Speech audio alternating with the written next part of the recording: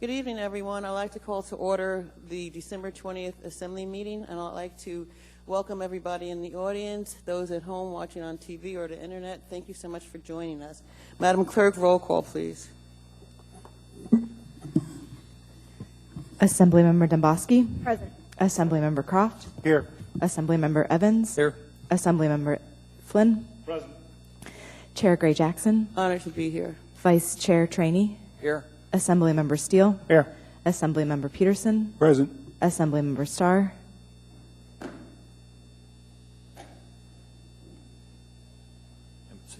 He hasn't arrived yet, it looks like. Assemblymember Starr is en route. Assemblymember Dunbar. Here.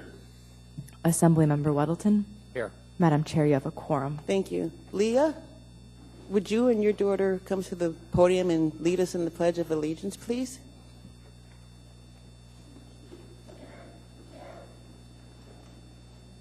Ready? I pledge allegiance to the flag of the United States of America and to the republic for which it stands, one nation, under God, indivisible, with liberty and justice for all. Thank you. There are no minutes of the previous meeting. Mr. Mayor. Nothing to report. Thank you, Madam Chair. Thank you, Mr. Mayor. Assembly Chair's report. The Budget and Finance Committee met on Thursday, December 15th, and at that meeting, the OMB Director provided the following summary. At the end of November, we were 91.5% through the year with 88% spent. The 2016 end-of-year projection is $2 to $3 million under budget. At the close of 2016, the fund balance projection is between $6 and $7 million, which includes the 2015 lapse. There are a few departments that are anticipated to be over budget, but OMB is working with these departments. The Treasurer also provided the following summary. Revenues are estimated to be $6.8 million under budget.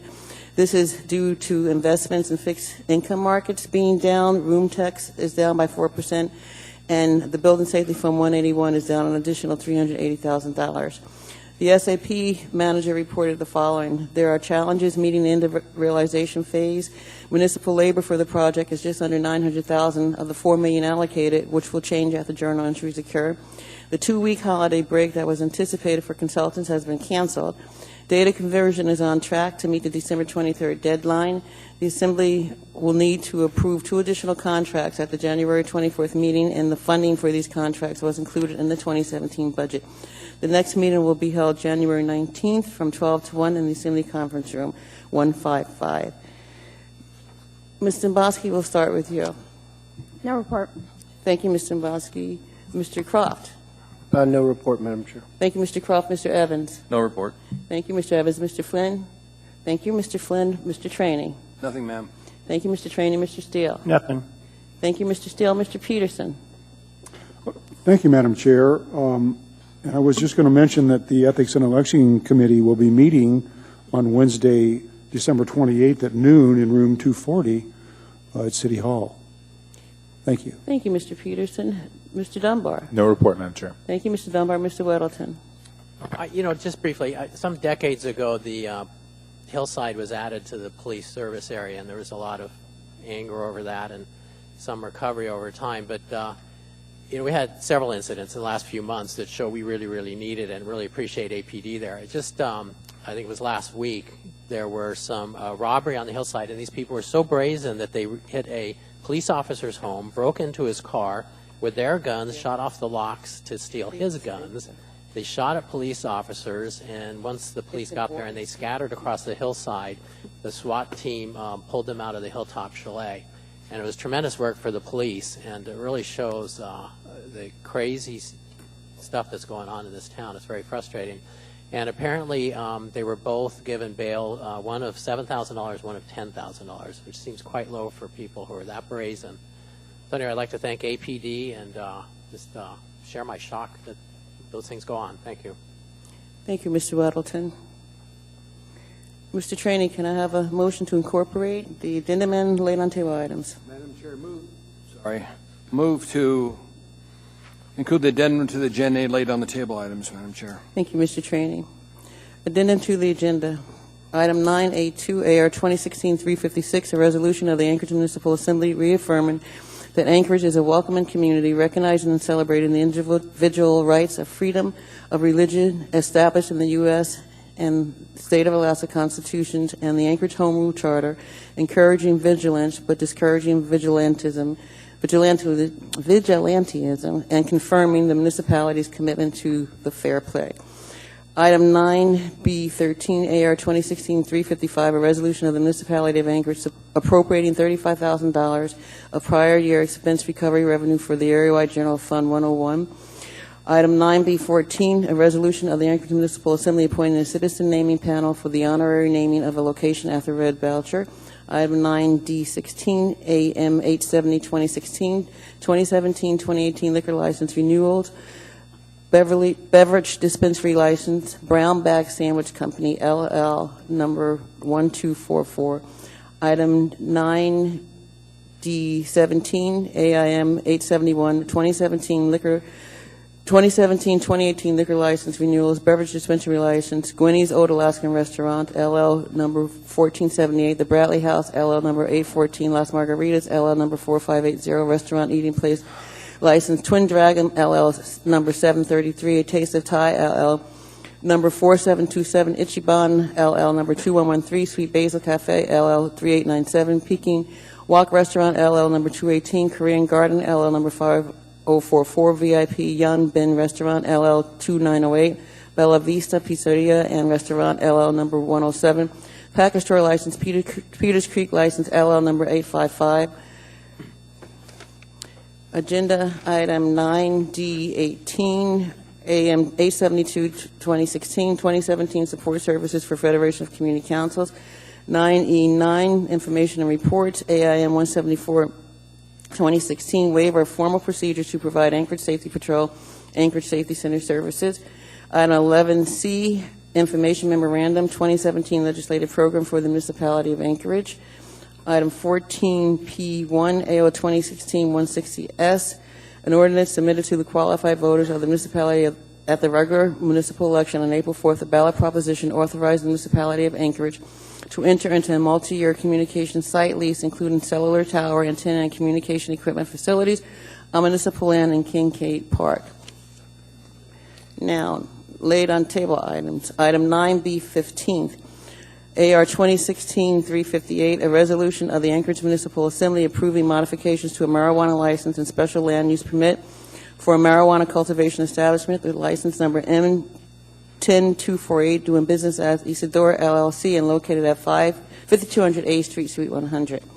Item 9F6, an ordinance of the Anchorage Municipal Assembly to submit to the qualified voters of the municipality of Anchorage a ballot proposition to amend the Anchorage Municipal Charter for the purpose of authorizing the use of automated traffic safety cameras for limited purposes. Item 14L2, an ordinance providing for this, ordinance number 2016-154S, an ordinance providing for the submission to the qualified voters of Anchorage, Alaska, the question of the issuance of not to exceed $36,940,000 of general obligation bonds of the municipality of Anchorage to pay the cost of road and storm drainage capital improvements in the Anchorage Roads and Drainage Service area and related capital improvements, and the question of an increase in the municipal tax cap limitation to pay associated operations and maintenance costs in the Anchorage Roads and Drainage Service area at the election to be held in the municipality on April 4, 2017. Item 14M2, an ordinance of the Anchorage Municipal Assembly, it's number 2016-155S, an ordinance of the Anchorage Municipal Assembly enacting a new chapter 23-115 of the Anchorage Municipal Code to add a procedure for review and consideration of historic properties value and possible preservation when an owner applies for demolition and other permits required by Title 23 of the Anchorage Municipal Code, amending Section 4.60030 regarding the Historic Preservation Commission and amending certain provisions of Title 23 accordingly. Any objection to incorporating the addendum and laid on table items? Seeing no objection, those items are incorporated. I'd like to recognize that Mr. Starr has joined us this evening. Mr. Trainee, can I have a motion to approve the consent agenda? Move to approve the consent agenda as amended, Madam Chair. Thank you, Mr. Trainee. May I have a second, please? Second. Thank you. We'll now go through and see if anyone wants to pull anything off the consent agenda before we approve it. I'll start with Mr. Weddleton. Nothing. Thank you, Mr. Weddleton. Mr. Dunbar. No items. Thank you, Mr. Dunbar. Mr. Starr. No items. Thank you, Mr. Starr. Mr. Peterson. No items. Thank you, Madam Chair. Thank you, Mr. Peterson. Mr. Steele. No items, Madam Chair. Thank you, Mr. Steele. Mr. Trainee. Item 9A1, item 9A2, item 9B7, Madam Chair. Can you repeat those, Mr. Trainee? Someone was speaking to me. Item 9A1, inclusive playgrounds. Item 9A2, religious freedom. Item 9B7, AWW rate modification. That's just to set it for public hearing on the 10th of January, the last one. Thank you, Mr. Trainee. Mr. Flynn. Thank you, Madam Chair. Item 9, Delta 16, to declare a potential conflict. That's on the addendum. Thank you, Mr. Flynn. Mr. Evans. No items. Thank you, Mr. Evans. Mr. Croft. 9 Bravo 1.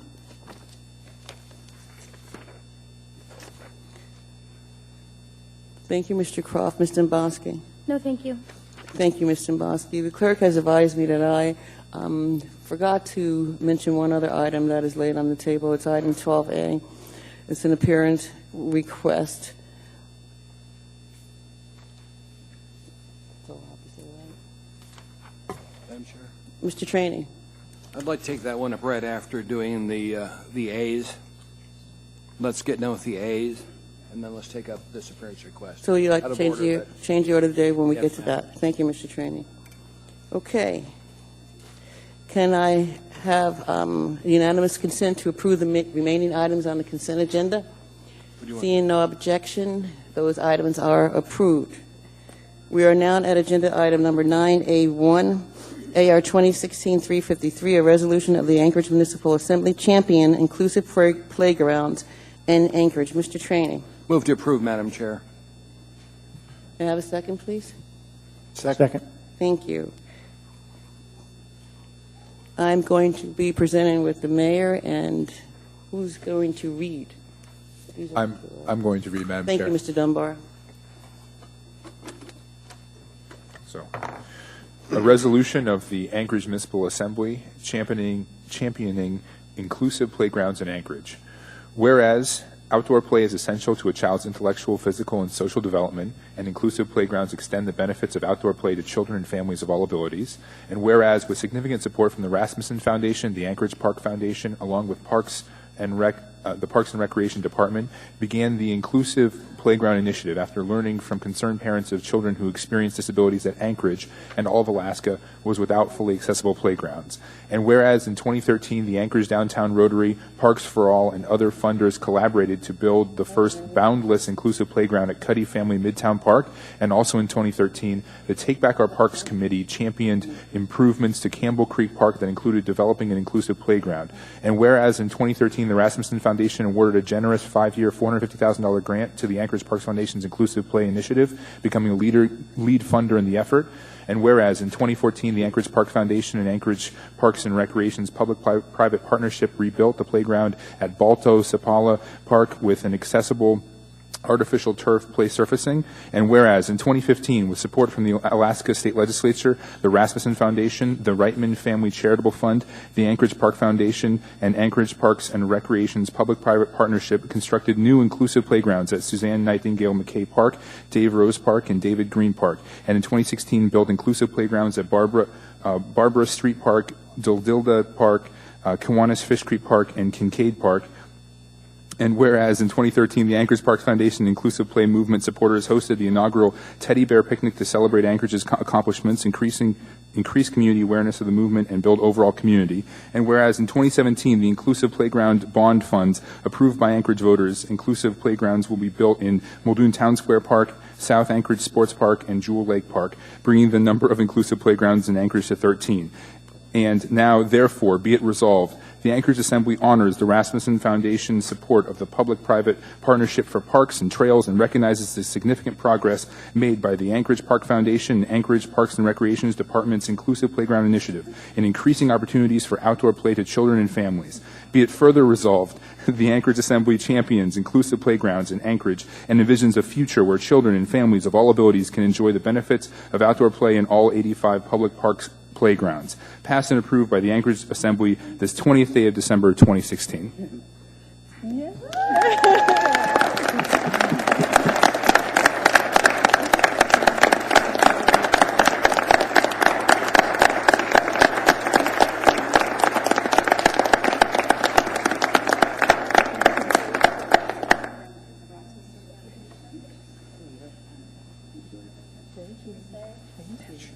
Please. Thank you so much for this opportunity to celebrate all that this community has brought together for inclusive play.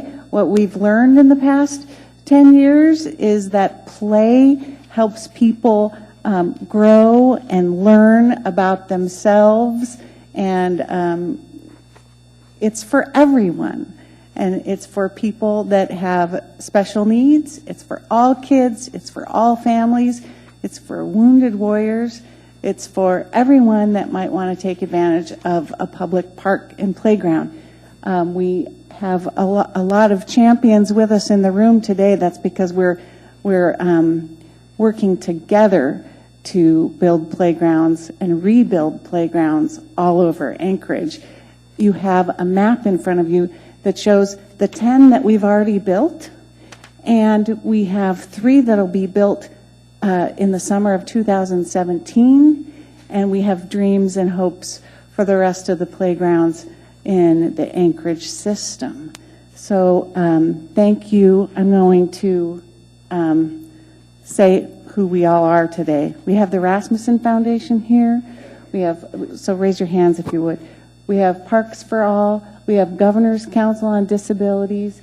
We have Challenge Alaska. We have the Parks and Recreation Department, major partner. We have Anchorage Park Foundation. We have 2 board members from the Anchorage Park Foundation. We have Exer Play, builder of and maker of community playground equipment.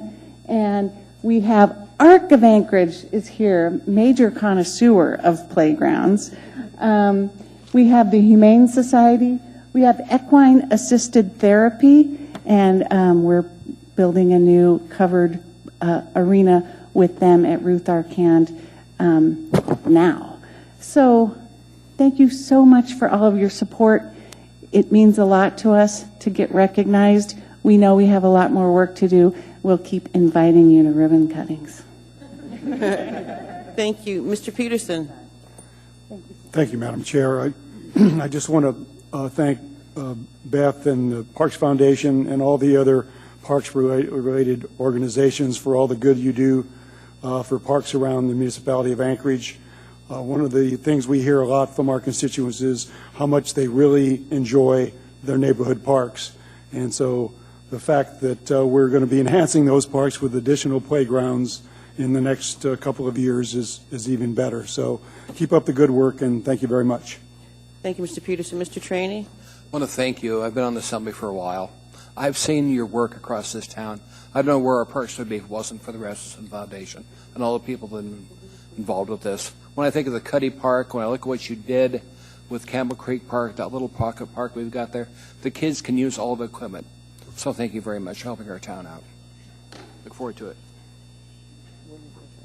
Thank you. Thank you, Mr. Trainee.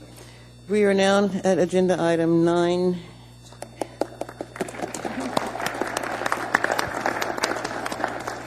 Thank you. Agenda item 9A2, Air 2016-356, recognizing and celebrating the individual rights of freedom of religion established in the U.S. and State of Alaska Constitutions and the Anchorage Home Rule Charter. Move to approve item 9A2, Madam Chair. Can I have a second, please? Thank you. Ask unanimous consent.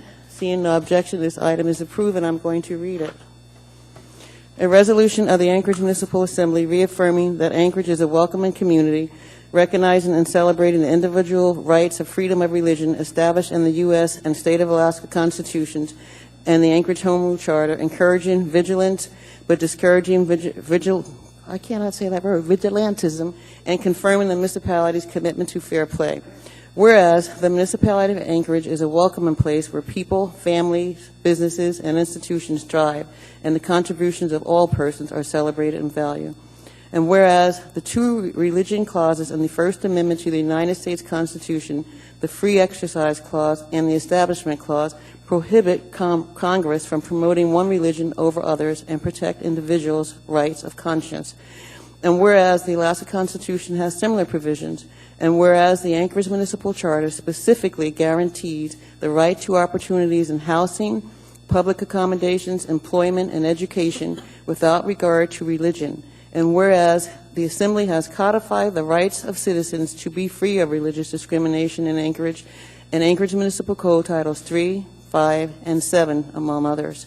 And whereas our nation has long recognized the equal dignity of citizens without regard to religion, as reflected in the words of President George Washington, who wrote in a 1790 letter to the Hebrew congregation in Newport, Rhode Island, that it is now no more that toleration is spoken of, as it were, by the indulgence of one class of people, that another enjoy the exercise of their inherent natural rights, and that accordingly the citizens of the United States of America have a right to applaud themselves for having given to mankind examples of a policy worth of imitation, that all possess a like liberty of conscience and immunities of citizenship. Now, therefore, the Anchorage Assembly resolves that the municipality is and will remain a welcoming community. Resolves further that all residents of Anchorage enjoy the right to free exercise of religion. Resolves further that genuine concerns about safety or illegal conduct should be reported to law enforcement for appropriate investigation.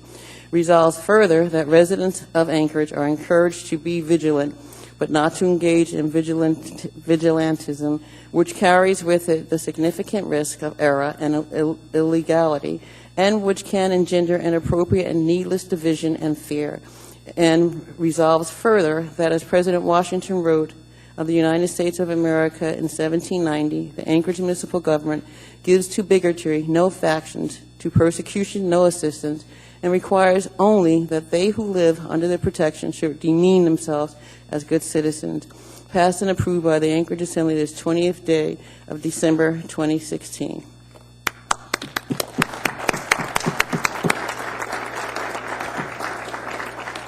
Mr. Starr.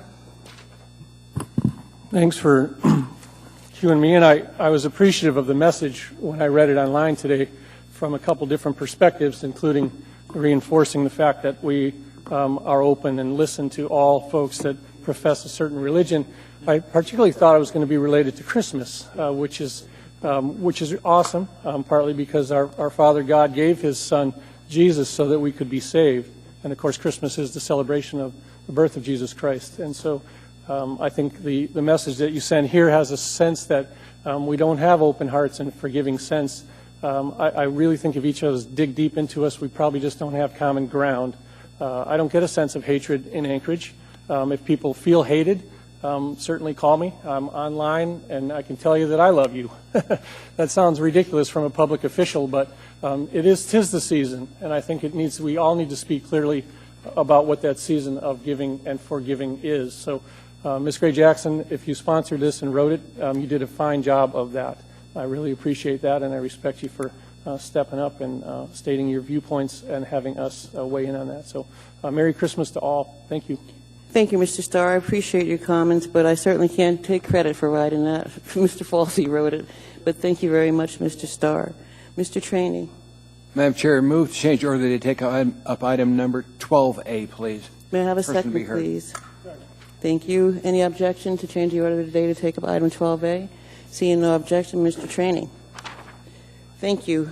Sir, we're doing appearance requests right now. Please come to the podium, and you'll have 3 minutes to speak, please.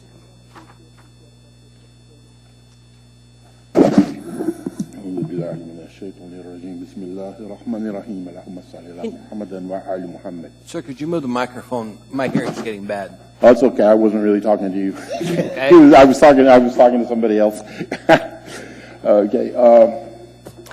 Professor Noam Chomsky defines hypocrite as one who refuses to apply to himself the standards he applies to others. He got that from the New Testament. A similar definition occurs in Al-Quran. For conservative Christians who regularly decry persecution of their faith to in turn persecute others' faiths is hypocrisy at its worst. Jesus alayhi salam reserved his harshest condemnations for hypocrites. In fact, he cursed them. Ms. Demboski, according to both your scripture and mine, hypocrisy is a grievous sin. So is bearing false witness against your neighbor. Attempting to grab political notoriety in what you perceive to be a supportive political climate at the expense of someone you consider vulnerable is cowardly, opportunistic, and doesn't show much class.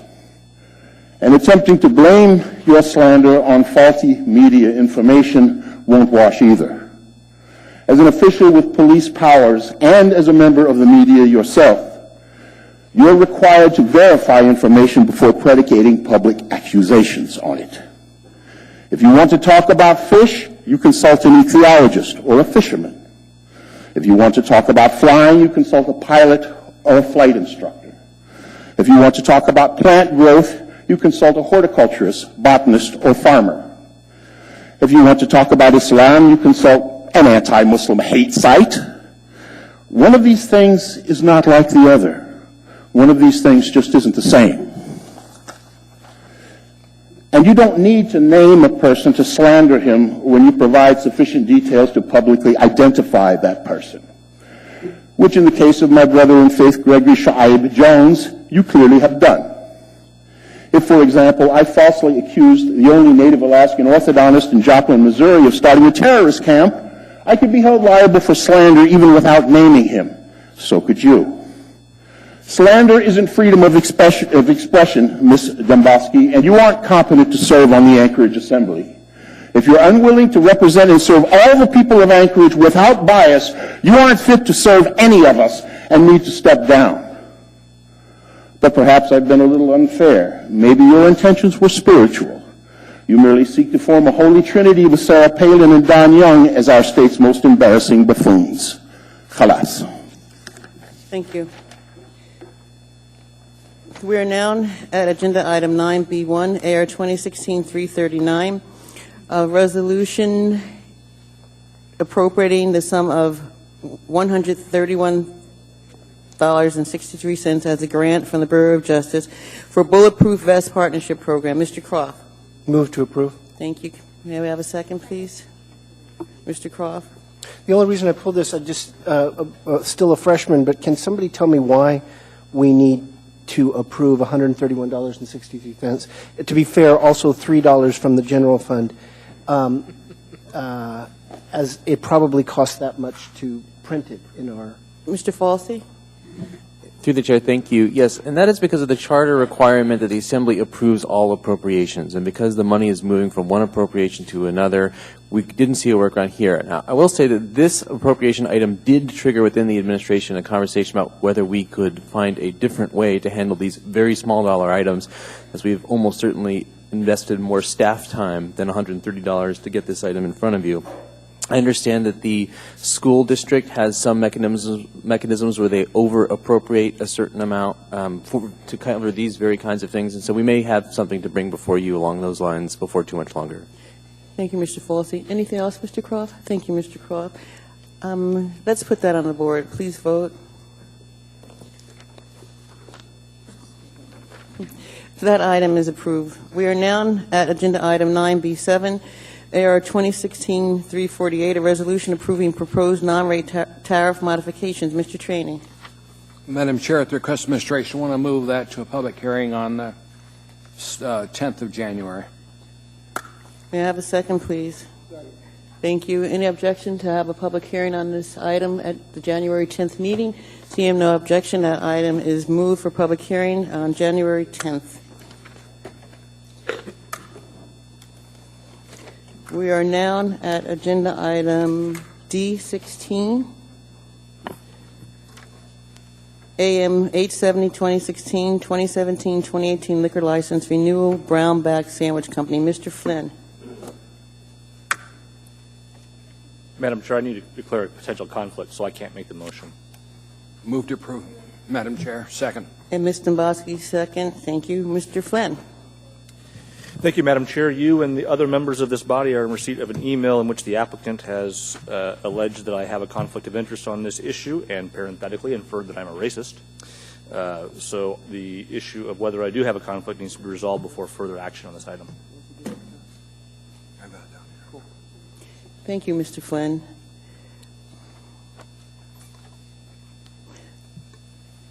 I'm going to put that on the board to vote. Mr. Bosque, Is it okay if I ask a couple questions? please. Thank you. You're welcome. Mr. Flynn, do you have any financial or private interest in the applicant in front of us? I do not. All right.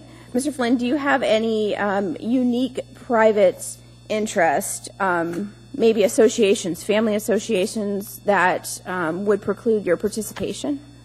Not with the applicant. Okay. I will state on the record, Yeah. as I have many times, I have financial interest in 3 different liquor licenses in Anchorage. Yeah, I think we know that, but you don't have a specific stake in this particular business. That is correct. And the success or failure of this particular business is not going to it's not going to impact your businesses, I'm assuming. That is correct. All right, thank you. Thank you for those questions, Mr. Bosque. Mr. Flynn, the chair rules that you don't have a conflict, and we're going to vote on this. Thank you. Please vote. That is approved.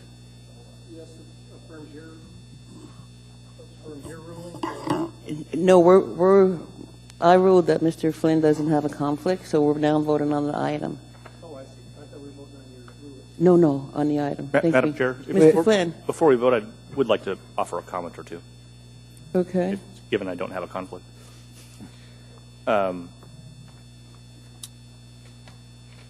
I did not attend the public safety hearing regarding this license, in part because of the alleged conflict, and also because I'm not a member of the committee. I understand that the applicant presented some of the efforts they have taken to address some of the neighborhood concerns. I will tell you, if you invited area residents to a similar hearing, you would get a very different story than I think what you were told.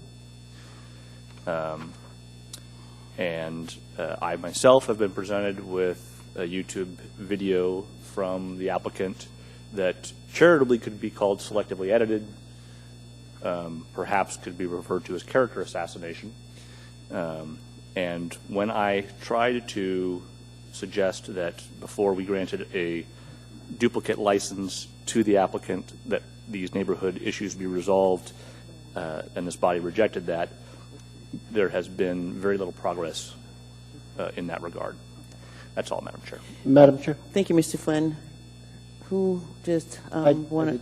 Mr. Croft, thank you. Yeah, thank you, and apologize for not getting on that notice to you quickly enough. But I found this this provider to be particularly either clueless or tone deaf on what is required of a liquor establishment.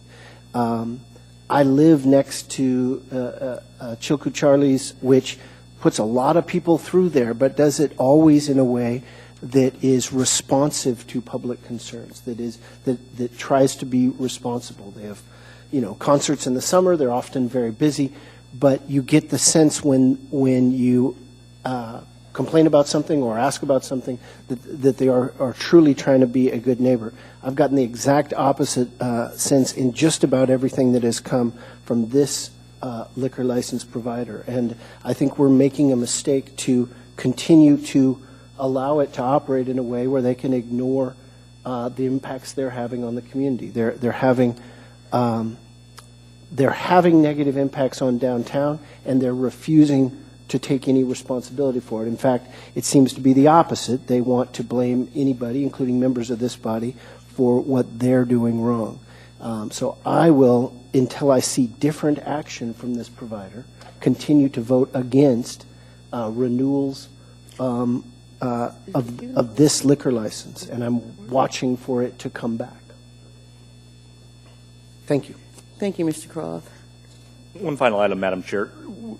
We do have a responsibility that if we are to deny a renewal, requires us to act in a manner that's not arbitrary and capricious. They do not have any Alcohol Beverage Control Board violations or AMCO violations at this time. So while I appreciate my colleagues' remarks, I honestly don't see a basis for not approving renewal. I would just note that they have not been perhaps the most responsible operator. Thank you, Mr. Flynn. Mr. Evans, I don't see you in the queue, but do you want to speak? I do, Madam Chair. Thank you.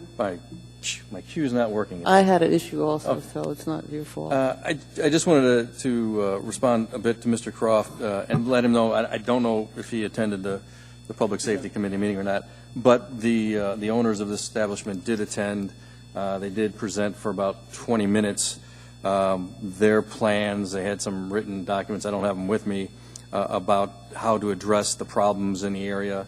They seemed very eager to be a part of the solution and try to find ways that they can control not only what happens within their premises, but the obvious, what happens in the overspill outside their premises. So I think it was certainly a different tone from them than I recall when their additional liquor license issue or the extension of it was up last year. And they do seem to have a different attitude about their responsibilities within the community. I think if you had seen that, it may have assuaged some of your concerns. Thank you, Mr. Evans. There's no one else in the queue. Ladies and gentlemen, please vote. That item is approved. Mr. Trainee. Madam Chair, at the request of administration, I move to change order of the day to take up item 19, executive session.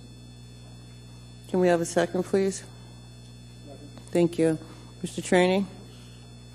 Would you call on Mr. Falsey, please? Thank you. Mr. Turn your script. I'm sorry? We'll have a conversation a little bit later. Mr. Falsey. Thank you, Madam Chair. The administration seeks to update the Assembly on matters relating to two pieces of ongoing litigation. First is Eklutna versus the Municipality of Anchorage relating to landfill gas produced at the Anchorage Regional Landfill. The second is MOA versus ICRC and other parties, the lawsuit involving private parties in matters related to the port. Public disclosure of the matters to be discussed at this time could undermine the municipality's bargaining position and could have an adverse effect on the finances of the municipality. Thank you, Mr. Falsey. The motion has already been made and seconded to go into executive session. Mr. Trainee? Thank you, Mr. Falsey. As the matters relate to the pending litigation, as public disclosure at this time would undermine the municipality's bargaining position and cause adverse effect upon the finances of the municipality, I believe we now meet in two serial executive sessions to discuss those matters. Thank you, Mr. Trainee. And I Second on that. believe I thought we had a second. Mr. Peterson, second. Thank you. Any objection? We're going into executive session, ladies and gentlemen. We'll be back as soon as possible. Thank you.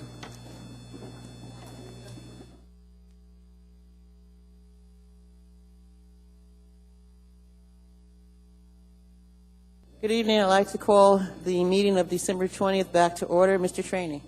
Madam Chair, in accordance with AMC 2.30.030 K2A, I move that the tapes of the executive session related to the Eklutna versus MOA lawsuit be released when all causes of action in the matter have been resolved, and that the tapes of the executive session relating to MOA versus ICRC lawsuit be released when all causes of action in that matter have been resolved. Second. I'll need a second. Thank you. Any objections? Seeing none, that statement has been approved. We're now at agenda item 11A, AIM 131-2016, Internal Audit Report 2016-05, Harry J. McDonald Memorial Center, Parks and Recreation. Mr. Starr. Madam Chair, I'm going to move, after we have an opportunity to hear from somebody here, I'm going to move that we again postpone acceptance of the report. And I just urge the bodies hang in there with this. This is a work in progress. What date, sir? I don't know yet. I'd like to ask the folks here on that need, but you could certainly do the second meeting of January and be safe. So the 24th of January of 2017. If I can indulge just a little bit more historically, we've had an internal audit report that was put in front of the Assembly that's in front of us again tonight.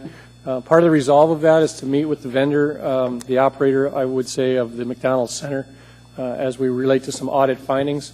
We've had a Rules Committee meeting that laid out sort of a roadmap of corrective items. One of the corrective items in there was that the vendor, the Fire Lake Arena Management Group, would come and address us before the end of the year.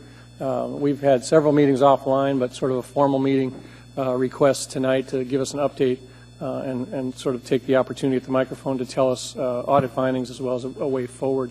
So we should have somebody here from the Flammy Group. Why don't you come on down? And I would say probably 3 to 5 minutes at maximum here, Madam Chair, ought to do it, and then I'll just move that we postpone. If you've already accepted the postponement to the 24th, that won't have to come back. Well, I think we probably need to do a motion. No, let's hear in a second, so we're here first. Mr. McCormick. Thank you. Thank you, Madam Chairman and members of the Municipal Anchorage Assembly. My name is Pat McCormick, and I'm the president of the board that manages the McDonald Center in Eagle River. And like Mr. Starr said, there was an audit, and pursuant to that audit, we received a letter from the city legal department, Ron Duray, and in it had 8 recommendations and guidelines. So I'm here to report to you tonight that we've met, like Bill said, offline, so to speak, but we met with Bill and with Ron Duray out of legal, with Mike out of the who did the internal audit, and I was there, and our manager Reed McDonald was there, and Mr. Rada was also there, Parks and Rec. So at those 2 meetings, we addressed all the issues, the 8 issues that are on the recommendation and guidelines, and I'm reporting to you tonight that we've addressed all of them and have taken care of them, or with the recommendations, we'll follow those recommendations and guidelines as we move forward. There's 2 that I want to bring a special attention to. One is the fact that we are to pay, by contract, we're to pay our previous year's profit to the municipality, and we haven't done that for 15, for 16. So we have funds available, and we'll make that payment before the end of the year. So that's that item. The other item I wanted to address is the last item said I needed to report to you, but I also needed to report to the Eagle River Parks and Rec Board. So we did that a week ago, yesterday, last Monday, and discussed again the audit in detail as to how we've accomplished everything. And in that meeting also, we asked for a $50,000 subsidy. By contract, we can get a $50,000 subsidy each calendar year of our contract. We generally, or not necessarily, do we ask for that. But if we've got good reason we do, and what's happened is this year we're showing a loss for the year, projected loss for the year of about 34, and so we're asking for that 50. The other dollars will just fall into a cash flow type situation. So that's to come up tonight, so I wanted you to make you aware that Eagle River Board knows about that, and they passed it and have moved it forward to you people. So in a nutshell, that's it. Unless people have got questions or somebody's got other comments. Thank you. Mr. Croft. Yeah, maybe it's from Mr. Starr or maybe this witness, but we've postponed this now 3 times. This will be the 4th. If they've met on the recommendations, if they've addressed them, why postpone it any longer? Why not just accept this audit? They seem to be responding to it in good faith. That's what you release audits for. What's the point of holding it? Thank you, Mr. Croft. Mr. Starr. Well, I can answer that. If we can just ask Mr. McCormick, then I can come back and address the postponement. You're welcome to vote no on postponing if you'd like. But Mr. McCormick, the conversation that you and I have had, as well as Ralph DeWeer and Mr. Rada, revolves around now the impasse on how much do we fund? Do we fund the full $50,000, or have you had a chance to look at forecasted revenues for 2017 to sort of head off an additional request? Well, I didn't mention that, but at the board meeting with the Parks and Rec, we decided that we'd meet again with me there and my manager, Reed McDonald. We'd meet again with Parks and Rec to look at things going forward. But our projected budget, revised projected budget for 2017 shows a loss also, based on the 2016 history. The usage is down, and we don't necessarily see that coming up with the economy like it is and whatever. So we think it's prudent to project a loss, and we're going to address that in the next couple months. Yeah, I guess I don't want the bailout for 2016, if you call it that, to be tied to an inference that you'll automatically get it in 17, because I feel like with the new AstroTurf, it's a dynamite facility out there in terms of the new grass that we updated, the new ice 2 assemblies ago. We spent almost $5 million on the ice plant out there to do one of the first upgrades to our ice systems. And so I'm not sold yet. I can't recommend to these folks yet. That's part of the reference on the acceptance of the audit. Whether or not we're quite ready there yet, I want to get a formal request from the Parks and Rec Board to bring in front of this body to again appropriate what amount. Are we making the bridge on your shortfall, or are we just giving you a flat $50,000, which may in fact overfund for 2016? But that could be more offline. I think the compliance of addressing the assembly, which came out of a Rules Committee meeting, they've asked you as much as I urge you to be here to make us part of the solution. So thank you for that, Mr. McCormick. All right, thank you. Thank you, Mr. Starr. Mr. Trainee. Mr. McCormick, we invited your committee to attend our Rules Committee meeting. Why was nobody there from your group of people at our Rules Committee? Well, I think there's I want to say a snafu on us being notified. I can tell you personally, I never received an email. And I think I'm not trying to make this sound like excuses, but I recently retired, so my email had changed, and so I didn't get the email, all right? Madam Clerk, was the board notified of our meeting, Rules Committee meeting? Because that's where we were going to go over this audit. So. Through the chair, I believe that you're the chair of the Rules Committee, and at your direction, I got the contact information for the board from the contract administrator, I believe, and an email was sent to the contacts that we were given. Okay. I want to make sure next time we have a Rules Committee that we're discussing this, that your committee's there. Because we keep bouncing this one around, not approving it, and I'll stay with Mr. Starr tonight and not approve acceptance of this.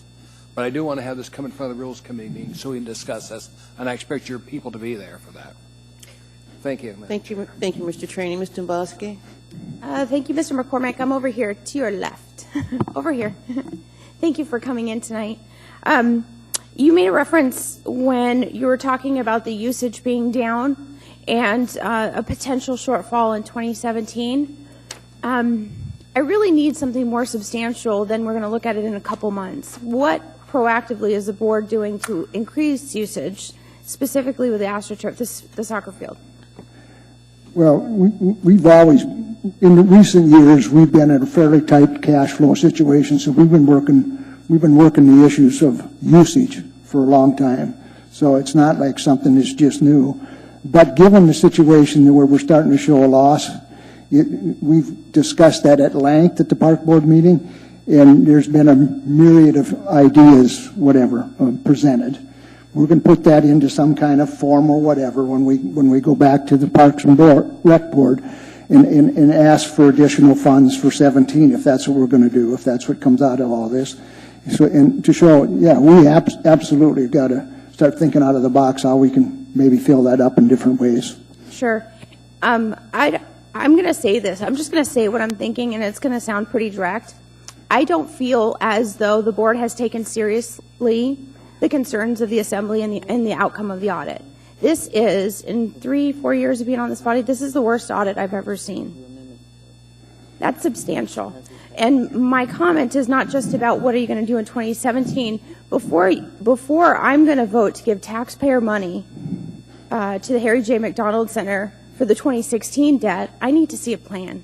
And I need to see a robust plan of attack for what you're going to do, because we just can't keep forking over money if the board's not doing their job.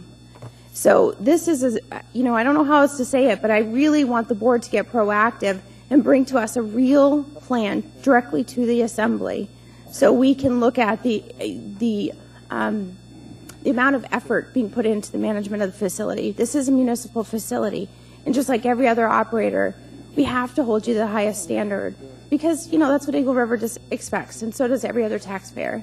So I wish you the very best of luck. I hope you come back with it. But I'm with Mr. Starr on this one. You know, before we decide we're even going to make a recommendation for appropriation of money, we actually need to see an investment from the board's perspective. Thank you for coming. Thank you, Mr. Bosky. Thank you, sir. Mr. Starr, you want to make a motion to postpone this? Yeah, I do. Move postponement of the audit till January 24th. Thank you. Let's put this on the board. We're voting to postpone accepting this AIM until the meeting of January 24th. Please vote. That item is postponed to the meeting of January 24th. Thank you, Mr. Starr. We are now at agenda item 11B, AIM 145 2016 third quarter building safety survey results. Mr. Starr. What? Mr. Starr, that item. Oh, yes, I'm going to let this one pass. Okay, Instead of postponing it from that, we are going to see another one of these reports in the first quarter, but it wouldn't be to overshadow the internal auditor's hard work on the topic. It's our first report, but we are so busy that I'll wait till January. Okay, great. There's no motion on the floor. Can you make a motion to accept? And motion to accept. In a second. Thank you. Please vote to accept this AIM. Thank you. Please vote. That AIM is accepted. Mr. Trainee? Madam Chair, I'd like to acknowledge the kids, young adults we have here. How many of your students are here today to get your letter signed off for your teacher? Don't appear to be. You did it? Thank you, Madam Chair. How many were here? 14.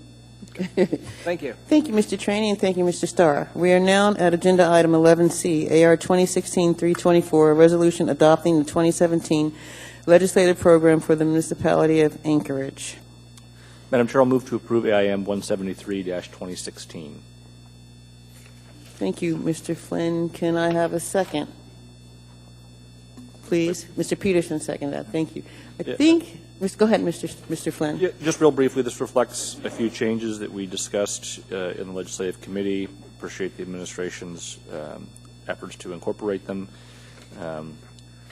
I guess if I were to summarize this, I would say it's pretty light on capital and heavy on administrative changes that allow us to administer the municipality with a little more of a free hand, and we'll get more into detail on that as we deal with some impending legislation. Thank you. Thank you, Mr. Flynn. I think that there are a couple of amendments that we need to make, floor amendments.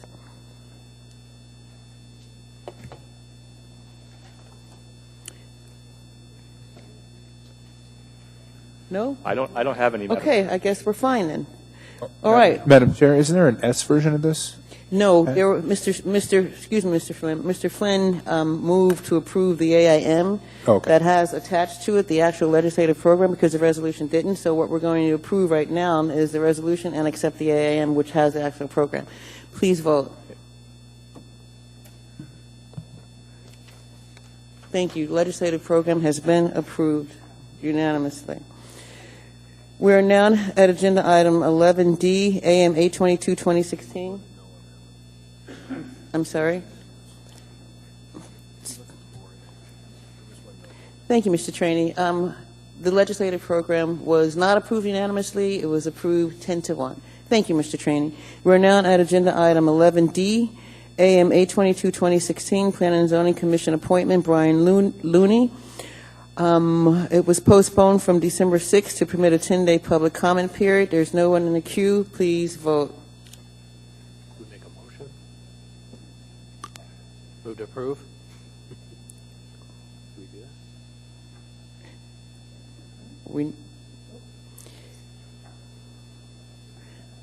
That's okay. Mr. Weddleton made a motion to approve, and we need a second. Thank you, Mr. Weddleton. And it was second. Thank you.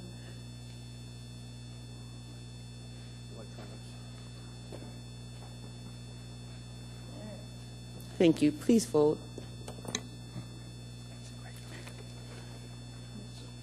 Thank you. That item is approved. We are now at agenda item 11E, AM 823, 2016, Platinum Board appointments, Valerie A. Ritz, Gloria Christina Enix, and Daniel R. Young. Can I have a motion to approve? Move to approve, Madam Chair. Thank you. A second? Thank you. Please vote. That item, oops, I need to vote. Perfect. That item is approved. We are now at agenda item 11F, AM 824, 2016, Urban Design Commission appointment, Joel Condon, Nicole Rame, and James Sahel. Can I have a motion to approve? So moved, Madam Chair. And thank you. Please vote.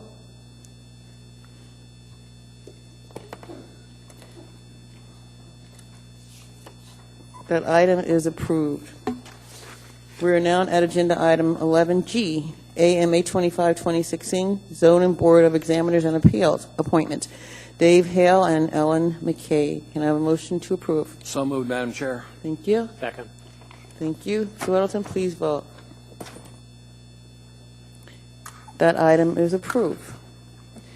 We are now at agenda item 13A, continued public hearings, AO 2016-118, amending Anchorage Municipal Code Section 1215-015 to create tax incentives for the replacement of older buildings to be effective but no longer precluded by law. And I thought we also had a substitute version, but We do. thank you. Public hearing is now open. Anyone wish to be heard? Anyone at all? Hearing and seeing none. Public hearing is now closed. What is the wish of the body? Madam Chair, I'll move the S version. Thank you, Mr. Flynn. And Mr. Second. Weddleton, second. Thank you. And there is no one in the queue. Please vote. Oh, I'm sorry, Mr. Weddleton? Yeah, I suppose I should. My name's on this, and we did a lot of work on it, and S version, I think, is somewhat improvement, but I will not be supporting this. I find that it doesn't, I don't think it adequately creates an incentive for projects to be done that would not have otherwise be done, so we're giving away a tax advantage that wasn't really needed. And I think that if we are going to do tax abatement for development like this, it should be targeted more clearly to planning goals we have, for example, development in blighted areas and so on. And this spreads it out across the entire city. So after spending a lot of time on it, thinking about it later extensively, I've decided to vote no, and urge a no vote from the rest of you. Thank you. Thank you, Mr. Weddleton. There's no one else in the queue. Please vote.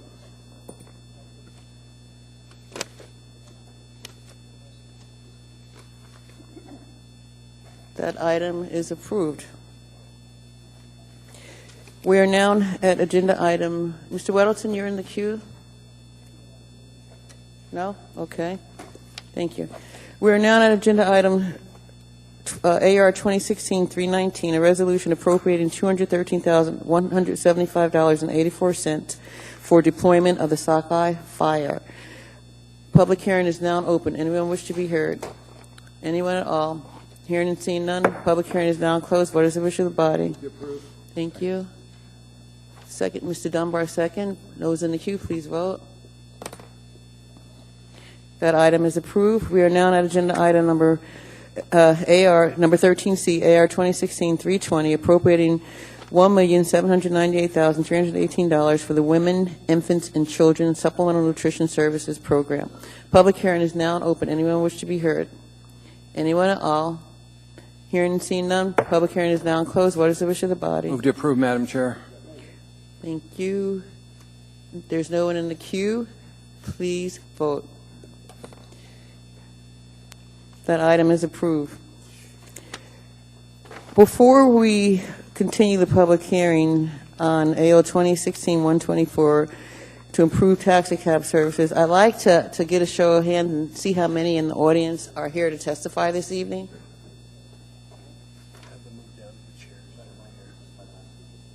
Thank you. Mr. Flynn just reminded me to remind all of you, if you've testified on December 6th, you cannot testify again. And for those who wish to testify, there are some seats up front. Can you please come up front so we can move along? Thank you very much. Where it says reserved public testimony, please sit there so we can bring you up one at a time. So if you're in the back rows, come on up front. It'll save us time. Thank you, Madam Chair. Thank you, Mr. Trainee. All right, welcome. We are at agenda item number 13D, AO 2016-124, Anchorage Municipal Code Title 11 to improve taxi cab services. Public hearing is now open. Anyone wish to be heard, please come to the podium. State your name and spell your last. Tom Layden, LEYDON. I know some of these guys are probably not going to like what I say, but basically, I'm trying to give a solution to the cab situation. I drove a cab. I never drove in Alaska, but I drove from when I was 18 to 20 out of New York. And basically, we're all independent contractors. We drive. These guys up here driving 7, 12-hour shifts. That's too much for anybody. In New York, we had 3 shifts. And what I'm suggesting is, I mean, I could go on for this. I mean, I hear these lawsuits, $20 million lawsuits, man. I'm a property owner. I'm like, this is ridiculous. So I'm going to give everybody a good solution to make everybody happy and satisfied and clear this problem up. Basically, with the pawn shop detail and the check cashing detail, they self-audit themselves. They have to pay to audit themselves. So what I would be suggesting, to make it fair to everybody, because if a lawsuit does happen, there'll be a lot of data for the municipality to beat the lawsuit and to tell the owners of the cabs that, hey, you didn't do what you said you were going to do. So basically what it would be, you got 150, 200 permits. Basically, they're not servicing the community. They're not answering the phones because as an independent contractor, if I drove on a Friday night, I don't even want to work till 10 o'clock. I quit at 10 o'clock, gave my owner his envelope, and I went home and went to the club, did whatever I wanted to do. So basically, the situation is these guys are not manning the cars. So basically what I'm trying to say is that if you made them pay, say, $100 a share, and that's like $15,000 to $20,000 a month, and they pay to audit themselves to show the municipality that they are manning the cars before you load up 50 new permits or whatever. I mean, I'm neutral. I don't care what you do. But, you know, when I hear lawsuits and it's $20 million and the municipality's at fault and they're making all these mistakes and it's not my fault and I don't think it's the municipality's fault. These owners have not lost no money in these permits. They've got great returns on them. It's a 5-year return. I mean, and I think it puts a burden on the owner of the vehicle now. They have to make sure that they man these vehicles because now they're paying for the audit. There's going to be data there. You put a contract out for somebody for a couple $100,000. They monitor it. They report back to the assembly every 4 months. You have the data. And hey, if it works, it works. If they're manning the cars 7/12s, if they got 2 shifts, 3 shifts, 4 shifts, and they're putting good drivers in there, then it's a win for everybody. At least the municipality's got the data. So if they only need to put 1 or 2 cars on, or if they need to put 10 cars on, they have data. And I don't think the owners of the cab companies, they'd be foolish not to support that. Because basically they're going to control the value of the permits by saying, hey, we're going to cooperate. We're going to do everything we can. We're going to give you the data you need so you don't load us up with 50 permits at one time.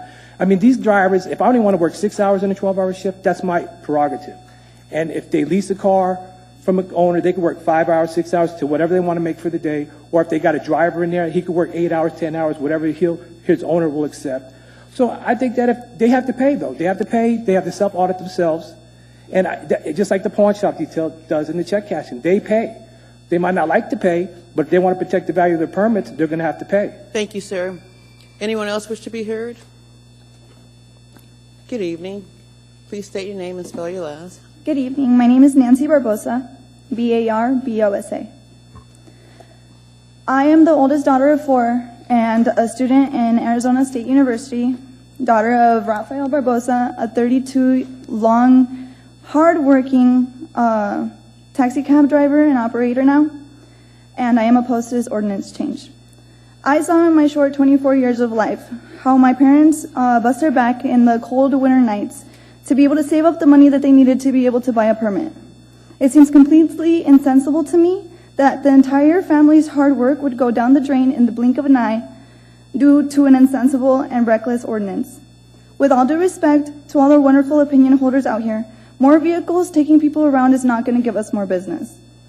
If you have to sit for hours already, you're going to have to sit for an entire day just to receive a call. The system is definitely not perfect, but adding more cabs will not fix the service. The dispatch needs to tighten the screws and become better responders to offer a better customer service. Today I come to speak with the heart because you guys already know the facts. I am concerned that this ordinance does not follow the prospect of supply and demand. Like any business model should, when there are incoming citizens into a city, people start building homes, correct? So if there's no one coming into town, what's the point of building more homes when they're just going to be empty and your investments are going to go into the trash can?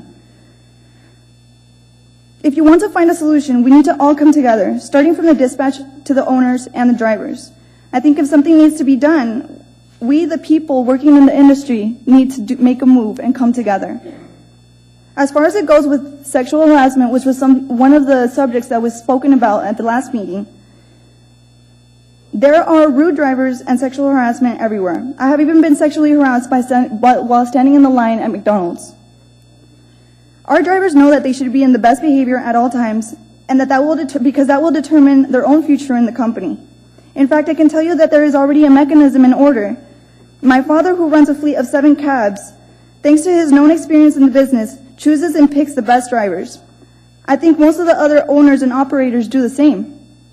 It looks to me that one of the biggest factors in bettering the service is the lack of appropriate communication between us. In my opinion, the best thing that can be done to improve this is to build an association and to have a bigger influence on the organization and placement of the taxi cabs around town. Better regulations on the dispatches for sure. Lastly, I want to state my fear that I have for my family and for my graduating siblings soon from high school. They're looking forward to furthering their education, and this is put in jeopardy. Being able to afford it is going to be abolished with the destruction of my mother and father's livelihood. Thank you. Thank you very much. Anyone else wish to be heard? Good evening, sir. Good evening, Patrick Reinhardt. I'm the Executive Director of the Governor's Council on Disabilities and Special Education, and I am here speaking on behalf of the Governor's Council today, as well as people with disabilities across the state that may use taxi cab services in Anchorage. And I am speaking in support of the ordinance, particularly the provisions that allow for more accessible cabs on the street. We've done a number of surveys and studies over the years and gotten public comments from folks about not enough accessible vehicles out there.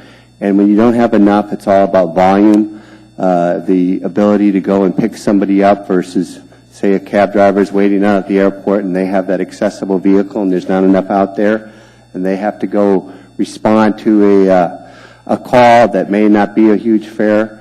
It's all about volume. In communities where accessible cab service works, you have to have enough where it's not an issue.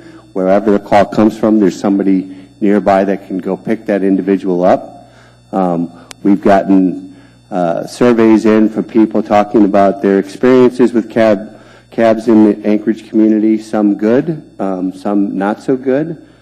We have one comment that we got from a survey we did 2 years ago where somebody came in from Fairbanks to see a specialty doctor and was told that he can only basically get an assigned accessible cab when he gets to Anchorage. Came to Anchorage, could not get a cab, missed his appointment, had to fly back home, never being able to see his doctor. Those kind of things could be avoided with more accessible, wheelchair accessible cab service out in the community. And I don't know what the whole solution is for Anchorage community, but one of them has to be more vehicles that are of the minivan type that has a ramp, that it doesn't put the pressure on a few drivers to make those pickups. Thank you. Thank you, sir. Mr. Trainee has a question. Sir, we've been getting numerous emails on this issue. A person contacted me recently, and they're concerned about if we have accessible cabs that carry service animals, what happens to this individual that's deathly allergic to service animals? How do we make sure the cab then is clean so they're not affected by it? That question's been, I don't know the answer, Mr. Trainee, to that specific question. I do know that those issues have come up quite frequently with a program that's run by the National Easter Seals, and they've come up with some guidelines around that issue. I don't know the specifics of that, but I'd be happy to research that for you. Would you please let me know? Yeah, and get it to you, yeah. I remember seeing that they have some guidelines about that issue in itself, and some of the complaints that we have heard is about not accepting service animals, and that's a big issue for people who really depend on those service animals. But the other side of that is we got somebody just allergic to a service animal. How do we then clean the car out so that they can get into it and not be affected adversely by it? One of the things that we noticed that in the communities that have made this full-on change over to the minivan types that are more plastic seating and plastic flooring. It's just a much easier vehicle to clean. The MV vehicle that the municipality uses right now for its anchor rides, they have a few of those. Those are the perfect example of the ideal type of cab vehicle in communities. And you see a lot of communities around the country going to some kind of standardized vehicle like that. They're easy to clean, they're easy to maintain, and you don't have any kind of element of carpeting or anything in the vehicle itself. But I'll be happy to research that Easter Seals guidelines and get it to you. Thank you, Mr. Trini. Thank you, sir. Thank you. Anyone else wish to be heard? Good evening. Good evening. My name is Dayo Ajayi, 34-year Alaska resident. Can you please spell your last name? A-J-A-Y-I. Thank The you. first name is D-A-Y-O. This is not Dayo, Dayo. Thank you, Dial. Well, I'm a cab driver also. I have driven cab here for 27 years. And I have some experience about this, and I heard that you want to increase the volume or the fleet of cabs in Anchorage. It might be a good idea, but the way you are doing it may not be the best of idea. To improve quality of service in Anchorage, we have to think and remember about certain factors that affect flooding the market or improving the service or the quality of service. Number one, you can think about the population influx. You can think about what has happened, the growth pattern of infrastructure of human economy from about 20 years' time, or the time I started driving cab to this time. Yes, there should be improvement. But the quality of improvement, certain things are good about cab driving or cab drivers or cab services. Some things may not be as good. But when you flood the market, you know what happened? It becomes a dangerous fusion that leads to failure. Failure in the sense that you flood the market is flooded, and the drivers, what do they have? They have no money in their pocket.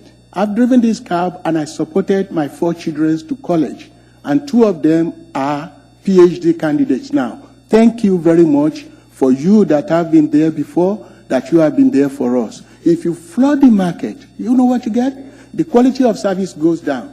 But immediate gratification that you will get is the price will go down, the quality of service is bad. Then you continue to see that those taxi drivers, you will affect their family. When you affect their family, you draw back to the government. What do they do at the government? You bring them to the payroll of welfare. So I will employ you and I will ask you to think this properly before you autocratically just flood the market. You may increase the volume of the fleet, but do it by thinking things, the factors that affect, good services into consideration. We know that people more population in Anchorage than it used to be. Thank you, so sir. thank you very much. Think about it. You will affect services. You will affect quality of life of people. Thank you very All much. the best. Anyone else wish to be heard? Good evening. Please state your name and spell your last. My name is Faislina. The last name is Lena. And I just urge you not to pass the changes that our junior assemblyman is proposing. It is bad for the municipality in so many ways. I've been doing this business since 1985, so I have some experience in it. And I'm also one of those taxi cab drivers that purchased one of your non-transferable municipality permits for $51,100 in 2006. So mind you, I paid for it for a non-transferable, let alone transferables. The value is, I don't know, it's up, skyrocket. The thing is that it's pretty bad. We are here because of the failures of the Transportation Commission to deal with these type of problems. If they needed more permits, they should be issued more permits. If they needed more handicap permits, which I have a handicap permit, and I know I paid a lot of money for it, the first year it cost me $80,000 for the permits. While the municipality of Anchorage is subsidizing their fleet through Anchor Rides, we get nothing. It's all on our back. And I feel bad because all the wheelchair folks, they need a lot more of these permits. And the last time that they issued permits, they should have been issued all handicap permits. That way, because these are dual purpose permits.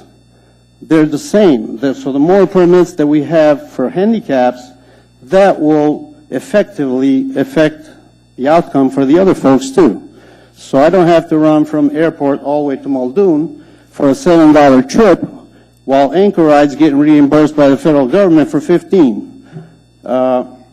So that's one point that I have. And the other point is, the system works. It's just that the people that we have, everybody's coming in to fight each other. We have transportation commissioners that are good, and some are not informed well. So we have everybody that's taking the office is going, instead of working with the cab industry, they're trying to go against the cab industry. Now, I've been since 1985, and the same problem we had then, we're still having the same problem. We're trying to deregulate the industry and open up the market, which is already open. All you have to do is issue 10, 15 more permits. What is this, 120 permits? Or this is the back door where you could, basically if you pass it, we're getting the 300-pound gorilla, which is Uber. Let's unmask it and say it right up front here. What we're doing is, we are the guys that are paid $300,000 just in permit fees to the city of Anchorage. We are the folks that gave almost $1 million last year just by issuing those non-transferable permits, let alone transferables. So I really, with this passage of these changes of the ordinances, we don't gain nothing.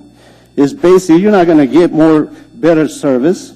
We already have good service. 9 minutes to a call, we cover all the time. No problem at all. The quality of the cars have gone up.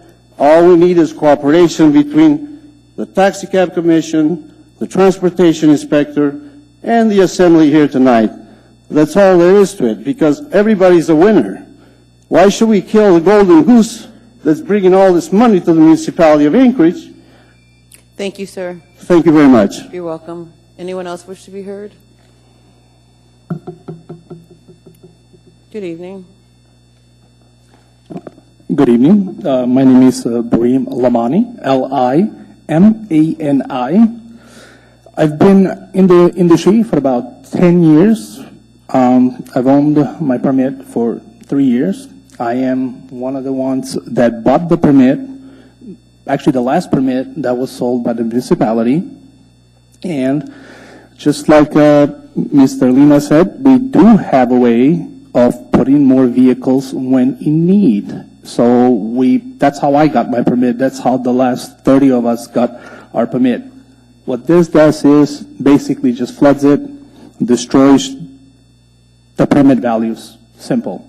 And we do have about 9 minutes responding time, which is not as bad compared to first responders, about 5 minutes. And also, I want to point out another thing is we did a survey, the Alaska survey. Probably you guys have a copy or an email. And not bad numbers. I mean, satisfaction, 5 to 1 ratio for people to the 10 rides per year. And people with 1 to 50 for, 3 to 1. So if there are problems, which probably there are few, the bar break issue, the handicap issue, why not sit down, talk about it, everybody, just like Mr. Lina said again, and let's find some solution. This is not it. This is not it, really. If we do this, basically, why can't we get our money back? Really? Because when I bought the permit, I went to Mr. Massa's office. I did sign a letter stating that we will comply by Title 11 regulations, which Title 11 clearly says, need a necessity, which the commission probably failed. I don't know what happened to it, never went to it, and it's always gone to the commission to solve these kind of issues. Any questions? No, sir. Thank you very much. Anyone else wish to be heard? Good evening. Good evening. My name is Mazin Alim. I've been driving since 1994. Excuse me, sir. Owner and Excuse me. Can you spell your last name? please? ALIMI. I'm sorry. Thank you very much. And I oppose this ordinance. It's not good for cab drivers at all. So I'm not that good speaker here. I like to say one thing. Why we don't put another, let's say, 100 people mover in the road instead? Always, since I've been driving, the assembly and city been pointing us and with the arrows and fingers and bullets. Always taxi drivers is going to be the regulation. It's going to be this. It's going to be there. So once and for all, this got to be stopped. That's not the way it should be worked on. So we are the best, in our profession. We do the service to our community, and where is our compliments for all these years been driving? We got nothing of that. I mean, if there's there's another transportation, like they take buses, limousines. Why only taxi? What's going on here? We got complaint there. There's no complaint for the other transportation agencies here in town. That's not fair what the assembly do to us. So thank you very much. That's what I want to say. Thank you very much. Thanks. Good evening. Good evening. Hi. Please state your name. And My spell your name last- is Thank you. Kareem Bostani. I've been here. Can you spell your last name, please, sir? Can you spell your last name? please? B's and boy, Ostani Bostani. Thank you. I've been here almost since 79. Been driving cab. Done every job there is, but always kept my chauffeur license. Here, concern is about the service.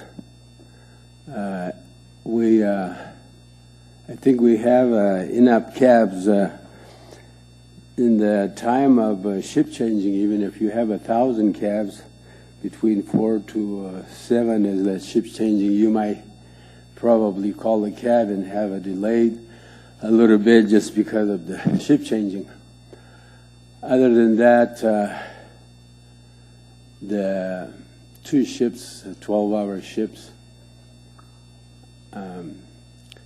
if you guys can change it to 3 ships, 8-hour, and lower leases and try to help the drivers, because the drivers are public too.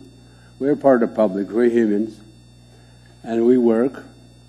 And some people out there work like 40, 50, 60 years here. A guy was saying like he didn't want his son to drive, but now even his grandson is driving cab. So, in other words, I'm not against public service that people need a cab, but also I am for all party happiness, that everybody's happy, and the service is pretty prompt. So, just to share this information coming in my work hours, and telling you that you gotta consider the service of all that is happening. I'm not against that there shouldn't be no cab, and I'm not against of that there should be a lot of cabs. So please consider the drivers and the people that are busy with it, is just as you're considerate of the consumer, and be thinking about the servicemen here too. And I guess if you guys have any other question from me, I'm an experienced driver here. Other than that, I'm done talking. Thank you very much. There are no questions, sir. Thank you. Anyone else wish to be heard? Madam Chair. Mr. Tetrini? For the public, we've got seats down here for you to sit. I know people keep one of the white signs are. Rip off the signs and just sit there. We've seen people walk and they've come back the other way. Do a run, leave it. Just take the sign off and sit down. Thank you, Madam Chair. You're welcome, Mr. Trainee. Anyone else wish to be heard? Good evening. Good evening. Where's the clock? Please state your name. And I spell your can't last. see the clock. How do I know when 3 minutes is up? I offer to buy you a clock that I can see. My name is Ron Oliva, and I'm here tonight to support these taxi drivers. I haven't seen such ethnic background since I left Walmart. Yeah, it's kind of something different. And then, hey, the good Albanians out there, I had to put my wallet in my front pocket. They warned me. But these, as far as the taxi drivers, are the hardest grouping work people in the city. I mean, these guys, 12 hours is nothing.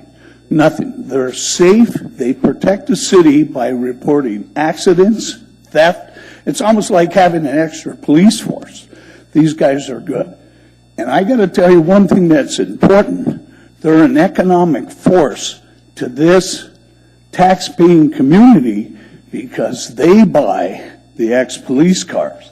They buy the tires, expanding it and diluting the value of their permit and not improving the service, because this hardworking group provides a good, safe service, not only in giving those rides, but I feel protecting the community and assisting APD as well as other people in the ditch, opening their cars, and they're one of the most generous group. Usually you tip them, but they deserve to be tipped and not cheated by diluting the things they spent their life developing. And remember, they're an economic force for this city in buying the parts and keeping their cabs running because they look like police cars just on image. So I commend them, a hardworking group. I love them all, and I think they're an asset to the community, and they should be acknowledged and listened to. Thank you very much. You're welcome. Thank you. Anyone else wish to be heard? Good evening, sir. Please state your name, spell your last. Hello, I'm Robert Sasso. My last name is spelled S-A-S-U. I have been in Anchorage for 17 years, working limousine business, line transportation, hotel industry.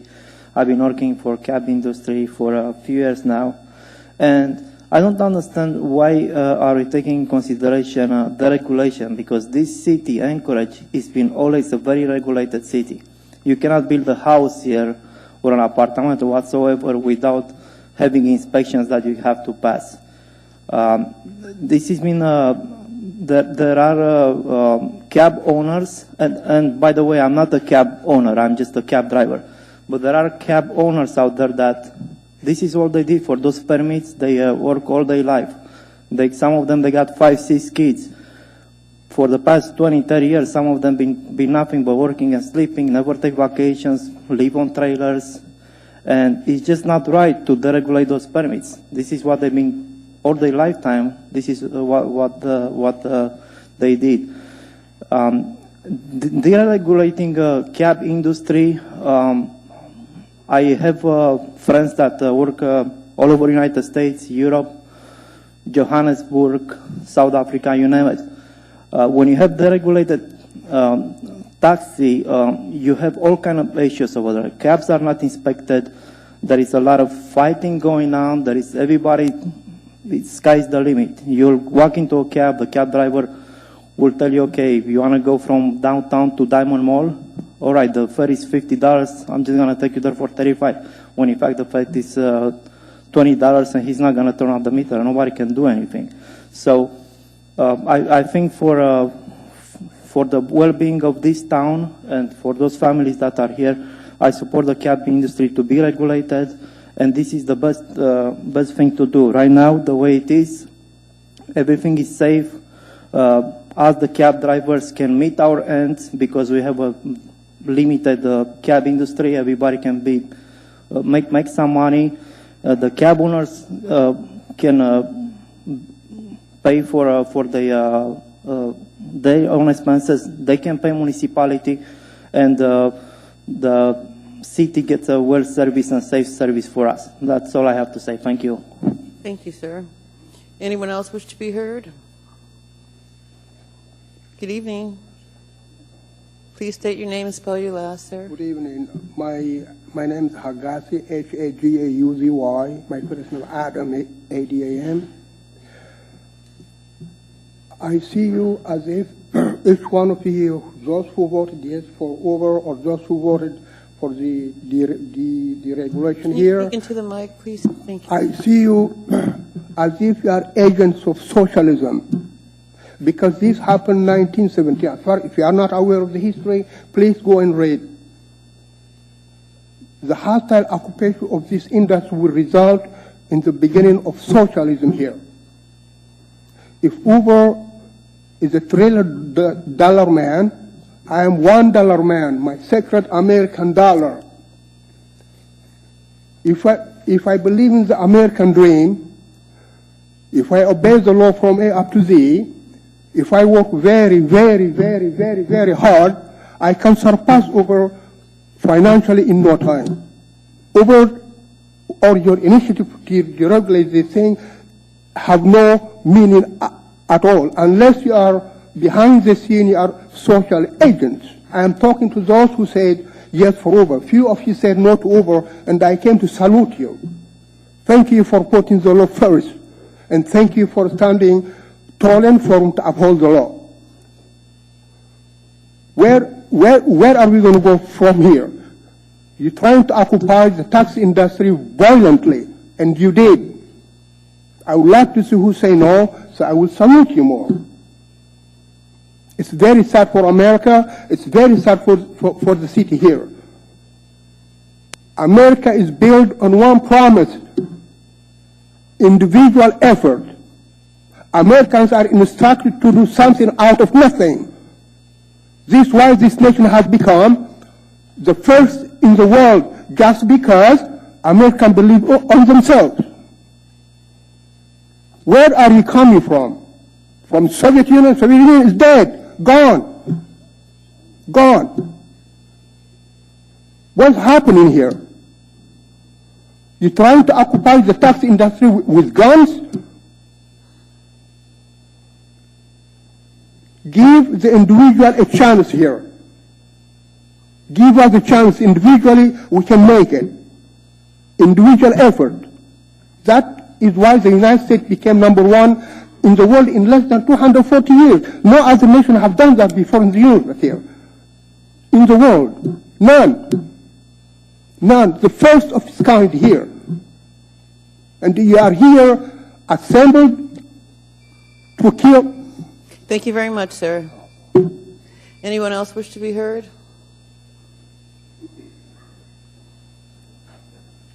Good evening. Good evening. My name is Nazir Lena, last name Lena. I have some documents before I start for you. Lena. If you give that to the clerk right here, she'll make distribution of them.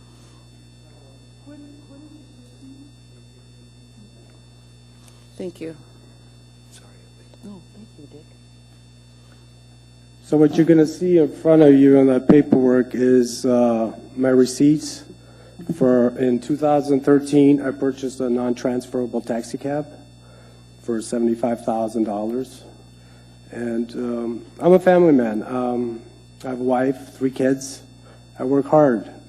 And I work really hard to earn that money so I could buy that permit. Now, we all sacrifice for our family. And I chose this job to provide for my family. So with this new provision or ordinance that you're proposing will drastically change my life and my kids' life. I could have easily invested that money that I paid for the permit towards my kids' UA college savings funds, which I have for them. But no, I decided to sacrifice and work hard and provide for them, and hopefully they could have a better future than me and maybe reach that American dream that we all try to reach. And Mr. Welton, I mean, you're a businessman. You have a successful business. I love your store, by the way, in Bosco's. You worked hard for that, and you've raised a family. Every one of you have raised a family, and you think about that every day. But what this proposal does is just rip the rug right beneath our feet. It's I paid $75,000. Now you're offering to give it out for basically for free and flood the market. And all that hard work, all that sacrifice, is to no avail. It'll all be worthless. Ms. Croft, I voted for you. I believe in you. I live on the west side. You know, Mr. Trainee, you believe in safety. Just last year, this one of the things that I sacrificed for my kids and my family. You wanted security cameras, dash cams on our vehicles, and they're great, and I love them, and I'm sure everybody else does too. But last year there was some serious crime committed, and my vehicle happened to be in the area at the time of the crime, so I got called in. This is during Thanksgiving. I got called in by the transportation inspector. At first, I refused. Sir, your time is up. Thank you very much. Let me just finish. This is safety. If you can summarize really quickly. At first, I refused, but then when he explained the serious crime had happened, it was during Thanksgiving, and my kid was having her Thanksgiving play. So I missed out on that. I can't get that back, just for safety concerns. I mean, it's just... Thank you. I need to be fair to everybody. Mr. Croft has a Thank question. you for your time. Mr. Croft has a question. I know you're trying to be fair, and I know we've got to get through it, but I just wanted to ask Mr. Lina to wrap up, to say very briefly what you wanted to say at the end. Thank you, Mr. Croft. Well, what I want to say is, in America, nothing's for free. You know, we all have what we have because we work hard, and we strive, you know, the sky's the limit if you work hard. But what the proposal brings is giving something out for free. You're flooding the market. That hard work that I sacrificed, the time that I didn't have with my kids, it's all gone to waste.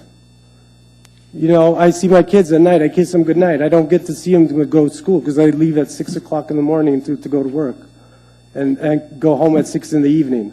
I don't have time to help them with my homework. I love my wife. She does all that, you know. But these are the sacrifices we make. So please, when you make a decision, when you vote, look deep inside your soul and do the right thing. Thank you. Thank you, sir. Mr. Steele. Yes, sir.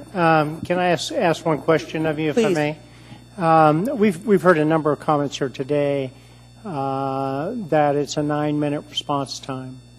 But we also hear from a number of people that they wait for half hour or never get a cab that they have ordered. If it's not the number of cabs, it's got to be either dispatch or it's got to be, you know, people are dogging it or, you know, are not telling us the truth with regards to response. Truthfully, there are enough cabs, but like this month has been really busy. It's the holiday season. There's a lot of people coming into town, leaving, Christmas parties, whatnot. The main issue that I have, and what a lot of drivers, most of the drivers have, is the dispatch company. The dispatch company does not staff enough people for the call volume they receive. I get a call that's, you know, many times. I would show up to an address, you know, person that's called, they waited 20 minutes on the phone, and I show up in 5 minutes. They ask me, are you guys busy?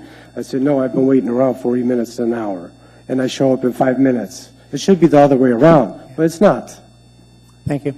Thank you, Mr. Steele. Thank you, sir. Mr. Trainee. Kids, don't go anywhere. Kids, stay here. We've got Amy Kaufman brought some young adults with her. You want to come identify where you're from before you marry or spirit you away? Come up to the microphone and let us know where you're from. Sorry, folks. And your It's name. only Thanks take a for being moment. here. Trying to sidestep the process. Hi, I'm Federica, and I'm an exchange student from Italy, and I'm going to be here for 10 months to do my exchange. So I go to Wasilla High, and I'm really excited to be here today. So thank you, Alaska, for this experience. Well, thanks for being here from Italy, huh? My grandparents came over in 1919 from Italy. A lot of us are immigrants in this country. Hi, I'm Philip. I'm from Switzerland, and I'm going to Chugach High School, and I'm staying with Joelle. You probably know her. She should be somewhere here. Thank you. Hello, I'm Chris. I'm from Poland. Actually, my first name is Krzysztof. My second name is Ivadik. I think Chris is a better version. So, anyway, I'm going to stay here whole year to June, and I go to Igor High School. And I would like to say thank you for this stay in Alaska. So, thank you, Alaska. Alaska is awesome. Thanks for being here. Hi, I'm Facundo from Argentina, and I go to Service High School. I live in Tecmajudi. I was just leaving from cross-country practice, and I'm really glad to stay in Anchorage and enjoy Alaska, and I'm really glad for that. So I say thank you for these beauties, and thank you for permit us come here and listen an assembly. That's really interesting to see how it works in other countries too. So thank you, and I'm from Argentina. Thanks for being here. Hi, I'm Shuhei, and I'm from Tokyo, Japan, and I'm having fun so far. Thank you for everything. Thank you. Hello. Oh, sorry. My name is Clara, and I'm from Denmark. I go to Stellar, and I'm here for 10 months. And I gotta say that Alaska and just Anchorage is absolutely amazing, and everything that I could ever dream of. And thank you. Thank you. Hey, my name is Caesar, and I'm from China, and I will stay here for 10 months, and I really thank you for this experience, because this is very important for my life. Right, thank you. Thank you. Ms. Kaufman, would you like to make a quick comment and tell us a little bit about what just happened? Hi, my name is Amy Kaufman. I'm a special assistant to the mayor. We actually have in Anchorage this year 52 high school exchange students. And so through the mayor's office and our Welcoming Anchorage initiative, we are starting Tradition Tuesday up in the Innovation Lab. And we're having it on the same night that assembly meetings are occurring. And so tonight we wanted to showcase some of the exchange students that we have here in the city. And it's been a really special treat to get to meet them, and we look forward to doing it again. Thank you very much. You're Thank welcome. you, Amy. We appreciate having him here. Mr. Dunbar? Hey, Amy, are these are some of them AFS exchange students? If you're AFS, raise your hand. Great. Yep. I just want to note, I was an AFS exchange student for a year in Japan. It was one of the most important experiences of my life. Thank you, guys. Thank you very much.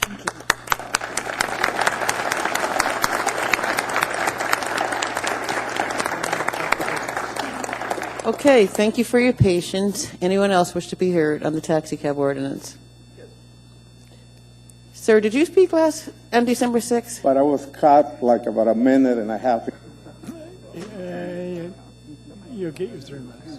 No, I'm sorry, sir. One time, okay? You can only speak one time on this issue, but thanks for coming out. Okay, anyone else wish to be heard?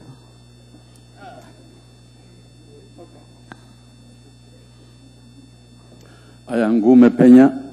I am the owner of the some permits.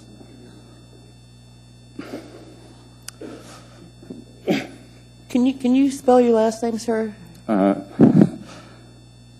P-E-N-A. Thank you very much. I worked 15 years, 7 days, 12 hours to help my kids to go to the college.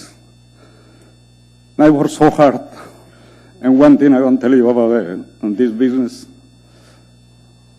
any job you get paid, work hard or work slow. And over here, you pay to go work in the taxi business.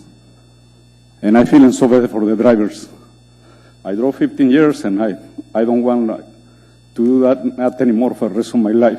I got some permits, I list the permits, and it's the less money you can get. But I make the thing in my life, help my kids.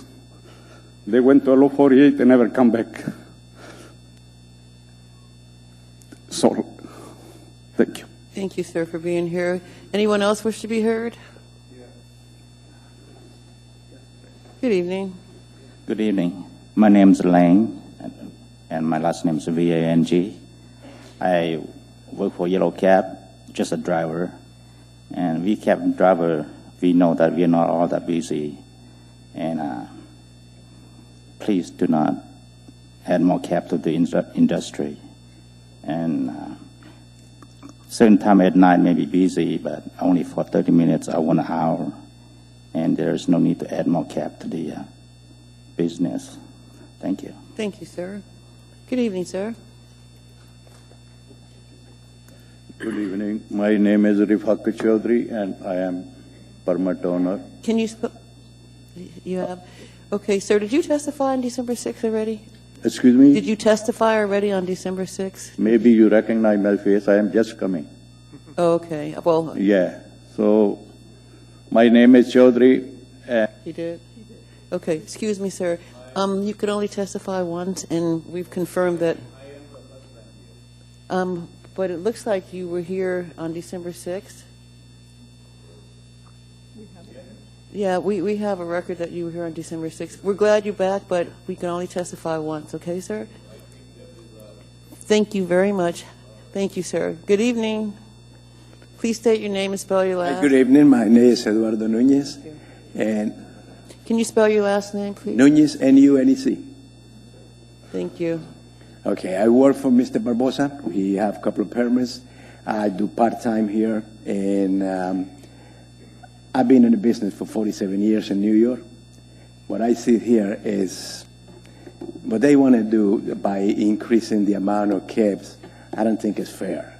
It's not enough people who ride these cabs every day to keep them busy, to keep the people making money. I'm glad I only work 4 days. I'm part-time.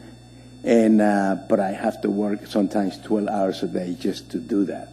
Make $100 for me, pay the lease, and pay the gas money.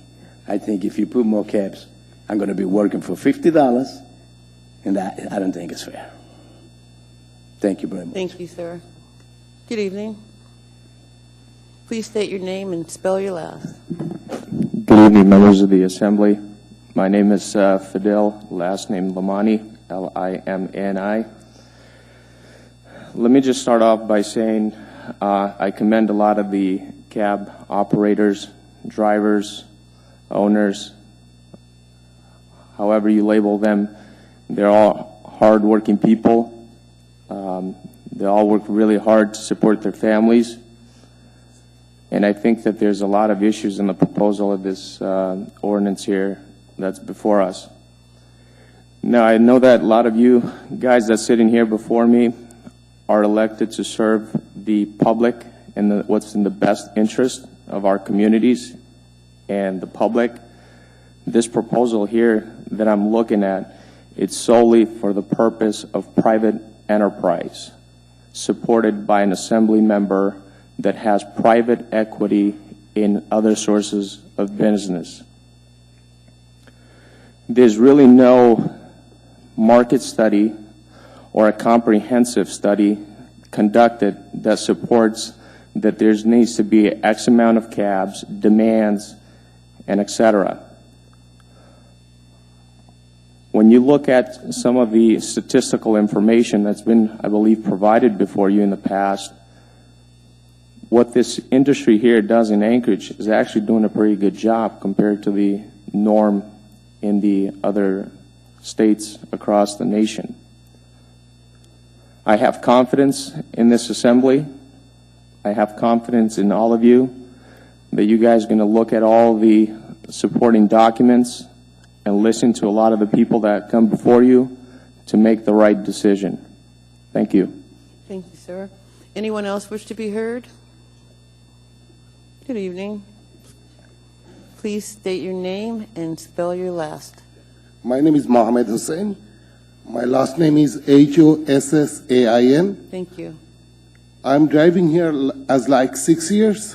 I heard that some of you say that people wait for 30 minutes, 40 minutes for a taxi, but nobody tell you that we wait at the airport 3 hours for $10 run whenever it is slow. So yeah, it is whenever it is extremely busy, maybe once or twice a year, they wait even more than half an hour. But 80% times we wait more than an hour for one run. Thank you. Thank you, sir. Good evening. Hello, my name is Aaron Miller. Last name Mileur. You need to talk into the mic. We can't hear you. Mileur. Thank you. Thank you. I've been driving for about just over a year and a half now. I don't think that this ordinance is going to really help our situation that we have going on in Anchorage. We do have issues with our dispatchers. I think that a little bit of an Uber-esque type situation with them, an automation to help keep track of the customers who have called in and who are recalling in and making new requests, because what happens is usually we have customers who have called once, twice, 3 times, and they get dispatched 2 and 3 cabs, which put the people further down the line that much further behind when it comes to them getting where they need to go. We do have dates in the city where cab drivers are more requested, such as we have New Year's coming up. We can, I think, figure out a way to alleviate that situation using more public transportation. Last year, I'm not sure if there was a way for the taxi drivers to get into downtown to help pick up people because they close off certain blocks. But it was very dangerous for customers and taxi drivers to help get people where they needed to go. There needs to be a plan for the public to be more safe in more rush hour type situations. I think if that was addressed more so than trying to put more cabs on the road, I think that would help out everything. So thank you very much. And Thank you. Have a good day. Thank you. You too. Have a good day. Anyone else wish to be heard? Anyone at all? Good evening. Please state your name, spell your last. Yes, my name is James Frederick Morgan. I'm a cab driver here in town, and I've been driving for many, many years here in Anchorage. And my purpose here is to voice my opposition to the proposal ordinance.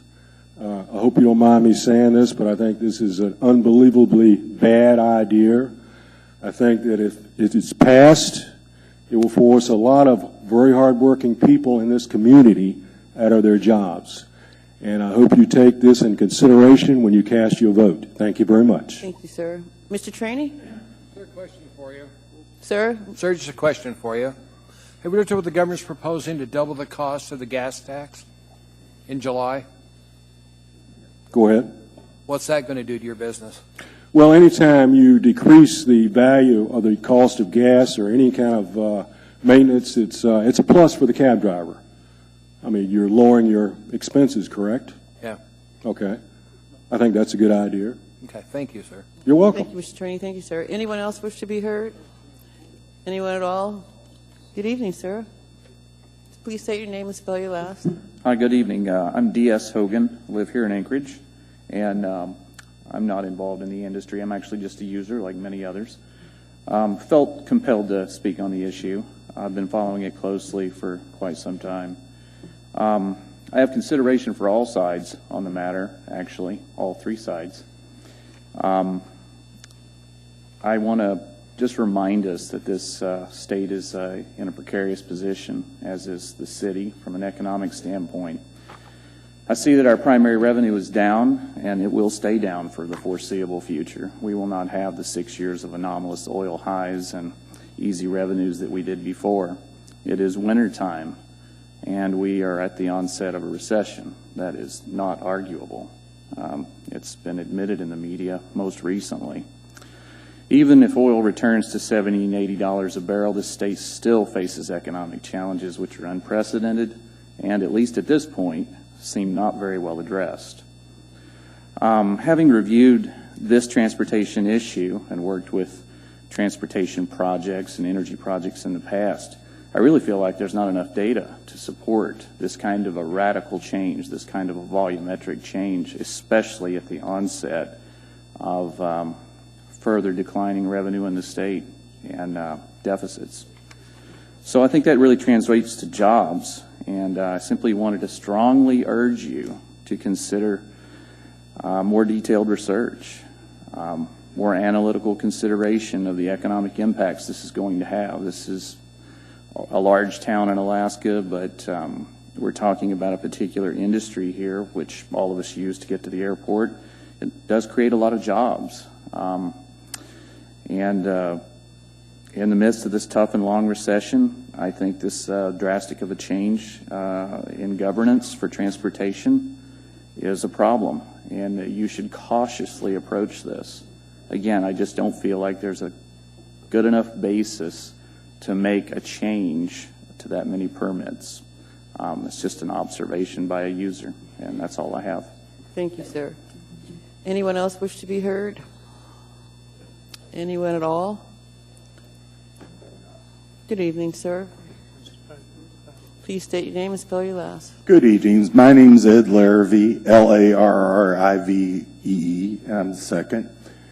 It's obvious. This is common sense again. It's not these guys that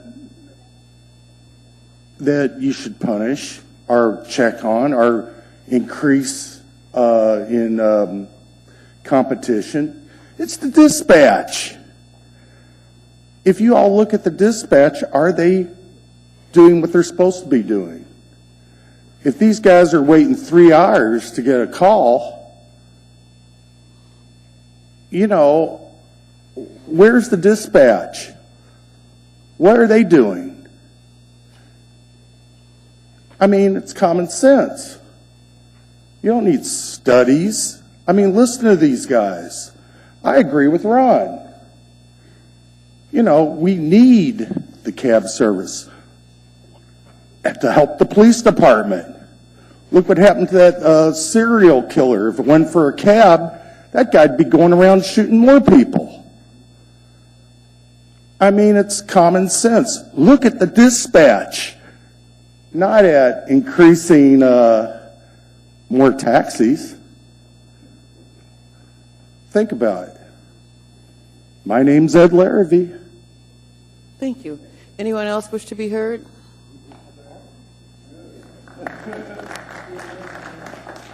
Good evening.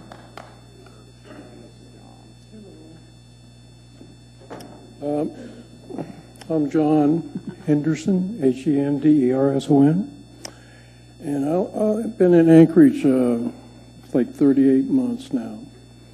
And I came up here on a contract, and I got laid off early, like 9 weeks after with an engineering firm. And I took a taxi from the hotel to my job every day, to and from, because I didn't have a car. And I learned from the cab driver what a great service they are to the city. And so he got me interested in becoming a taxi driver. So it's been it'll be 3 years in January of 2017. And since I've been driving, I have my own personal care of people. And when they get in the cab, I always ask what their name is, what kind of work they're doing, and make them feel comfortable. I play soft music, and I drive soft, you know, not radically or speeding or anything like that. And in our chauffeur's class, they just told us that we have to make the customer feel comfortable in the car. Now, sometimes that's kind of difficult, and you have to gulp your pride. And so the customer has the money, not the driver. The driver is the guy who gets them from A to B. And I work 72 hours a week, 6 days a week. And I haven't got much of a life. I get home, I have to go to bed at 9, get up at 4, get ready to go to work, and all these guys do the same thing and to serve the city. So if you increase the cabs, it's just cutting them off. And it's very important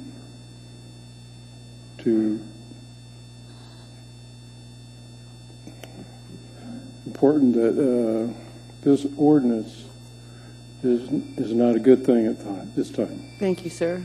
Thank you. You're welcome. Anyone else wish to be heard?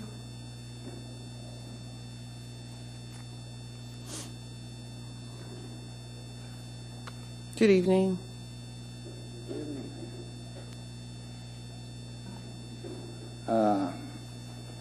I am a driver. Can you please state your name and spell your Hussein name? Abdullah, Abdallah.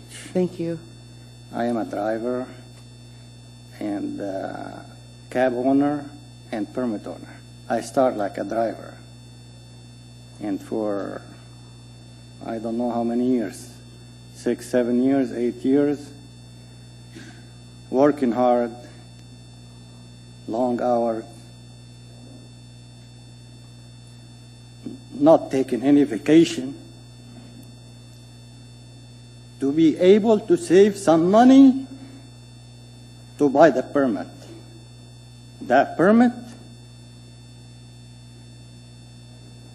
the system create this permit back then, so I can buy it, invest my money, and keep working hard. Up until now, for the last 28 years, now I have to work every day. 61 years old, I have 4 kids, family of 6.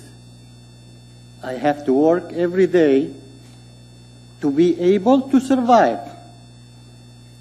Even I own my own permit, which is if I lease my permit, I can't buy food for my family, just on leasing the permit. So I have to work, again, 7 days, 10, 12 hours a day, to be able to make the living.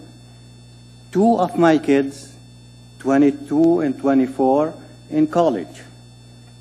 So I have to work.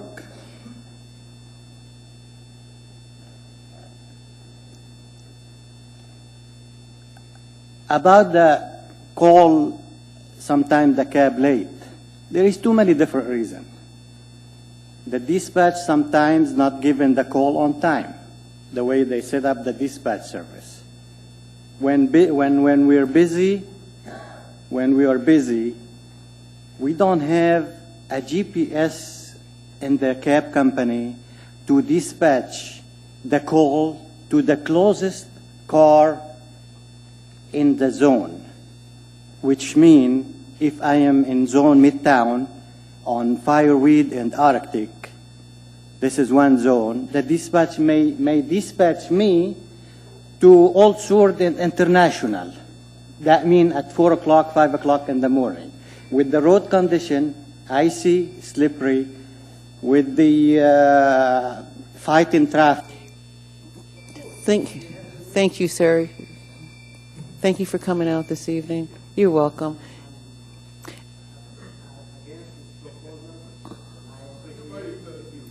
Thank you. Anyone else wish to be heard? Anyone at all? Hearing and seeing none, public hearing is now closed. Mr. Evans. Move the S version, Madam Chair.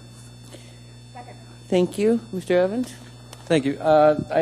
Before I get to the substance of the ordinance, I'd like to move 2 amendments that are just housekeeping amendments to the S version. You should have them distributed to you, and I'll just take them one at a time. The first one, it's Amendment 1, surprisingly, and basically it was just a clerical error in producing the document we didn't highlight the fact that we changed the burden, the legal burden, from preponderance of the evidence to clear and convincing evidence when discussing what the taxi commission, the Transportation Commission would do in the future when reviewing the system. So this just highlights the fact that in the ordinance that was a language change. And the second amendment. Oh, We need. I'm sorry. Right. We need to, are you finished, Mr. Evans? On that amendment. And there's no one in the queue, so we need to vote on this proposed amendment. Mr. Croft. Yeah, I'm sorry. The clear and convincing evidence is we flipped the burden now, so it's what you have to show to show that that would be improper to issue that many permits? Correct. As the ordinance is written, in the 5th year, the Transportation Commission continues to study the effects of the amount of cabs in the industry and can stop issuing permits if there is clear and convincing evidence that the industry is being harmed. And why wouldn't just a 51% or whatever, why did you prefer clear and convincing over just a finding that public safety and the quality and service standards will be substantially harmed? Why do we have to meet that higher standard? I think the main reason is because the type of evidence that the Commission reviews in the convenience and necessity hearings now is somewhat ambiguous at times. It can lead to a certain conclusion, but it's usually not that cut and dry. So I thought the clear and convincing evidence would mean that they would have to have evidence that was so strong that it would be very recognizable to anyone that something had to be done. Okay. Thank you, Madam Chair. You're welcome, Mr. Croft. We're now going to be voting on Mr. Evans' amendment number 1. Mr. Steele? Yeah, Madam Chair. I think the amendment's probably good.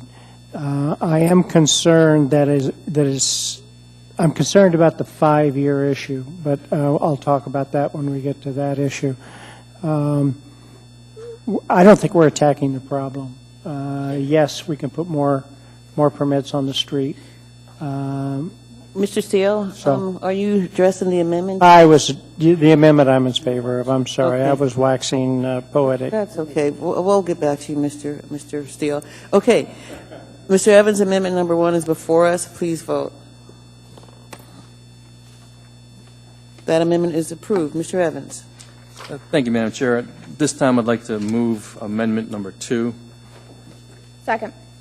This also is just a housekeeping issue that in the S version, we refer to the specific dollar amount in some places of $1,980, which is the current amount for renewal. But we had to change that to reflect the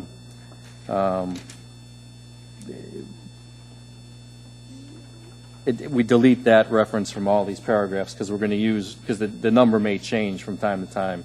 And so we've referenced what the standard is, but we don't need to reference the specific amount. And this just deletes that specific amount from the ordinance. Thank you, Mr. Evans. There is no one in the queue. We are now voting on Mr. Evans' amendment number 2. Please vote. That amendment is approved. Mr. Evans? Okay, and we've obviously heard a lot of testimony for the last 2 meetings on this issue. I won't belabor the point too much. Just a few points I want to make in support of the ordinance. The first is that I think it's important to keep in mind conceptually that we are not adding taxi cabs. The city doesn't own taxi cabs. The city doesn't direct taxi cabs to take to the streets. What the ordinance does is create more possibility for permits. And I think that's an important distinction because with each permit, we heard tons of testimony from taxi drivers who know the industry well, who tell us that there is not business out there for more taxi drivers. And I have no reason necessarily to dispute them. But I think when we put permits on the market, what that does is it creates a business decision. Somebody has to say, yes, I think I can make money as a taxi driver. I'm willing to invest whether it's $1,980 or whether it's the auction price that we may discuss later, and I'll buy a car, which is another significant investment, have it outfitted to be a taxi cab, and I think doing that, I can make money in this industry. Now, if these gentlemen are correct and there is no more money to be made out there, at some point, people are going to stop doing that. That is the basis of what this ordinance does. It takes the decision-making about how many taxi cabs need to be in Anchorage out of the hands of the Assembly, who, you know, I've worked with you guys for a number of years, and I'm not sure that you're necessarily qualified to make that call. I know I'm not. So it makes it a business decision like every other business that we deal with in town. Coffee shops and bicycle shops and others that we don't decide how many there can be, comic book stores. So we're not necessarily flooding the market. We are making available permits for people to make the business decision to see if there is actually money to be had. And, you know, one of the women testifying today, you know, talked about analogizing this to building homes. You know, the market is down, population is leaving, you don't go build a bunch of homes. Well, that's true because that decision is left up to people who build homes and make an economic decision on whether there's any money in building homes. And if there's not, they don't build homes. The city doesn't mandate that homes be built. And I think we need to have the same approach to taxi cabs. Related to that, last meeting, a young woman had very moving testimony and told us, you know, I think her parents were in the industry and, you know, pled with us because she was saying that, you know, their livelihoods are in our hands. And that's what I want to stop. I don't think their livelihood should be in our hands. I think their livelihood should be a business like every other business, and, you know, the market will determine how many cabs there can be and whether they make money. Some will make money, some won't, some will go out of business, you know, and some won't. And there's obviously a demand for taxi cabs. Right. Who's going to fill that demand is going to be left up to the market. And finally, we heard a lot of testimony, especially last meeting, about other problems within the transportation network. Dispatch was a common complaint. Some people point at the owners, some people point at dispatch. We heard that there are problems out there, and I don't disagree with any of that either. I firmly believe that there are significant problems with the accountability for dispatch companies in this town, and I think it's an issue that absolutely should be addressed. And I will work with anyone on the body in my remaining few months to address those issues and try to find ways to put some accountability on dispatch companies. Right now the system falls apart because drivers are independent contractors. Dispatch companies have really no authority to make drivers do anything, and there's no accountability to the dispatch companies for providing good service. So that does need to be addressed, but it doesn't mean that this ordinance shouldn't be taken as well, because I think this is just the first step in creating regular business market forces in this industry. We still have a lot of regulation on this industry that needs to be looked at by this body very carefully, and I think changes need to be made. And I think that's basically about it. I will leave it to you. Thank you, Mr. Evans. Mr. Dunbar. Thank you, Madam Chair. I think there's going to be a lot of discussion tonight about this, but before we go too far down the road, because I think it relates directly to what Mr. Evans just said, I'd like to offer my amendment. So I'd like to move, for me, it's Amendment 1. Thank you. Mr. Dunbar? Sorry. So if I could speak to this for just Please. a moment. So what Mr. Evans just described is allowing the market to come back into this industry. But one portion of his ordinance that is a little bit disconnected from the market and market forces is the way the initial 5 years worth of permits are distributed. They are done by a lottery after paying sort of a fee to enter the lottery. And I had a meeting with the permit owners, as I'm sure many of us did, and one of them raised a concern with me that there are some people who might enter this market who don't really have the capital to go forward and to purchase the car or whatever else might come with it. And so I think you and I have had this conversation before, Assemblymember Evans. I'm in sort of the unusual place of being less egalitarian than you on this issue. I would like to open up these to the sealed bidding process, and that is what my amendment does. It keeps the same number of permits spread out over the same number of years, but it allows the city to auction them. And I think this is superior for a couple of reasons. First, as Mr. Evans said, if these truly do not have any value, if, as was said, we are flooding the market, to use their term, then there won't be bids on these because they will be valueless. But I suspect that will not be the case. And I would like to see what the value the auction market determines.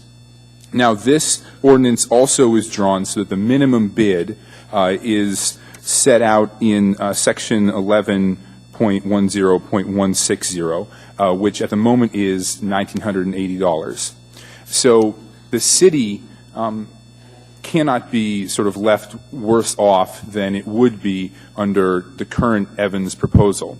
But I suspect because they will continue to have these this right to be a taxi owner, or rather a taxi permit holder, when there are a limited number of these things for at least 5 years and, diminishing each year. Because that is still the case for these initial years, I suspect they will be auctioned for higher than that amount. And so I would urge approval of this amendment to give us the chance to let market forces determine that price as well. Thank you. Thank you, Mr. Dunbar. Mr. Trainee on the amendment? Not an amendment, on the main motion. Okay, well, I'll come back to you, Mr. Trainee. Mr. Evans on the proposed amendment? Yes, Madam Chair, on the amendment. I don't have any significant objections to Mr. Dunbar's proposal. I think both of our methods get to the same point, kind of reinforce the same overall goal. I think it makes permits cost somewhat more. I think, what that'll be. I'm kind of curious as to know what an auction would provide under this setting. And really the only beneficiary of that necessarily is the city. We'll potentially get more money than we would under my proposal. But if that is the only objection, I'm fine with Mr. Dunbar's way of going if the body prefers that. Thank you, Mr. Evans. Mr. Weddleton on the amendment? I'd support the amendment. I just prefer an allocation based on an economic decision instead of on luck. Thank you. Thank you, Mr. Weddleton. Mr. Dunbar? Thank you, Madam Chair. Just to address one point that Mr. Evans just stated, I think there is a potential beneficiary other than the city, and that is the current permit holders. Because if they do value this and they value the ability to continue to sort of perpetuate the system as it is now, they can bid to control some of these permits. Now, I think that will probably slow down some of your goals, but I think in some ways it's kind of a compromise with the current permit holders because it will allocate it based on more on economics. It probably will slightly slow down the process as we transition over the course of the 5 years. Thank you, Madam Chair. Thank you, Mr. Dunbar. No one else in the queue on the proposed amendment, so please vote on Mr. Steele on the proposed amendment. Yes. Thank you, Mr. Steele. I like the amendment better than a fixed price. But again, I must caution the owners that they need to rise up and make sure that that the dispatch services are doing what they need to do and they're adequately staffed and so on and so forth. Otherwise, we're going to be back here with more problems. It just seems to me like service has to be better based upon the comments that I have heard. And we're also making some changes to People Mover that may actually increase the need for cabs. So I'm hoping that the permit owners, if the problem is dispatch, that they solve it. Thank you. Thank you, Mr. Steele. Please vote on Mr. Dunbar's proposed amendment.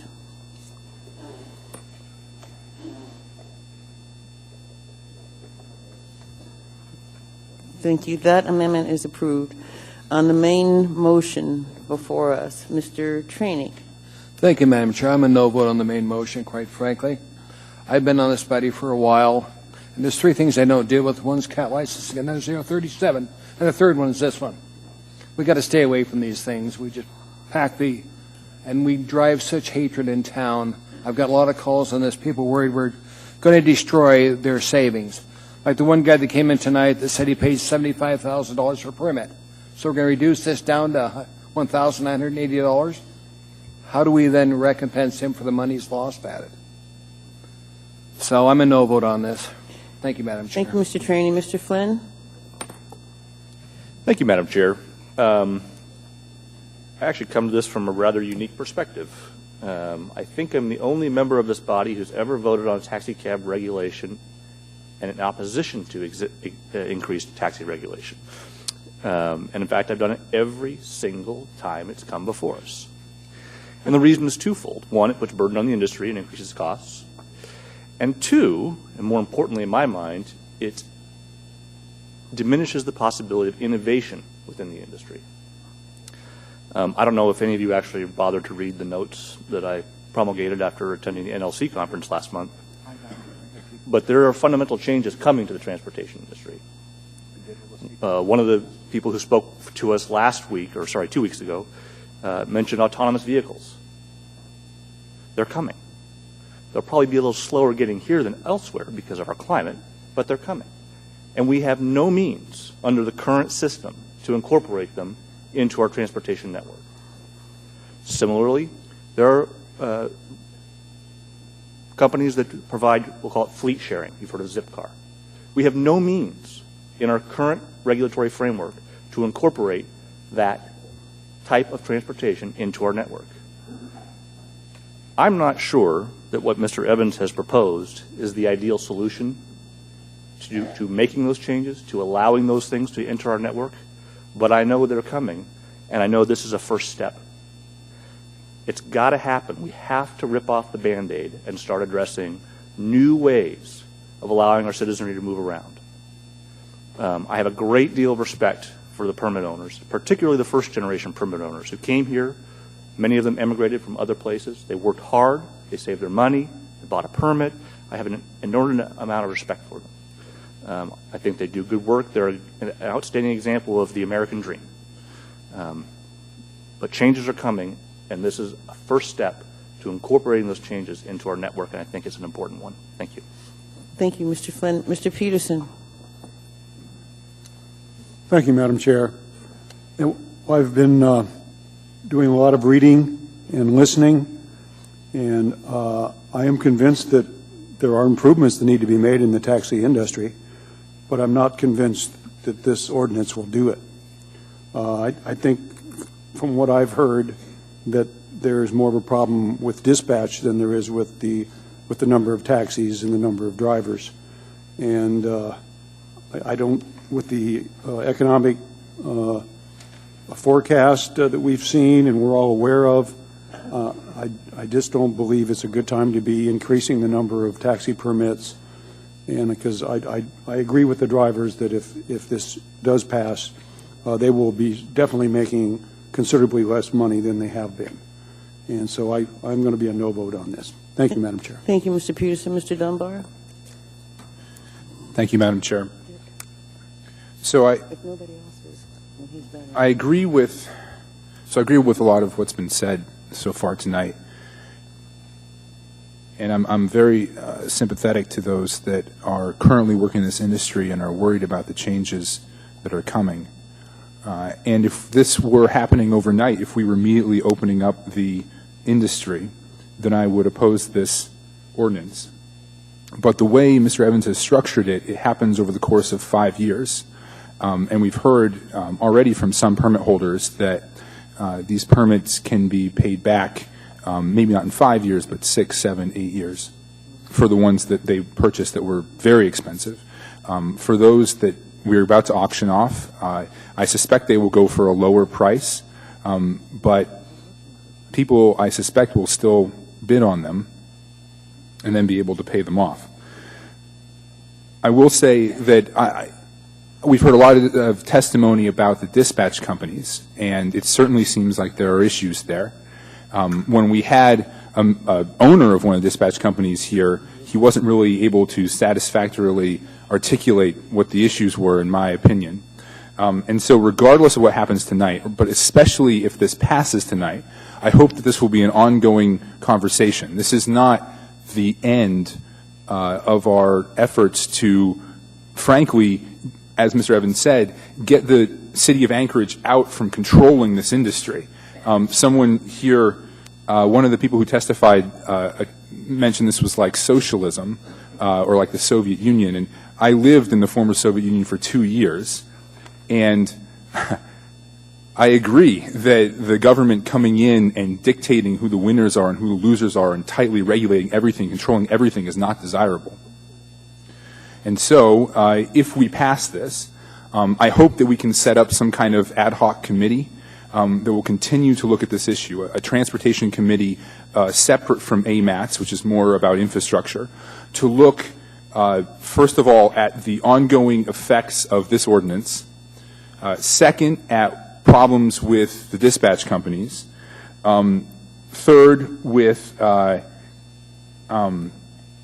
certainly if Uber tries to come back into town, we need to make sure that they are on an even playing field, that they don't get an advantage over the taxi industry. And I would like to serve on that ad hoc committee if we are able to establish it. There's another provision in here that I'm very supportive of. Actually, it's sort of scattered throughout, but it's particularly after the 5-year period that Mr. Evans put in, that says the Transportation Commission can stop the issuance of further permits if they have evidence that issuing permits is damaging the city, essentially, or damaging the industry in some important way. That reverses the burden of proof, if you will, on how it currently functions. Now, we've heard a lot of testimony about how convenience and necessity will work and the Transportation Commission can issue more permits. But the truth is, in the last 20 years or more, we've only issued 30 permits. And despite the fact that Anchorage has grown very rapidly over that time, now we've started to level off in terms of our population growth. But for a long time, the population was increasing and the permits weren't. Now, I've gone to a couple of Transportation Commission meetings. I know Mr. Evans has gone to many in his life. And I was struck that it didn't strike me as a particularly efficient or effective organization. That's not to disparage the people who are on it. I think it's the way it was set up by the Assembly and by the city originally. And that's on us. I think we made a mistake in how we structured this industry years ago. But I don't think we should continue to perpetuate that mistake into the future. And again, there is a safety mechanism in here. If the Transportation Commission finds that this is damaging the city, then they can halt the number of permits that are going out the door. And I suspect that research that they talk about that doesn't exist now, that research will be created. I think that research will come into being because people will suddenly have an economic stake in there being quality research on this, and that will improve the decision-making process of the Transportation Commission. I hope the Transportation Commission uses actual data and research and doesn't just get lobbied, but that is sort of the nature of the beast, as you will. So with all that being said, it's a very serious issue. It's going to impact people's lives, and we should continue to work on it, but I do plan to support this ordinance. Thank you. Thank you, Mr. Dunbar. Mr. Weddleton. I wish I could vote maybe, but I can't. I'm going to come out in support for this one, and that's with a lot of reluctance. You know, I think if this were a more clear path for Uber-type businesses to come in, I'd actually have more support for that. As it is, it turns the industry on its head with what I think are somewhat speculative benefits for Anchorage. I think it lowers the barriers to entry, but potentially having more drivers. We think with more competition, we'll have downward pressure on prices and better quality and service. But I don't think that follows here because it's so much regulated in other ways. And I feel bad about the small business owners who are going to be hit by this over the next 5 years. But, you know, every business investment is a big risk. And in mine, I got hammered when the big box stores came in, and we all face the internet. And it is damaging retail everywhere significantly. The signs of risk of these permits are abundant. And as I've learned about the industry here, this is not the first time that these things have been challenged. At any moment, a need or convenience and necessity could spring lots more permits out there. So, you know, you made an investment. I hope it pays off, but it was a very risky investment. I support this because I think the industry, as I see it, does not focus on the benefits to the passengers. I see the taxi cab drivers, their real customer is the dispatch. They got to get back in that queue to make more money, and they can have a dirty cab or a clean cab. They're next in the queue. They can be friendly or surly. They're next in the queue. And it doesn't really matter how they treat the passenger for their economic gain in this business. This ordinance will turn that around a little bit so there's more focus on the passengers. And, you know, change is coming, and we can't fight it.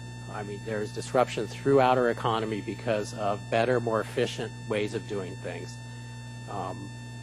Change is coming, and we have to make way, and I believe this, in a very abrupt way, will do that. Thank you. Thank you. Mr. Croft? Yeah, this has been a very difficult decision for me as well. Somebody said that, I think Mr. Dunbar, that he felt most for that first generation who bought maybe the first permits and raised their families doing that. And I see what he means, though. A permit bought 10 or 15 or 20 years ago has probably paid back its value or come close to it. I guess I feel most on the other end of the spectrum. Mr. Lena that spoke, who 3 years ago paid $75,000, is the one that I am worried about the most. And I appreciate that this is a 5-year, not a rip it off in 1 year, make it an open entry system in 1 year. Somebody else testified, I didn't catch his name, but said we live in a very regulated city, and I'm not sure I want to unless there's a good justification for it. Regulation where the public safety or interest demands it is appropriate, but not just for its own sake. I think we're going to be rethinking our bus system and our transportation system generally. I'm going to be pushing for us to remove some arbitrary limits on how we issue building permits. And in general, I think a system that has the government telling us how many of anything we can have has to be justified. And I just don't see the substantial justification here. So speaking to Mr. Lena, I'm sorry that this change is coming for you. Some of it we are creating, but some of it is just going to happen anyway. And I don't want to see any more people have to plop down $75,000. I don't want to see a system where you have to have $75,000 to get in, where only people who can borrow that amount or people who have that amount are able to get a permit. I want to see more of a system where the drivers are the permit holders. I think if you do that, the market itself can create more solutions. That is, when there's not the separation, when we have more drivers that are actually operators and vice versa, you can get a better dispatch system and a better feedback system. So with the same reluctance that Mr. Weddleton talked about, and with the recognition that this does phase it in, I'll guardedly support it. I'll be watching for the effects that you've all predicted here today. But as others have said even better, change is coming. We're recognizing rather than forcing the change that is coming.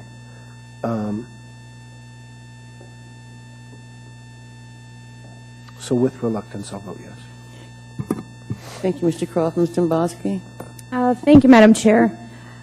This is an interesting topic for me. The very first time I actually saw Mr. Evans in action, he was a commissioner on the Transportation Commission doing a needs and necessity hearing, is that what it's called, in Eagle River. And I have to tell you, the room was absolutely packed, standing room only, capacity, story after story from business owners, from bars, from patrons that said they called for cabs, cabs either didn't come. We had bartenders driving people home. We had soldiers driving to J-Bear getting DUIs as they go through the gate. These are all stories that I've heard from constituents in my area. And now it appears we're making the issue worse for public transportation because we're essentially cutting the routes to Eagle River, potentially. So what do? We have people maybe who can't afford a car now are in the rural areas who really, they could be stuck.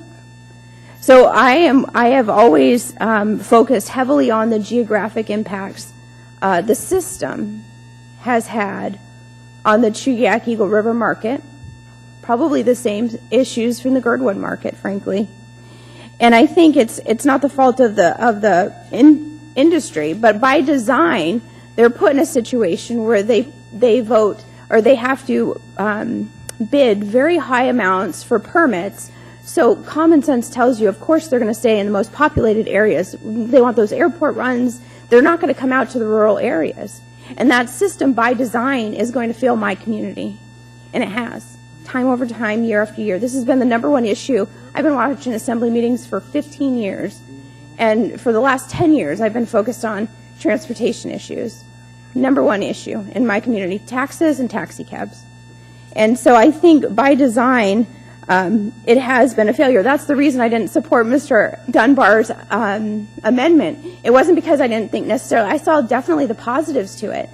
But I would prefer to see a system where a permit owner, just like if you go to build a house, you pay a set fee for a permit. Because what I'm hoping is, if you don't have $75,000 invested, maybe you'll find your niche in that rural community of Girdwood or Chugiak Eagle River because you don't have that high cost to try to pay back the permit. So that's the reason I chose not to support that particular amendment, though there was value to it. But I completely agree with Mr. Weddleton in the fact that I've been very vocal. I believe that even if we had an experimental zone to allow Uber in Eagle River, I was all for it because I see my community not being served. This, Mr. Flynn hit it right on the head. This is by no means a silver bullet. This is not going to fix every transportation issue. This is a first step, though, into modernizing the laws that govern this industry. And I don't think we're even close to being done. I think, but by phasing it in over a series of years, I hope it diminishes the impact on those existing permit holders that did pay a lot. But I wholeheartedly will support this. As I said before, I mean, I'm one of the ones that introduced the Uber ordinance. And it's because of the geographic limitations and the failures of the current system that I think it's time that we have to revolutionize the taxi industry. Mr. Evans likes to say that about education, but we really do need to revolutionize public transportation. And this is one step to hopefully opening up that conversation. Thank you, Mr. Dombrowski. Mr. Trainee. Ms. Gray Jackson. Thank you. I wasn't going to say anything because I can certainly see how my colleagues feel about this ordinance. And I have to agree to some extent and first start out with thanking Mr. Evans for bringing it forward because things are changing without a doubt, and we need to step up and embrace change. But I think that there's a better way, number one, to provide accessible vehicles. There's a better way to provide more cab service within our community, especially during bar break. But I think excessive permits right now is not the answer. And like Mr. Evans said, no, we are not. None of us are qualified to make decisions on this subject. But there's also other problems that really need to be fixed first. We need to work more closely with dispatch services, with the Transportation Commission, and with the stakeholders. When there are issues, and Mr. Trainee, in my district, what we do is bring the stakeholders to the table, listen to both sides, and try and come to some agreement. We've had public hearings, committee meetings where folks were allowed to testify, but I think that people weren't allowed to really present their ideas and work with Mr. Evans and the Assembly as a whole to come up with an ordinance that would really make a difference with our community and address some of the concerns, truly address some of the concerns that the people in this audience today, this evening, and in the audience on December 6th have felt. With that said, I will be voting against this ordinance for the reasons I just stated. I just think that we needed to handle it a little bit better than we did. Thank you. There is no one else in the queue, and we are now voting on the main motion. Please vote.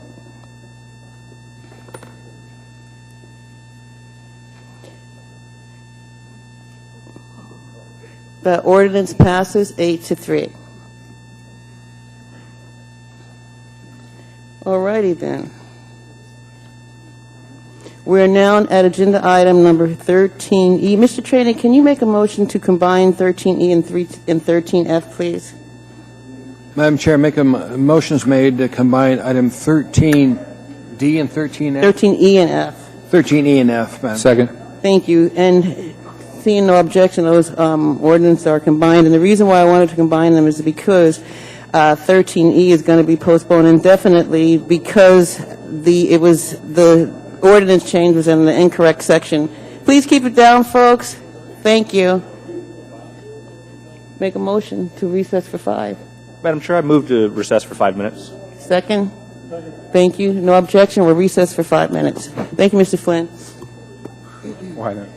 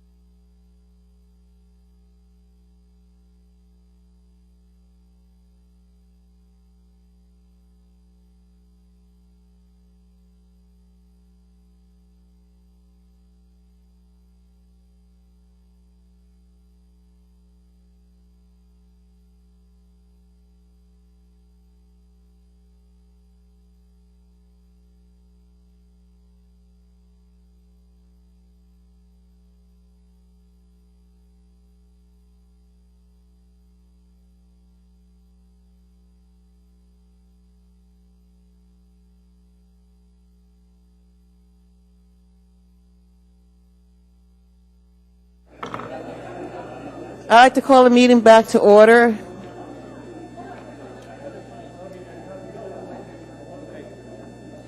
Thank you. Mr. Traney already made a motion to combine items 13E and 13F, and there was no objection. Public hearing is now open on AO 2016-132 and AO 2016-140. And keep in mind, as mentioned earlier, the only reason why there are two ordinances is because the second one is the correct section of the code. Anyone wish to be heard? Do you want to tell them what it is? It's an ordinance to allow transaction processing fees for taxi cab fares paid by credit card or debit card. Thank you, Mr. Traney. Hello, please state your name and spell your last.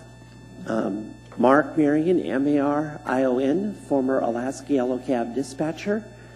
And what I could tell you is businesses have, for years, some of them will put an additional fee or they'll put a limit on if there's a limit on how much, a minimum you could do with a credit card. The thing with the taxi cab thing is that with the dollar surcharge, it will help the bank fees, because there's bank fees along with transferring of a credit card. And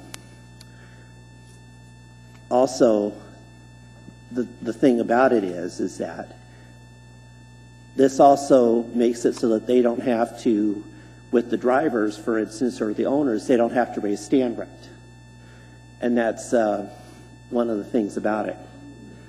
And most customers will not object to an additional dollar fee,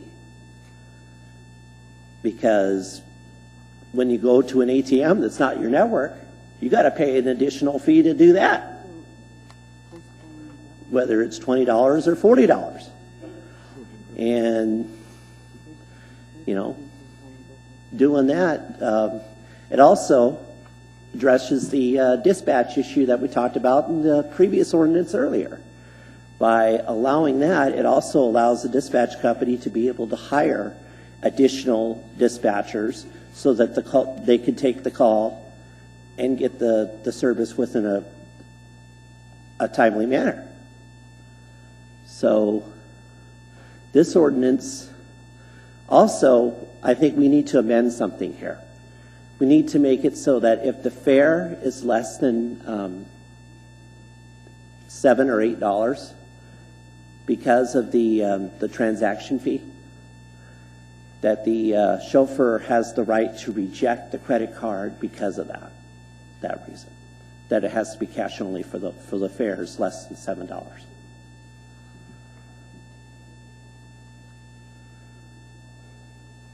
Are you finished? Yes. Thank you. Mr. Dombrowski? Mark, I have a question for you. Why do you say $7 and not $5? Is there a specific reason? I originally had thought about it being $10, but when this was originally proposed at the commission level, they had lowered it to $7. Now, we could lower it to $5 to satisfy, Ms. Dombrowski and other people. We could do that too. No, I was just thinking, at some stores you go to, they won't let you use a debit card unless it's at least like $4 or $5. So I was just curious. Yeah, that is usually the standard in businesses. If it's less than $5, they won't let you do it. Okay, thank you. Thank you, Mr. Dombrowski. Thank you. Anyone else wish to be heard? Good evening, sir. Please state your name and spell your last. Stanley Ekman, E-C-K-M-A-N. And I have a little bit of experience with this. I drove in Las Vegas where they have a $3 transaction fee, which is excessive. But in this case, the dollar transaction fee allows more ways to pay. It allows actual debit card with no Visa. It also allows smartphone pay, which is not capable in the current system. Now, you were complaining about the dispatch services not providing quality dispatch. Well, I can tell you, when they first brought in credit cards 20 years ago, when the computers came in, or 18 years ago, when that happened, a driver might get one credit card a day. The average driver now is putting in 120 to 150 a day in credit card slips. The dispatch has no way to offset that cost. It's not even the fee on the credit card's the problem. The problem is the processing cost and the employees that you have to dedicate towards that. Now, Yellow Cab is about ready to make a substantial 5-year investment in a new computer system because it's time to upgrade. Now, you go spend $2 million into a business, what sort of a return do you want on your investment? Some of you are businessmen up here. Would you accept a 10% return per year on a speculative business like this that's at the whim of the city? I wouldn't. I wouldn't upgrade at all. In fact, if my advice to Orlando would be not no, heck no. Because we don't know what you're going to do from 1 year to the next. It's not set out. Allowing that dollar transaction fee will not hurt the customer. It will actually increase the tips for the drivers because the menu can be constructed on the computer to say a 15% gratuity, 20% gratuity, 25% gratuity, and then other. If they want to tip 0, they're going to have to go through the menu and push other. It's better for the drivers. It helps the dispatch offset its cost of processing these credit cards, which will allow the dispatch to put more manpower on the phones. Thank you, sir. Mr. Peterson has a question. Thank you, Madam Chair. I received an email here a week ago from someone who said that if we would pass an ordinance like this, that it would be about $750,000 a year additional profits to the dispatch companies. That's not true. It costs about $40,000 a month right now for the processing. It would allow a little additional profit, but as we go paperless over the next 5 years, which we're in the process of doing, when it's all credit card transactions, which it will be, their dispatchers will be losing $200,000 a year. Well, okay. And or at least Yellow. I've also just had drivers telling me in the hallway that if this passes, that they will get less tips, not more tips. That's not true. They haven't worked with the system I have. Okay? What happened in Las Vegas that made the system worse was when they went from the $1 transaction to the city getting $2 more and the city taking that money. And that's when the tips went down. That's my fear here, that somebody might come up with that idea. The idea here is that the customers have more way to pay, and because of the menu-driven tip schedule, the driver actually makes more in tips. Okay, thank you. Thank you, Mr. Peterson. Mr. Weddleton? I want to clarify, what is your role in the industry? I'm a driver. At one point I ran a fleet of 23 taxis. Oh, so you were a dispatcher. Okay, thanks. So Yeah. did you say that the average driver has over 100? 120 to 150 a day. Sunday when I drove, I did almost 200 in credit card slips. And you got to understand that costs real close to 70 cents per on average for the dispatch to process them. Okay, so I want to make clear. So 120 transactions. No, $120 Dollars. to 150 is average for a driver. Okay, that's how many dollars. Okay. Yeah. No, it's an average of eight or 9 transactions per shift that I've been getting. Okay, so the average. Okay, thank you. Thank you, Mr. Weddleton. Mr. Croft? Yeah, either for this witness or for anyone that knows, I don't see this saying you cannot, if you're a taxi driver, you cannot refuse a small transaction on a credit card. I didn't see it anywhere in that ordinance either. It has to be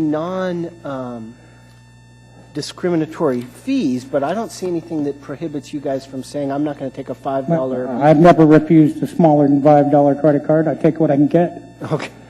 But do you think you can? Is that violent? No, that would be violating Title 11 as it currently exists.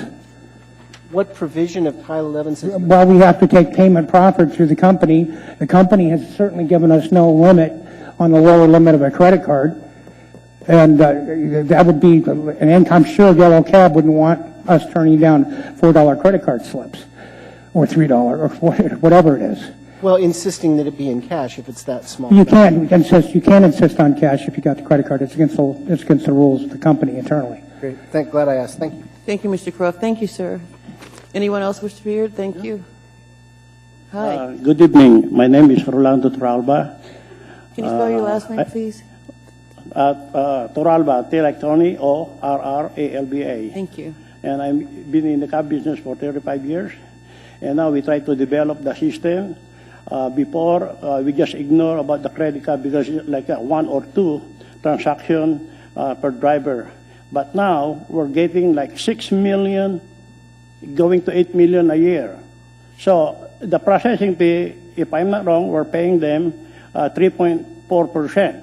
And now they're demanding to replace the equipment to convert to a keep and pin. So we ordered that machine already.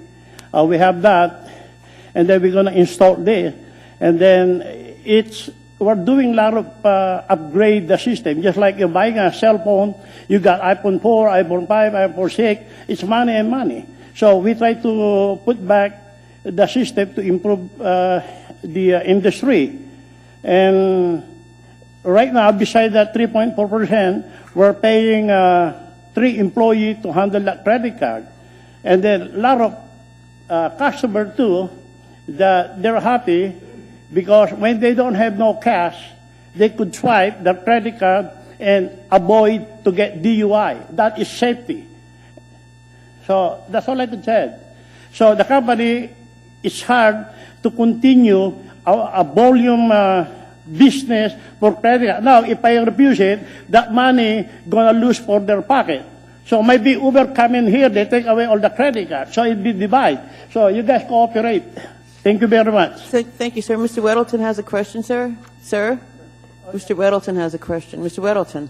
I am over here. Well, you know, it just surprises me on this, and I've talked to other people in the industry about this, that the rate they're paying is 3 to 4% on a credit card. Yeah, we're paying that. Well, you know, you can just use Square No, on your phone and this is pay the thing. 2.75. My recommendation later, if we don't pass this, I make the driver to direct use the Square, and they're gonna pay for it. But the bad thing gonna happen if they try to cheat the customer. Instead of $2, they might mistake and put a 20. Where they gonna complain? So they're gonna complain to what? To Transportation Commission. So he got headache. So I'm willing to do that, but I'm willing to cooperate too, to eliminate the Square like you mentioned. I think that before.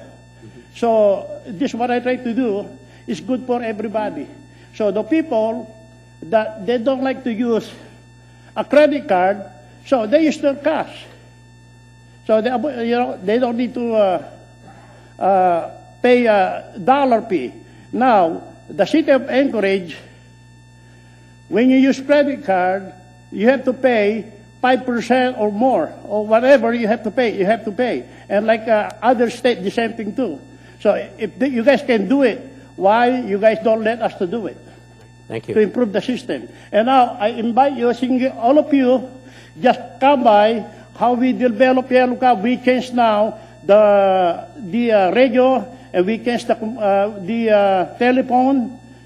And what they talking about, that was old complaint. But now we try to improve and improve and improve. So I invite you, and you're going to see how many employees working there. I could show you. Thank you, Mr. Weddleton. Thank you, sir. Anyone else wish to be heard? Good evening. Good evening. Thank you for listening to me. My name is Lynette Marino-Hands, and I support this ordinance. My grandkids are sitting over here from Sitka. I'm very fortunate. Back when I was a cab driver, like I testified, I didn't have a lot of money, and I couldn't, I was blackballed from the industry, and I couldn't buy gifts for them. But what I'd like to say now is going to surprise some people. When I did own a cab company out in the valley, it was called Glacier Cab. And at that time, I had a cell phone that was right in the cab. It cost 33 cents per minute of use. So I wasn't able to keep that cab company going very long. But I didn't have control over the drivers using it for personal calls. I know that the fees for operating a business, when you have hidden costs, like airlines will charge you for different things, and not only airlines, but car rental companies, et cetera, et cetera. I know that the processing fee for a credit card at $1 is not going to hurt the basic rider. Sometimes I have to take a cab, and that would not hurt me. So I know that this would not hurt the general public. So please, in your considerations, it does add up very fast for the dispatch companies in order to have to pay that fee all the time. So please, when you decide, don't make the cab companies go under, please. Thank you. Thank you. Anyone else wish to be heard? Good evening.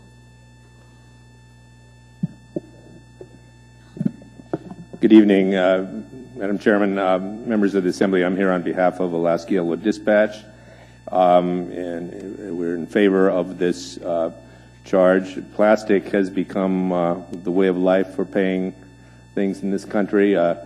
It's many people, they don't carry much cash, and this will be conducive to more taxi cab rides in Anchorage.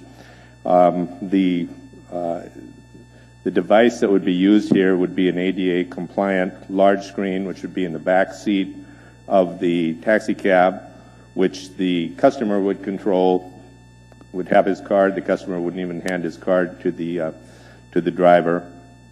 And it's ADA compliant in terms of both hearing and visually impaired people.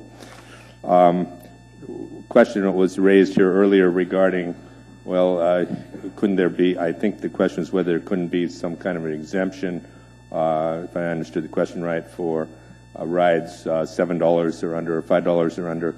A similar question was posed earlier by us, by Alaska Dispatch, and through the municipal attorney's office, we learned that that would be considered to be discriminatory and contrary to another provision of Title 11. Otherwise, in terms of the cost of this that is proposed, $1 per ride, the transportation inspector, Mr. Musser, did an analysis last March in which he determined that the average cost for the dispatch company would be $1.03 per use of the credit or debit card. This would be obviously optional. If you don't want to use credit, you don't incur the cost. So we would urge passage of this measure. Thank you. Mr. Dunbar. Thank you, Madam Chair. Good testimony. I thought very informative, and I intend to support this ordinance. And partly the reason is because, as you describe it, if it's costing already to run credit cards, and they're just internalizing those costs, that means that the rest of us, if you pay cash, you're subsidizing credit cards. That's what, because prices in general have to be higher.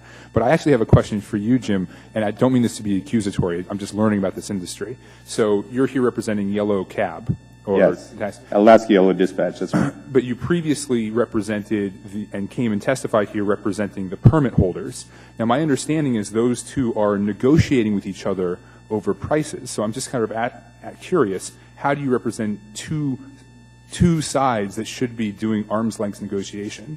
Well, I have a two-part answer to that. One, I'm not aware of there being any negotiation between ATPOA and the dispatch company over prices.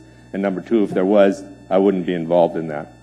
Thank you. I'm not trying to impugn your character. I'm sure this is just how the industry works. But what you just said is a remarkable statement. There's no negotiation over price between the permit holders and the dispatch company. The Permit Owners Association is who I represent, as opposed to individual permit owners who may be out there negotiating with the dispatch company. I represent ATPOA, which is an association of permit owners. All right. Thank you, Mr. Mayor. You bet. Thank you, Mr. Dunbar. Mr. Croft? You didn't give your name, but everyone knows it. Mr. Brennan. Sorry about that. So was the answer I got before the correct one?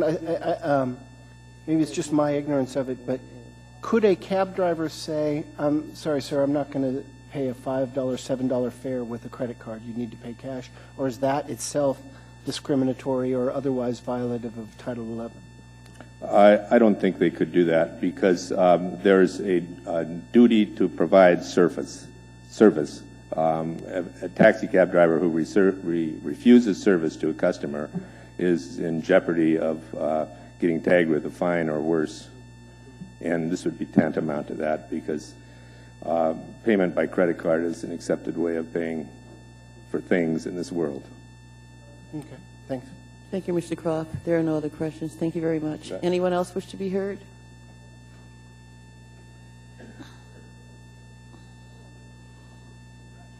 Good evening. Hi again, my name's Ed Larrivee, L-A-R-R-I-V is a victory, E-E. I think this is a good thing, but you need to have things posted so that the customer is aware he is going to pay for a credit card fee or a bank card fee. It has to be written in English, and maybe even the cab driver has to remind him. The reason why is so there's no surprises. I mean, that's only fair. That's my point. Well, thank you. Thank you. You're welcome. Anyone else wish to be heard? Good evening. Good evening. My name is Mike Thompson, owner of Checker. Can you spell your last name, please? Thompson. Thank you. That last gentleman was correct. There should be a decal put on the outside of the vehicle, just like our rates are, and transportation inspector's phone number and my phone number. Just to give you some kind of hard numbers, 8 years ago I took over, we had roughly 40 cabs at Checker, and I was paying $2,200 to $2,500 a month on fees. I am now paying closer to $7,000. I still have the same number of vehicles. Nothing else has changed other than that people have stopped using cash and started using credit cards like crazy. I don't think we have any issue on minimum amounts because people will probably just use cash instead of losing $1, to run a $2 or $5 credit card or something like that. One other thing that I'm in the process of trying to do is upgrade so I can have chip and pin in the vehicles as well. Without a fee charged on those credit cards, I can't afford it right now, and I don't know when I'll be able to, just because of economics of how many cars I have and the fees that I have to pay. That's all I have. Thank you. Anyone else wish to be heard? Anyone at all? Hearing and seeing none, public hearing is now closed. Mr. Trainee. Move to approve item 13F, Madam Chair.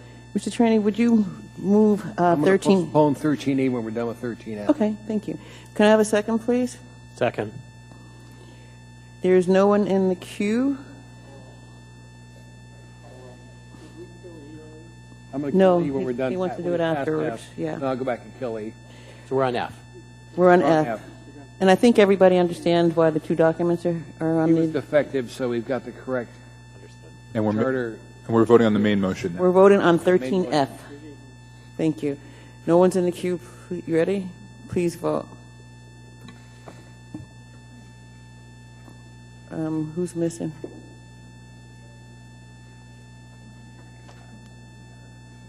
Okay, thank you. That ordinance was approved. Mr. Trainee. Madam Chair, move to postpone indefinitely item 13E. Second. Thank you. There's no one in the queue. The motion is to postpone item 13E. Please vote. Indefinitely. That item is postponed Thank you to the body. indefinitely. Thank you. We are now at agenda item number 14A, AO 2016-142, an ordinance submitting to the voters at the April 4th, 2017 election a ballot proposition amending the Anchorage Municipal Charter to include a spending limit in addition to the tax cap. Public hearing is now open. Anyone wish to be heard? Anyone at all? Hearing. I think I see him. he's coming up. Oh, great, great, great. Good evening. Good evening, Ronald Leva, A-L-L-E-V-A. Thank you. I'm concerned about this because the tax cap and the spending limit is so confusing that when you write this as an ordinance, it's never clear.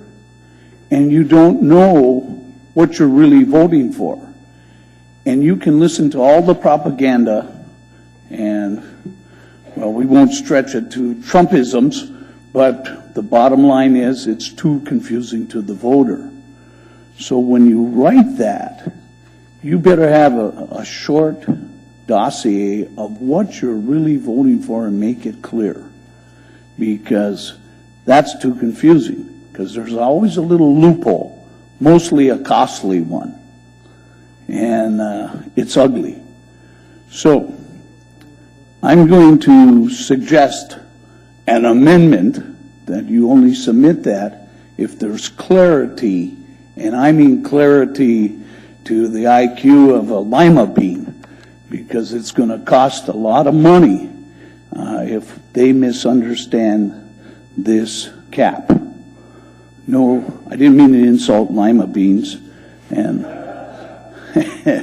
as voters, but we did make a couple of mistakes in elected officials. And also I want to clarify on that little bit of humor about Albanians.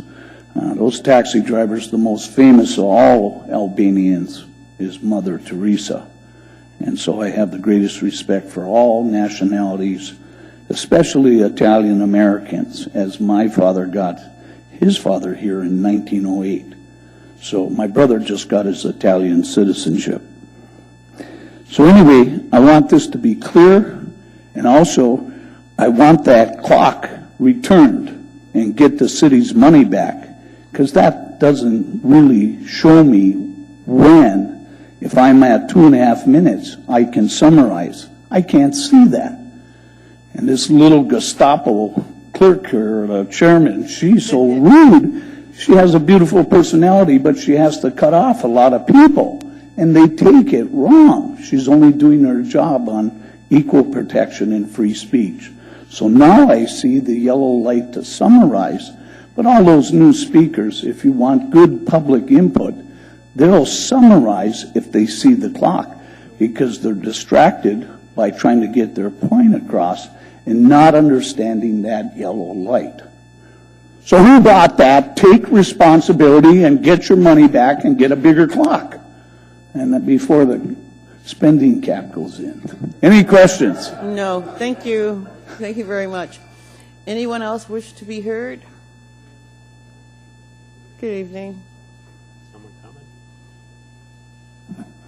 Hello, I didn't know this was going to be on the agenda, but my name is Lynette Marino Hins, and as a taxpayer, and I have properties in Anchorage, I would like to see a spending limit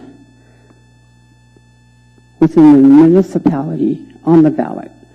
So I'm not quite sure of everything that says right there, but I see the words spending limit. So I'm for that. Thank you very much. Thank you. Anyone else wish to be heard? Anyone at all?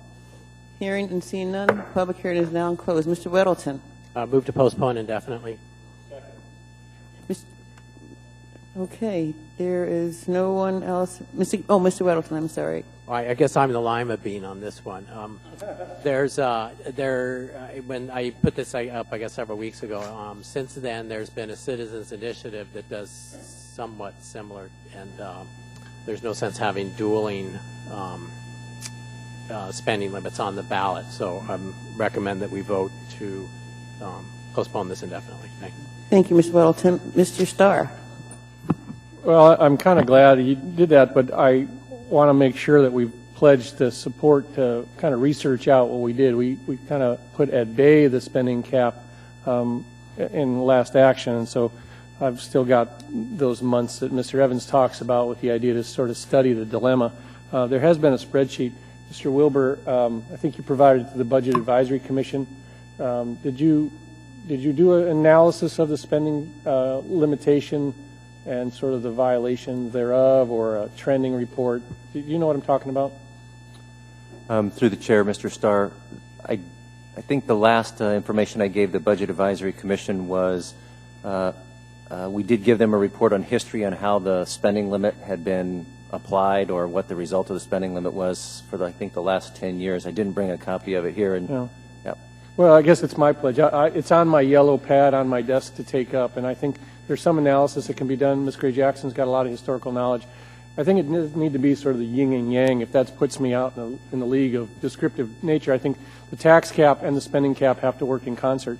What I think Mr. Weddleton tried would not have done that, partly because the first line of the ordinance that addresses the voters is saying, you know, we're going to just increase the budget.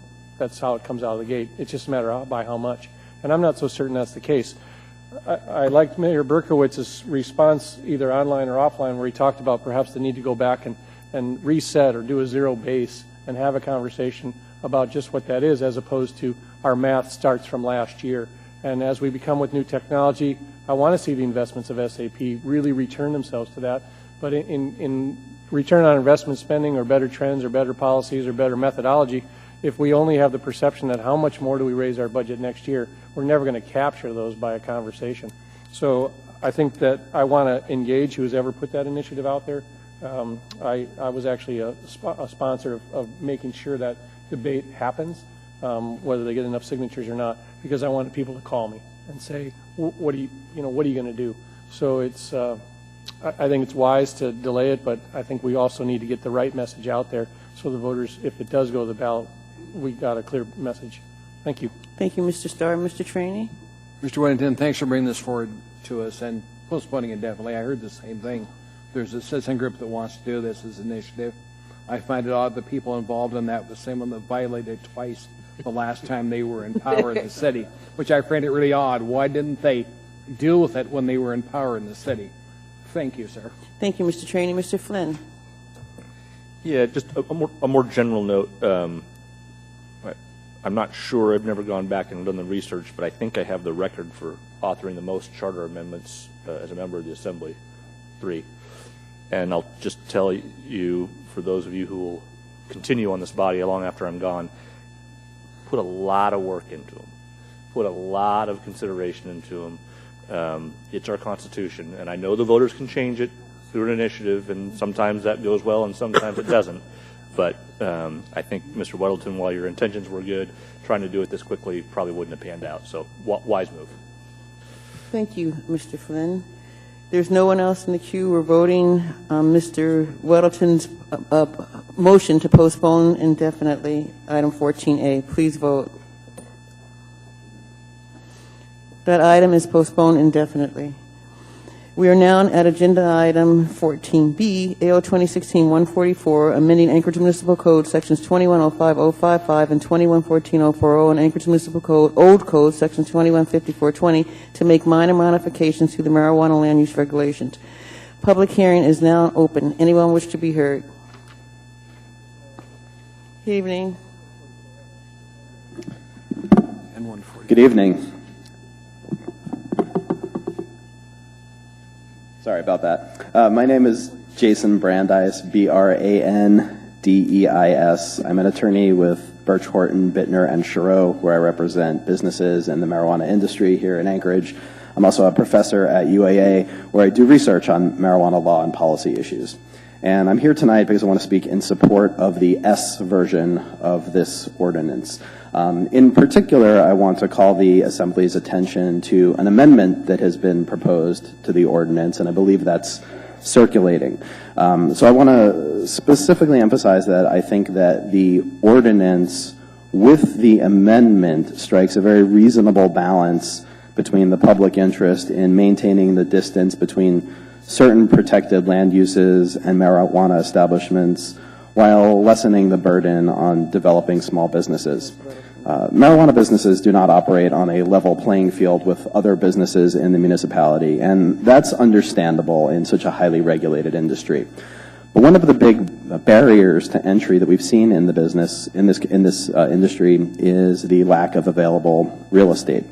So I think that the amendment to the ordinance helps to strike a balance that will encourage and promote business development while still maintaining this required distance between protected land uses. So there are 4 main reasons why I think that this amendment should be supported. The first is that it helps to bring consistency between the state regulations and the municipal regulations. And that helps to promote efficiency and clarity, both on the regulatory side and on the side of the businesses that are being regulated. The second is that I think the amendment promotes a more fair and accurate distance calculation between marijuana establishments and certain protected uses. And this is more fair and accurate because it reflects the reality of land uses in Anchorage. There are a number of buildings that have multiple uses on individual lots. There are also lots that contain multiple buildings. So accounting for that in the ordinance, I think, is important. Another effect of the amendment, I believe, is that it will ultimately have the impact of reducing the clustering effect of marijuana businesses in certain neighborhoods by having a more accurate and fair distance calculation. We'll see businesses being able to open in more places, and that will limit the situation where we have lots of businesses congregated in certain neighborhoods, which the neighborhoods don't necessarily like and the businesses don't necessarily like, because that affects competition. So just to sum up, I think that the ordinance with the amendment helps to support businesses while still respecting the needs of the public and the protected land uses. Thank you. Thank you. Anyone else wish to be heard? Good evening. Good evening, Jana Weltzine, W-E-L-T-Z-I-N. I'm an attorney here in Anchorage, and I represent numerous marijuana businesses. I urge you to adopt 2016-144, the S version. I want to thank Erica, who put in so much work into this, and Mr. Weddleton, Mr. Dunbar, Mr. Trainee, and Ms. Dembowski, who participated in the economic development meeting. We had a ton of industry participation in this drafting, and I think everybody was really happy with it. And I think it definitely separates the spheres of influence, which is something that we were trying to get accomplished. And I think this is a very fair way of accomplishing it. So I would just urge you to adopt the S version. Thanks. Thank you. Anyone else wish to be heard?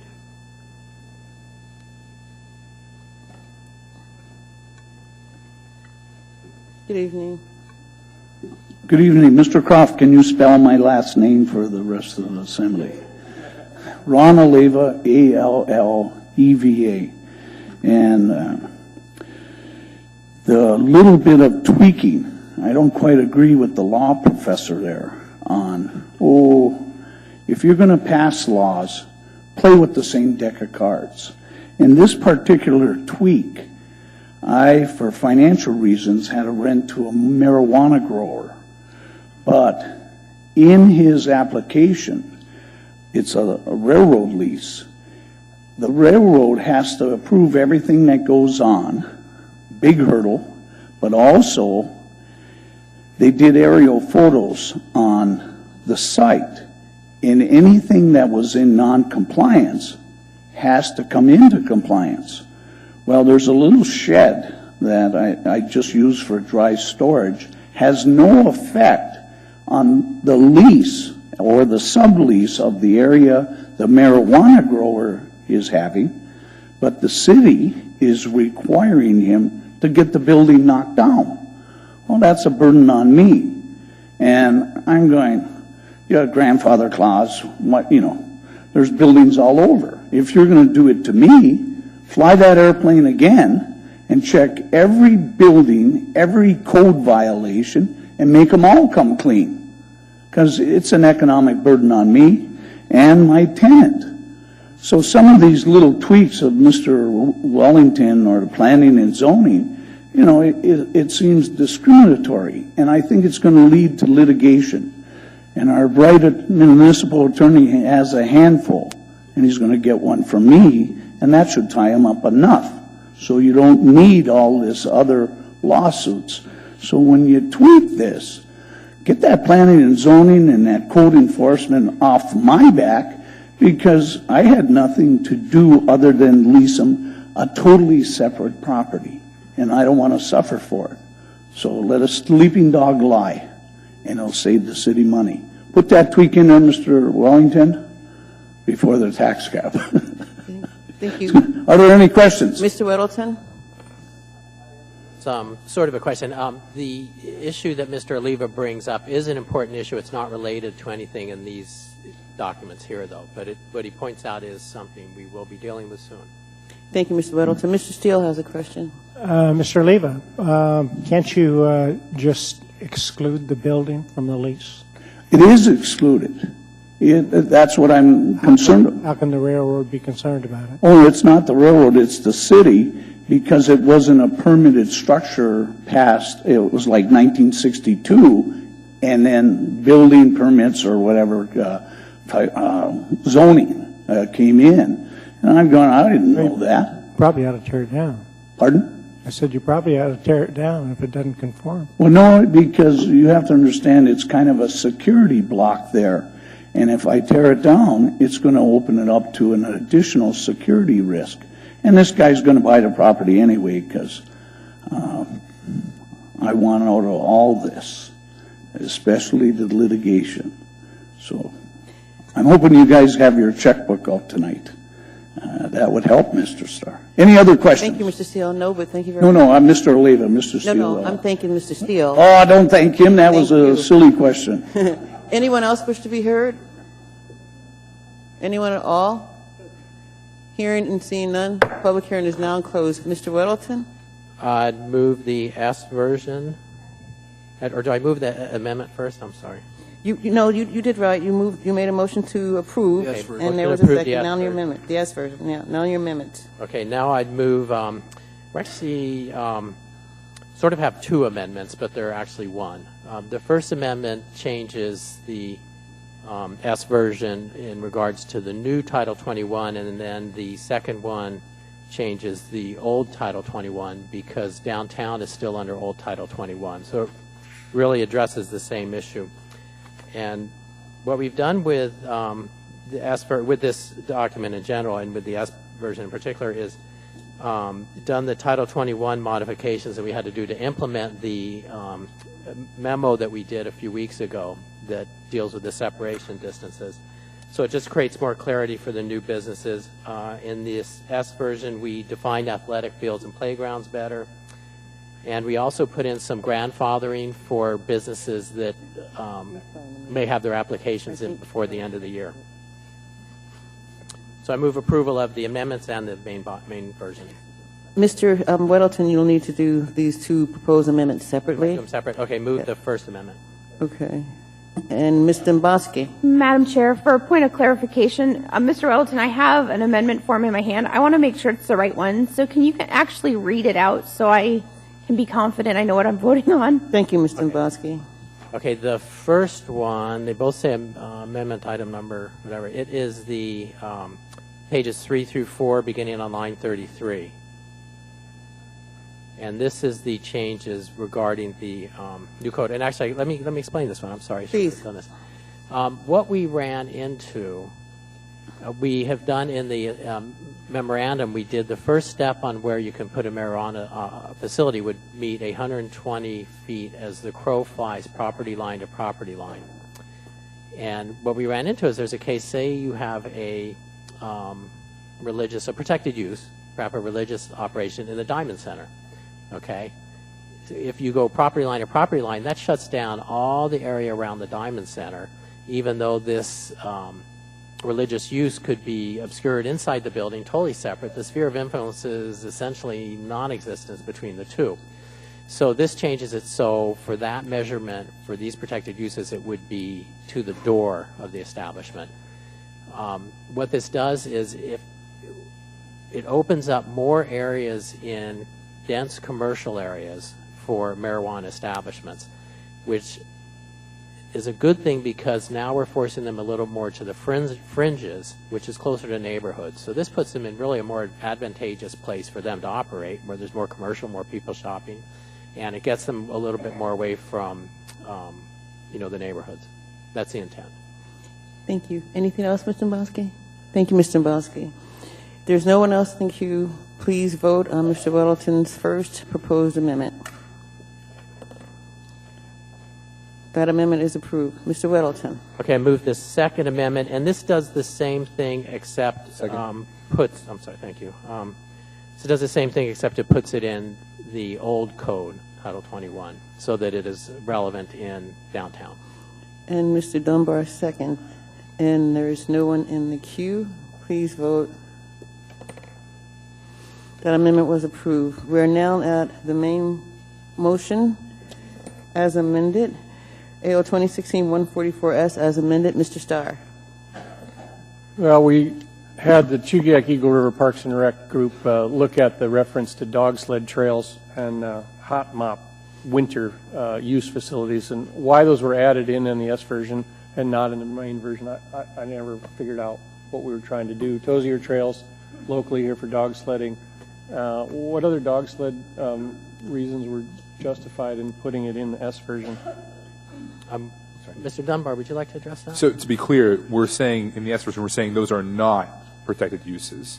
And I was thinking about the dog sleds that run through my district, actually. And then we also have Cheney Lake. I don't think you'd put one near Cheney Lake, but we hot mop Cheney Lake. And just to be clear, those are not athletic facilities in this ordinance. Madam Chair, I apologize if I... That's okay, Mr. Littleton. Thank you. There is no one... Yeah, as long as you don't mess with chickens, which defers to Debbie Osiander in a polite way, but just don't mess with chickens in my neighborhood. You're totally fine. Thank you. Thank you, Mr. Starr. There is no one else in the queue. Please vote on the main motion, AO 2016-144S, as amended.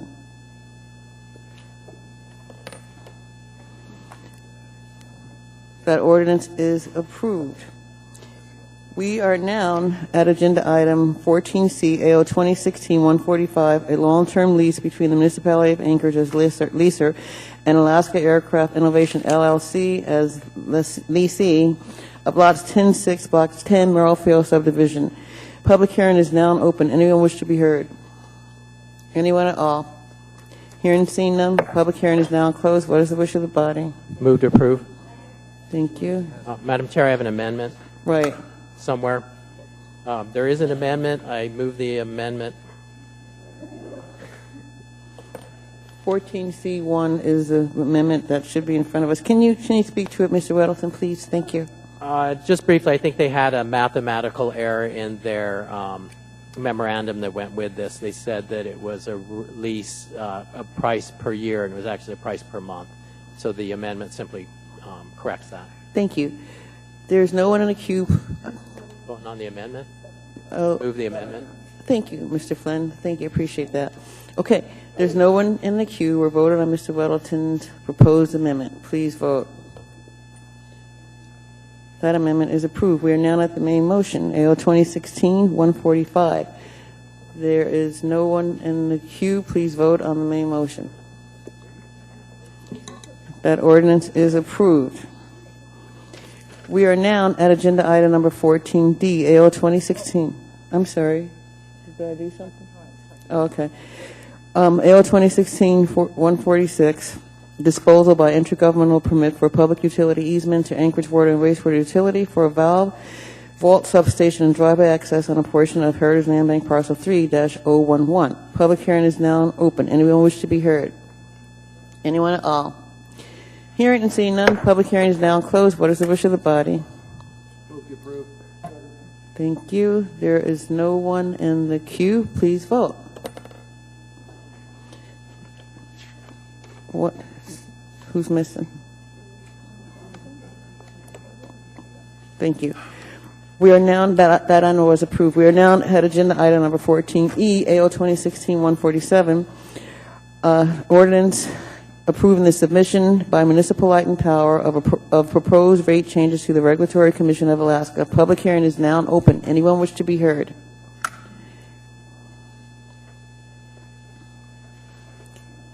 Good evening.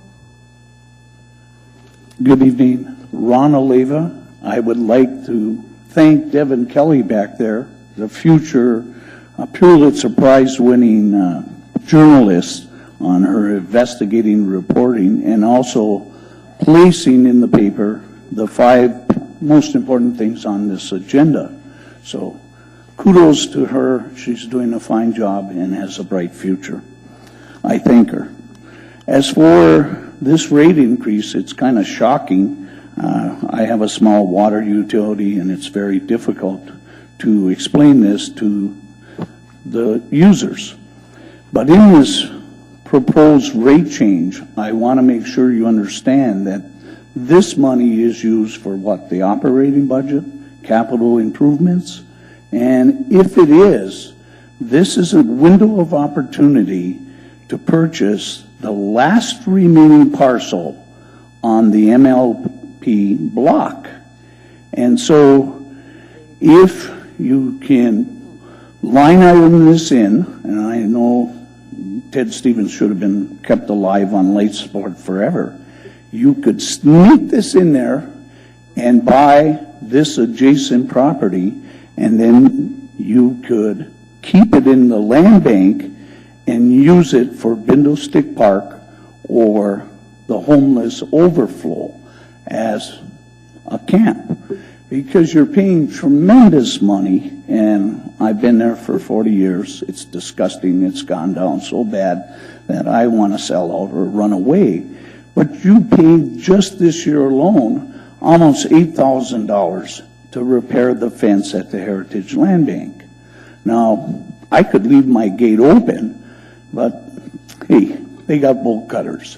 So why not just acquire that property through this rate increase? Everyone can do their moral grandstanding or anything else, but it'll address the problem that you have these services down there, and you might as well not smuck them on the road like pizza and not have them cross the street to go to the warming center, which I warned the homeless committee that that's a truck route. So if you can put this in here, I'm all in favor of a rate increase that has multiple benefits. And believe me, we're struggling with utility bills, but this is a win-win situation on this rate increase. And hey, it's good for ML&P. I know Mr. Posey, are you paying attention? Okay, and he'll endorse that that's a good idea, because the road, 2nd Avenue, which is vacated, has access to ML&P's trucks. So it's assemblage that's to the benefit of the taxpayer, and if there is a rate increase, you'll get a good rate of return on it. Thank you very much. There are no questions. Anyone else wish to be heard? Anyone at all? Hearing and seeing none, public hearing is now closed. What is the wish of the body? Move approval. May I have a second, please? Thank you. Ms. Domboski. Thank you, Madam Chair. I was wondering if Mark is here, maybe. Somebody, yep, could you come down? I have just a couple questions. My memory is failing me. When we first started the Plant 2A project, I don't remember what the projected rate increase was going to be. I wanted to say like 10 to 15%. Do you remember what initially we were told when we first approved Plant 2A? Through the chair, Ms. Domboski, no, I didn't work at ML&P at that time. And going back and looking... I feel like you've been here forever. It just seems that way when you have to deal with me. But no, I don't know exactly what that might have been. I can find out and get that information to you. But can you find out in like the next couple minutes? Probably not. Well, I remember this was one of the first big things that happened when I was in the Assembly, so I almost had a heart attack seeing the price tag of Plant 2A. But I seem to recall, if anybody is here that can tell me the answer, I recall ML&P coming to us then, estimating that, Mr. Posey's there. He doesn't work for the city anymore, though. But I seem to recall we were told 10 to 15% increase in rates, and now we're saying 35 to 50%? I mean, how am I reading this? Because when I'm looking at the rate increase on the tables, like from residential customers, I mean, it looks like it's substantially going up. Wait, here we go. Customer bill, 23%, 17%. So how did it go from what I remember of 10 to 15% up this high? I can't speak specifically to that other than to say that the cost of the plant is actually coming in at less than what it was originally projected. The two numbers that you see, the 50% is a rate increase without rate stabilization. The 35 is the rate increase with rate stabilization. The actual effect on the customer's bill is about 15%. Okay. And the RCA still has to approve this, so you have a lot of hurdles yet to go through. We do. Okay. Thank you for that explanation. Thank you, Mr. Bosky. Thank you, Mr. Starr. I don't think he has a question for you, bud. Do I you? don't. Okay. I guess, unless somebody can answer it, do we sell power out of this plant to others, or is this strictly a local-based consumable? Through the chair, currently, we aren't selling power to anybody out of the plant. However, as of today, we are selling power north to Golden Valley, and we are working to sell power to Chugach. So there is a possibility that we will sell power out of the plant. We will be working to put together a power pool with Chugach and MEA, and we would then pool the resources to meet the demands of the three utilities. And so technically how that would work is all the power would route through our substation there. On MEA's new plant would feed to us, and we would distribute the power through the grid, or how would you feel that would work? Through the chair, we would actually be base loading SPP and 2A. The Eklutna generating station would run infrequently, would run more in the winter than in the summer, but there would be times when they wouldn't generate any power. Is that a recent phenomenon that we didn't calculate? Is it the excess capacity? I don't think I understand your Well, question. the MEA plant wasn't, I don't even think was in anybody's vision when we approved that, or did we always know MEA was going to build a plant that close? Through the chair, I believe that MEA's plant was about the same time or slightly before ours. Obviously, it finished before Plant 2A. Okay, so the excess sales or the new markets that you're talking about really aren't going to provide enough revenue to change the rate-based request? No, but the request that we're asking for, any power that we would sell through the pool to other utilities would actually lower the rates that our customers pay, because the funds that we receive from those sales go directly back to the customers through the COPA, the cost of power adjustment. I used to beat up Mr. Posey just like this too, but he won't come up to the microphone to ask any more questions. But the other concept we had when we bought our own gas field or expanded our own gas field, which was a tremendous coup back in the day when we had all that, does the cost of the product that's going into the plant have anything to do with the rate base? Did we secure enough of the market and natural gas and the price control of that to further drive down rates, or are we just, is there any offset is what I'm looking for? You have a big expensive plant that we have to pay for, but are we seeing efficiencies somewhere else that'll trade dollars? Well, we see efficiencies in that the new plant uses 25 to 35% less gas. Gas is 50% of the cost of power. And the price that we are currently passing the gas through from BRU is slightly under $5, and the market price is about $7 to $7.50. So yes, in answer to your question, yes, our customers are seeing benefits from the acquisition of the field. Any talk about taking over an additional market? Have we approached the RCA group about expanding into the Eagle River market and taking over some current MEA territory? And everybody smiles or jokes about that, but I don't, because I think that the opportunity for ML&P to demonstrate that they can control that market service-based area better than MEA does is certainly some of my comments on the record. So have we looked at increasing our market share for utility distribution into those areas? I believe there have been some historical conversations with MEA related to acquisition of service territory. I don't know that those have gone anywhere. So we have basically a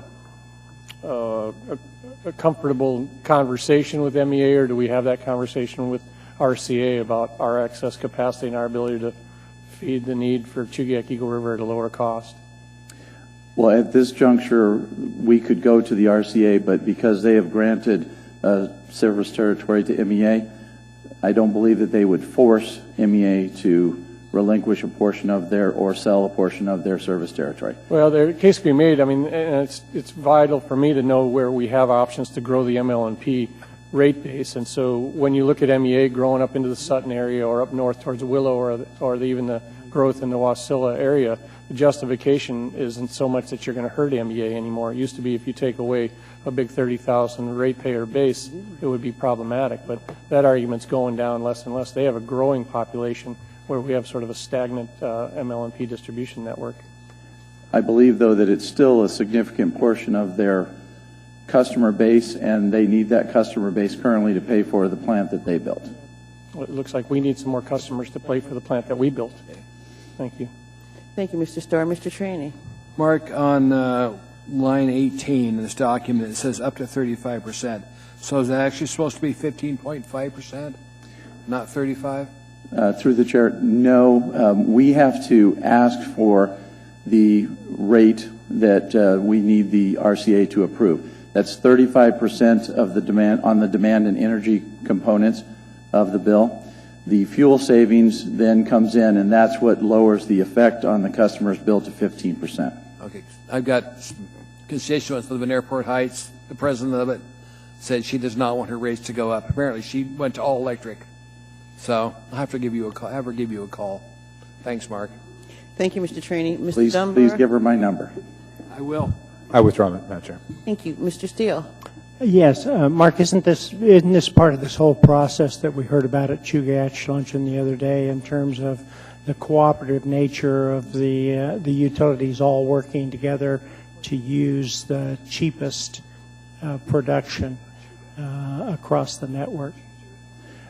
Through the chair, I was not at the luncheon, but I'm sure that they did talk about the power pool. Yes. And that is the benefit of the power pool, is that we take and meet the load of all three at the lowest possible cost. And when we are able to generate power base loading it on SPP and 2A, it offsets them needing to generate at a higher heat rate, which saves fuel for everybody, and that's how we save cost. Yeah, I think it's a great cooperative effort, and I see also that the RCA is a component of that. So they're in the mix in terms of, I think, keeping folks honest in terms of how it works. But I thought it was great, a great presentation and a great idea. So. Thank you, Mr. Steele. Thank you.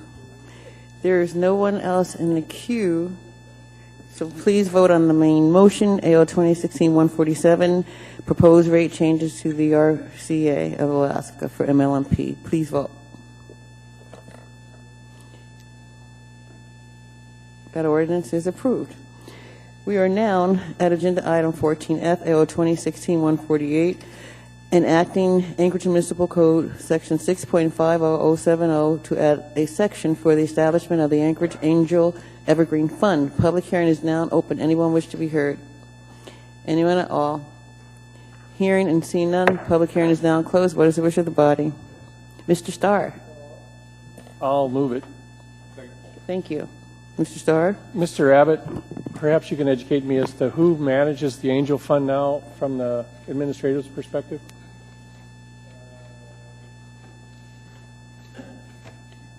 He's right back there. Thank you. Through the chair, Mr. Starr, if I might.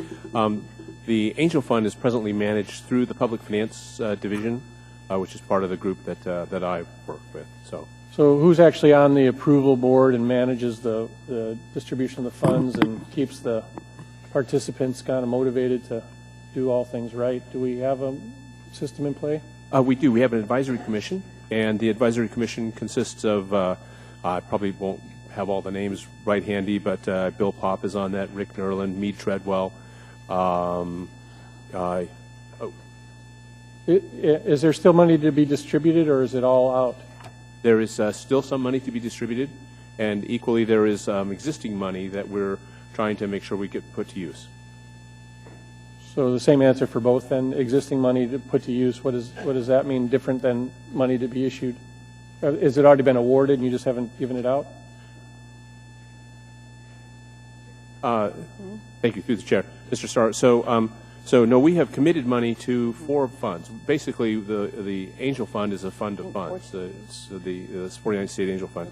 And so we have given out the majority of the money to the 4 funds. We still have a little bit left over, a 4th tranche, if you will, that we're looking to award to help further economic development. So most of the money has been allocated. There's still a little bit that remains.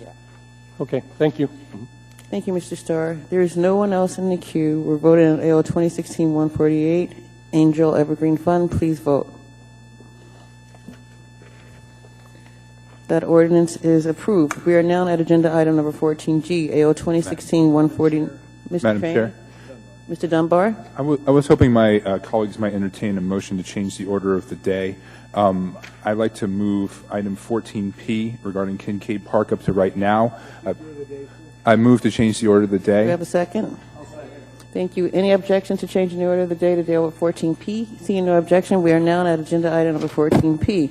AO 2016-160, a ballot proposition authorizing the municipality of Anchorage to enter into a multi-year communication site lease including cellular tower, antenna, and communications equipment facilities on municipal land in Kincaid Park. Public hearing is now open. Anyone wish to be heard?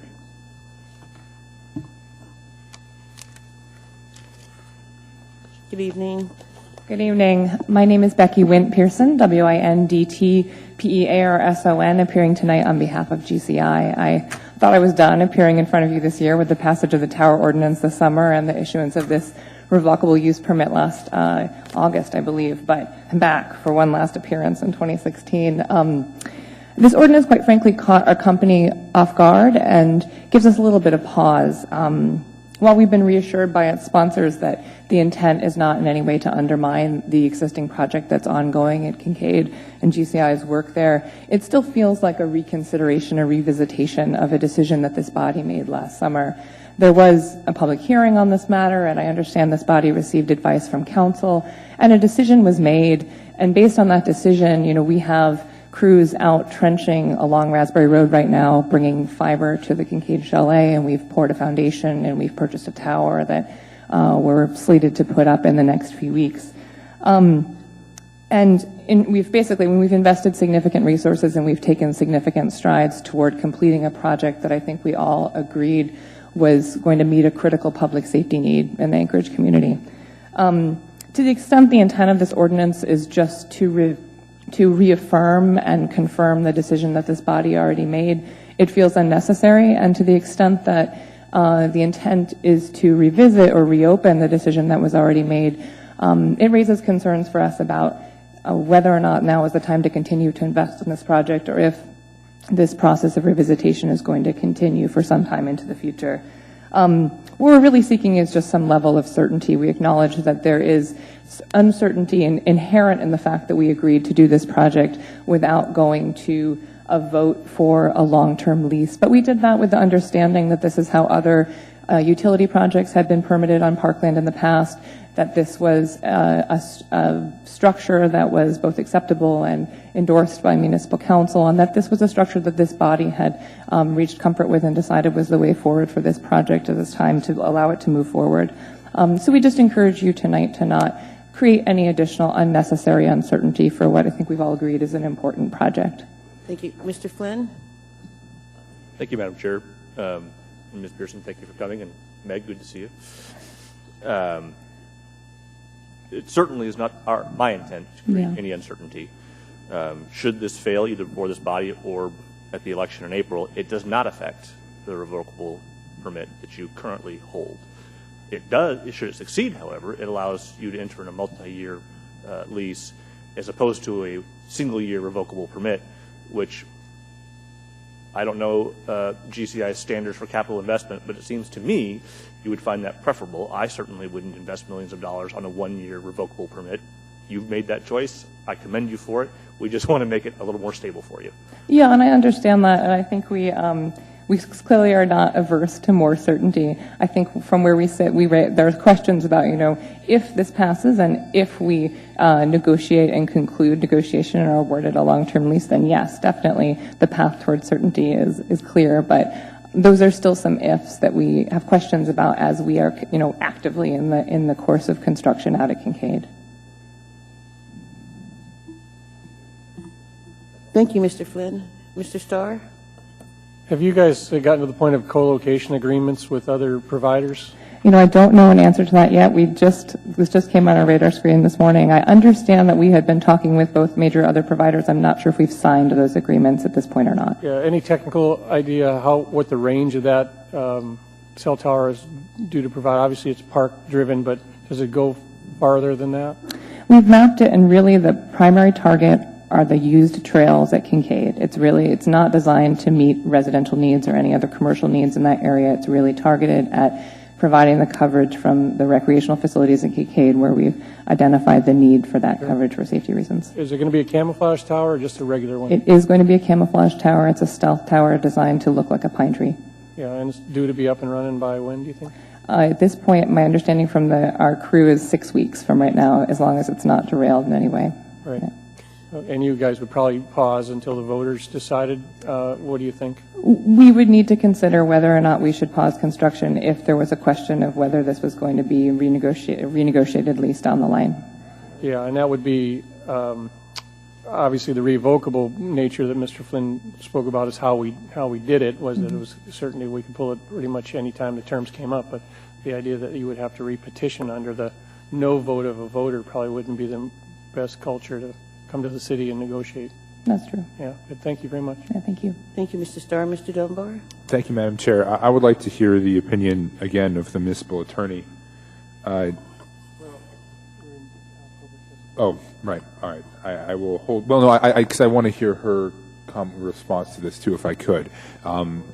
Yeah. So I'm sort of hearing different things from what Becky is saying versus what Pat is saying, and I want to give Becky a chance to respond as well. But first, I'd like to hear sort of if this does indeed, in your opinion, impact the current lease, and if this is necessary, sort of more broadly.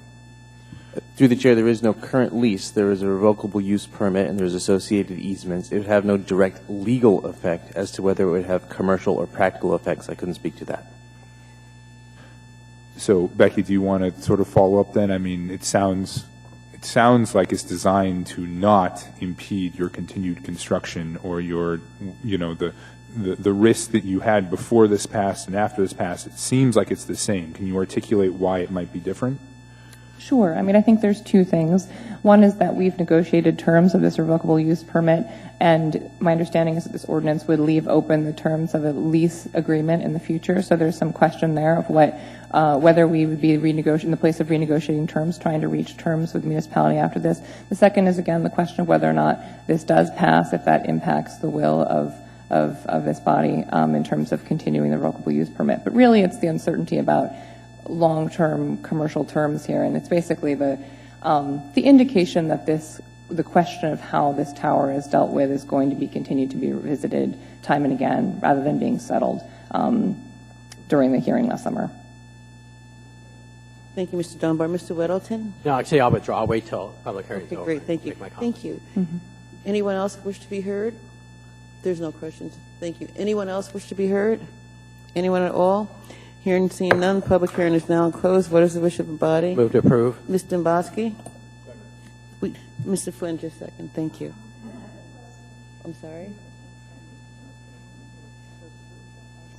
Mr. Weddleton, are you moving the substitute version? Oh, I'm sorry, yes. Thank you. Thank you, Madam Clerk. Mr. Weddleton? I just want to speak to this about I urge a yes vote.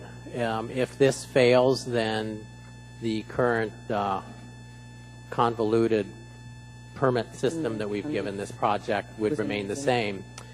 Should it pass, then what they are able to do is do a more typical long-term lease like they do for any other cell tower on municipal land. And it really legitimizes what we did, which, of course, I made clear when we did it. It subverted the will of the charter, and this just offers us an opportunity to correct that. I think Ms. Winton mentioned that, they're worried about the long-term commercial impacts of this, but in fact, what they do now is have a year-long annual revocable permit, and this would give them something that would be decades long, and perhaps might, if they're doing co-location, they might have other cell tower or cell phone businesses might be a little more comfortable with a longer-term lease rather than something that might last only 1 year. So I urge a yes vote. I don't think there's any risk for GCI, and I certainly would not have moved forward were it creating a risk for that. I think the cell tower is a wonderful thing, and that will be a wonderful thing in Kincaid Park. Thank you, Mr. Weddleton. Mr. Starr? I've spent a lot of time reading charter in my years, and I think the idea that it is the answer to everything is mostly true, but the way I remember the agreement was more of a partnership and an expectation that the city was going to be better served by it. And so when I find that there's justification for for that over and above what the limitations of charter are, I think it's called good government. And so the idea that you go down there or you have kids or skiers at night or whatever, and there's no way to get a cell call out was what we heard time and time again. I witnessed it as well. And so that was the need that was placed in front of us with a solution that perhaps circumvented the charter in the rudest ways, but quite frankly, we do it all the time. We have conversations with utility providers for a need to put an easement through there. One of my first years in there was, I think it was all the way from Powerline Pass all the way through around ripping and tearing electric lines. For what price? That was our big negotiation up here, is how much do we charge them? Well, they don't make a tremendous amount of money because there's a buried power line, or that GCI advertises, oh, we provide Kincade service, pay more. I don't find it to be a big profit center. And so when you send the message out that these sort of terms and conditions are now questionable, I feel like we've gone back on that partnership agreement and that discussion. Whether it was packages, revocable trust, or the threat was there, those are mechanisms to provide safety nets. But we've got a camouflage tower, we've got enhanced service to a very critical nature. Go out there right now and not have your cell phone coverage, or, you know, as a woman, or as these other folks that rely on that to be able to connect it to their kids. I find that way overpowering than that. Lastly, I'll say, too, that the need to go to the voters is for several reasons. Mr. Flynn hit on it earlier with some of the other reasons we were going to go to the voters, but I think we need to do our work. We need to do our diligence. And when that vote comes to the voters, they ought to be very clear on what we're doing and why we're asking them for validation or policy call or whatever reason why we're going to the voters for their opinion. And when I read this, you got to be a marketing major or an economist here to figure it out. We're asking them to approve 3% lease terms over 10 years with a, you know, MFM. I mean, give me a break. The next question to all of us is, what does FM mean? You know, fair market value. But we get it because we deal in these terms. But put it out there to a 19-year-old kid who just got his voting permit. He's not going to come back to the ballot box when we ask him this kind of stuff. And I think we need to be judicious about how we go to those voters, prepared, organized, and equipped. And I think they elect us to make decisions like this. And when we do a partnership agreement with a reputable local company and we get a good investment, they're doing it, they're putting it in there, and it's going to work. Camouflaged, beautiful, we need it. Don't delay it. And I don't think it would be a threat that they would, but a prudent businessman without certainty, you put a no vote on top of that, the revocable discussion is going to look a lot different, especially for those that are gone who approve the revocable. We were here for it, and I want to follow through with it with no mixed message. This should die. Thank you. Thank you, Mr. Starr. Mr. Evans. Thank you, Madam Chair. I also oppose this for three reasons. One, to Mr. Weddleton's argument that it legitimizes what we did. I don't think there's a question that what we did before is legitimate. We wouldn't have done it otherwise, and we have legal counsel saying what we did is legitimate. So I don't think we need to legitimize our previous action. Two, I think it's extraordinarily bad to send this to the voters, because the voters are going to look at this and think they are deciding whether to approve a cell tower being placed in Kincade Park. And if they vote no, then we're going to say, well, we're still going to put a cell tower in Kincade Park, but under these other terms. It just looks very disingenuous, and I think it's a bad public policy move. And third, you know, we did enter into this agreement. Businesses relied on it.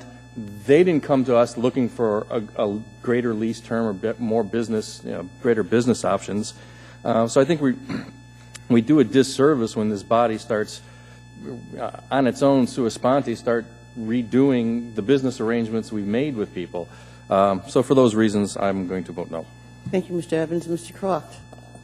Yeah, very briefly, because some of it was said by others, but I don't believe this did any violence, any harm to the charter provisions. The charter provision is there to prevent us from giving away in a long-term way either a property right or a long-term lease without voter approval. And the charter, I think, keys on that legal right. We talked about it in another context, but because the Assembly changes composition every year with every election, the charter doesn't want us giving away something that a future assembly can't get back. And what we did, you can get it back. If the business people are willing to do this, we have given away no legal right that we can't remedy, that a future assembly can't remedy.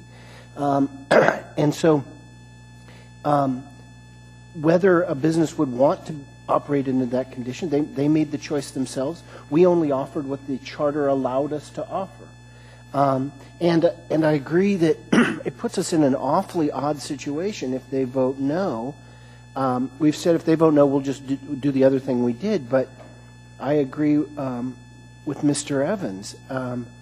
There's the chance, if they vote no, that we're going to be in the situation of having to say maybe we should exercise that revocable aspect of the permit because of their decision. And I think that would be unfortunate.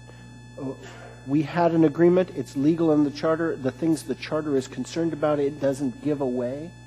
And I think this just confuses the matter. Thank you, Mr. Croft. Ms. Dombowski. Thank you, Madam Chair. I'm going to take this a couple different ways, but I just want to start with, I was right in Mr. Weddleton's camp when we started this, and it may not happen always, but Mr. Falsey completely convinced me that what we were doing was absolutely appropriate and okay, all for the reasons that Mr. Croft so eloquently just described. So I have been convinced that the lease that was previously, or the permit that was previously approved, the revocable permit, is completely appropriate, and we were well within our rights to do that. But I'm going to take a couple different angles at this. Number one, I happen to know a few firemen, just saying, and many of them will tell you what a nightmare it is to respond back in Kincaid. So I think this is a major public safety issue. I know, Mr. Weddleton, you're a cross-country skier, so you know those trails really well. And my daughter was a cross-country skier, and cell service out there is awful. And so I think especially we've heard testimony from people who have said, whether it's a kid who's lost back there, all these different things. It's a big park with lots of nooks and crannies. And I think for the emergency services aspect of this, I think this is a major public safety issue. And that's the reason why I look at it a little bit differently and why I was willing to entertain Mr. Falsey's argument, frankly. But the second part of it, and it goes back to what Becky was testifying to, and it made me think, I'm the only one here who lives next to one of these camouflage towers. First one we've had in a residential area. Residential. And I literally look at it through my front window. All of my neighbors were virtually opposed to it. I still voted for it, but all of them were opposed to it. And within the first month, I was stopped by 6 of the neighbors telling me, you know what, I was wrong. It's really not bad. Because they realized, and it's not even my carrier, but nonetheless, and I don't know that it was theirs, the fear of the cell tower was one of the things that a lot of neighbors were afraid of. But once it was there, they were fine with it. So my thought is, if this is something that you really think is a necessity, I'm not sure that it is, but if it is, I would say let the cell tower be built, let people see that it's up, because most people aren't even going to recognize it's there, frankly, especially in the summertime. But most people aren't going to recognize that it's there. Even in the wintertime, I have to actually remind myself to look.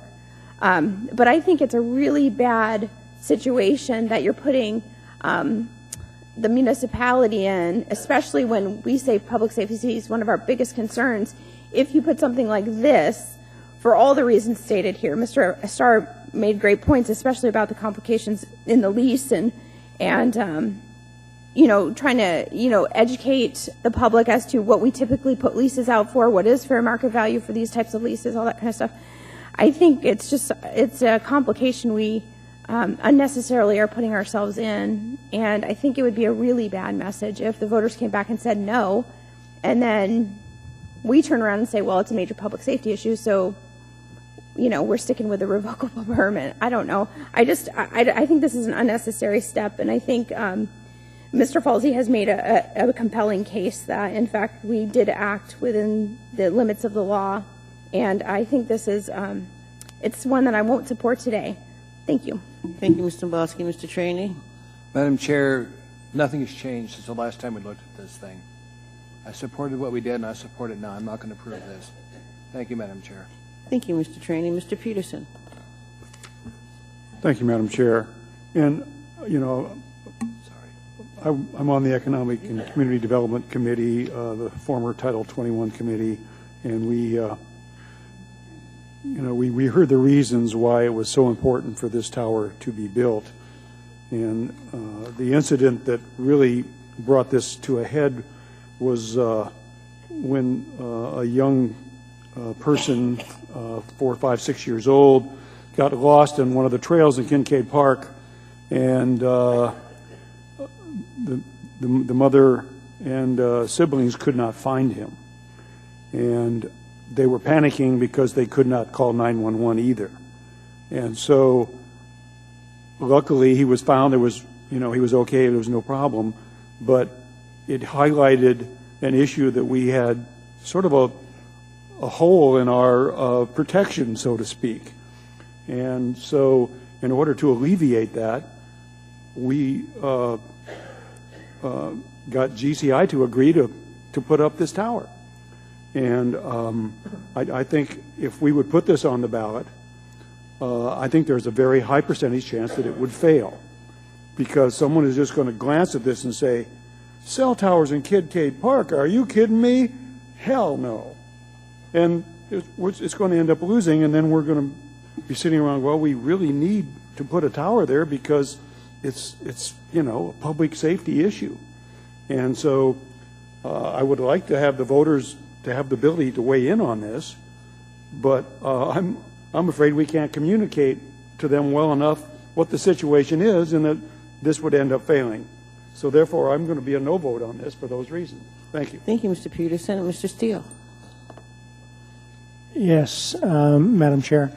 I'm in agreement with everybody else, and so I'm not going to beat the dead horse. GCI stepped up and did us a favor to act and respond quickly, and that service is needed.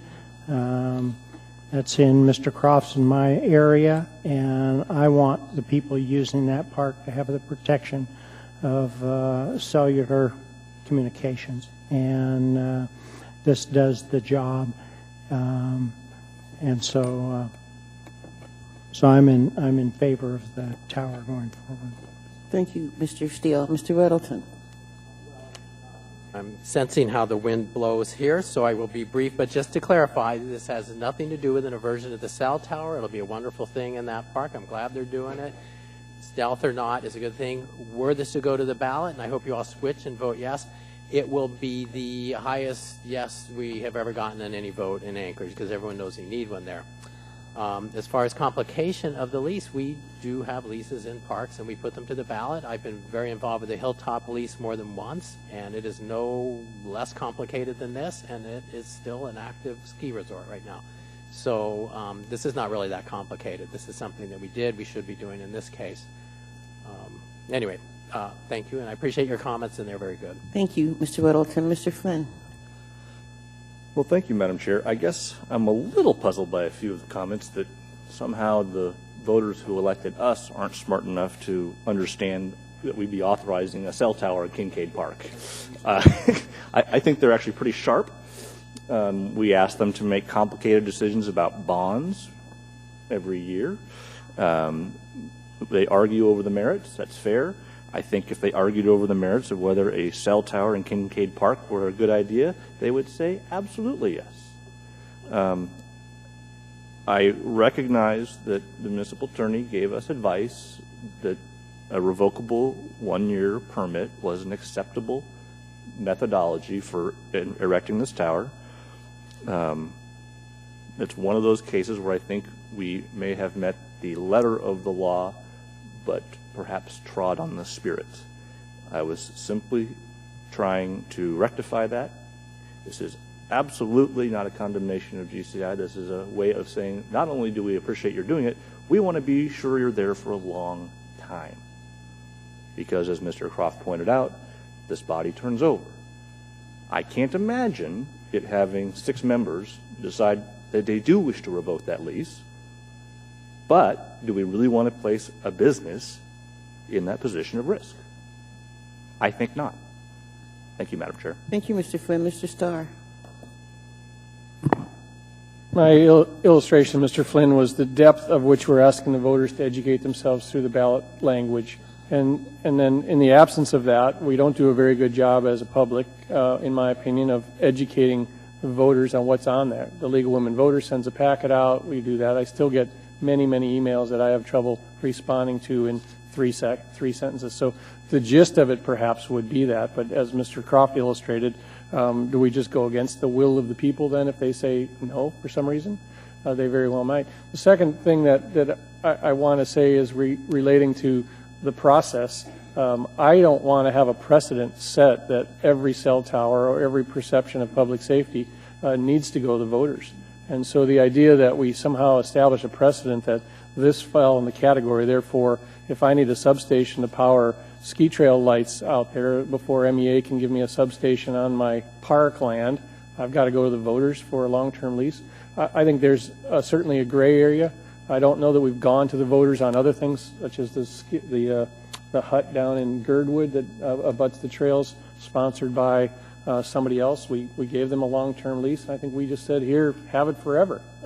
So we've done that without going to the voters. And I think there's a certain expectation, as I illustrated in my first comments, is that they trust us to do these things, and if they didn't, our phones would ring off the hook. I think our phones didn't light up when construction started on that, as they're cognizant. People see trenches being dug. They know what's happening. So if we had adversity that needed to be corrected by the ballot, we would get it. But I don't want mixed messages. I don't want a precedent. And I think we've done a good job addressing it back in August. Thank you. Thank you, Mr. Starr. There's no one else in the queue. We're at the main motion, AO 2016-160S. Please vote. That ordinance fails. We are now back at thank you, Mr. Traney, at agenda item 14G, AO 2016-149, to add a closure and post-closure care restricted cash and investment account for the Anchorage Regional Landfill. Public hearing is now open. Anyone wish to be heard? Anyone at all? Hearing and seeing none, public hearing is now closed. What is the wish of the body? Mr. Starr? I'll move to approve. Thank you. May I have a second, please? Thank you. Mr. Starr? Oops. I'll ask the mayor, how's this one for you? What do we do with the money now that we collect in the care and closure fund? I've dealt with this 5 or 6 years ago where we actually established a fund. Is the money just floating around the general account? Where is it now? It is being held at low yield. I'll defer to the CFO. Yeah, thank you. It would be helpful to know why this change would help things. Thank you. Through the chair, Mr. Starr. Yes, what we do is for money that we expect to hold on to for long periods of time, we have it in a portion of the municipal cash pool that is earning essentially the highest yield possible for fixed income. So right now it's in a fairly, I would say, liquid, stable, conservative investment category that we are that we're certain will be there in the when we need the money. What's driving this is that we think we won't need this money for 25, 30, 40 years. So we'd like to put it into a investment vehicle that allows us to capture greater value from those assets at the moment. And then as time goes on, we'll start to de-risk it, basically moving it into safer and safer categories when the need comes for us to do the closure. Fine. And I credit Mr. Abbott back in the day under the, I think it was the Begich time, we actually established this because there was no money being taken aside. And so some of the folks that on the Assembly can attest to the fact that we were trying to be good stewards by closing out our landfill cells, and we didn't have any money dedicated to do it. So we've come a long way, I think, in that regard. Just one more quick study would be to make sure we have enough money as those cell closures hit us. And so I always want to make sure we're funding it appropriately. From going from no money to too much is also not what we wanted to have happen. But Mr. Abbott, you got kudos because I think you argued in good conscience about the need to have a care and closure fund 6 or 8 years ago when you did it so well. So I'm happy to have it. Thank you for the answer on the investment fund. That clears it up. Thank you, Mr. Starr. There's no one else in the queue. We are voting on the main motion, AO 2016-149. Please vote. That ordinance is approved. We are now at agenda item number 2016, AO 2016-150, issuance of not to exceed $3,665,000 of general obligation bonds of the municipality of Anchorage to pay the cost of constructing, renovating, and equipping park, trail, and recreational facilities, capital improvements, and related capital improvements in the Anchorage Parks and Recreation Service area. Public hearing is now open. Anyone wish to be heard? Anyone at all? Hearing and seeing none, public hearing is now closed. What is the wish of the body? May I have a second, please? Thank you. Ms. Dombrowski. Thank you, Madam Chair. Mr. Harris, can you remind me how much we're retiring in bond debt? Thank you, to the chair. And I'll ask Ross to correct me, but I believe it's $34 million this year for the municipality, and is that Ross? I'm sorry, $36 million. Okay, thank you. Thank you, Mr. Dombrowski. Mr. Peterson. Thank you, Madam Chair. I have an amendment. I move amendment number 1. Second.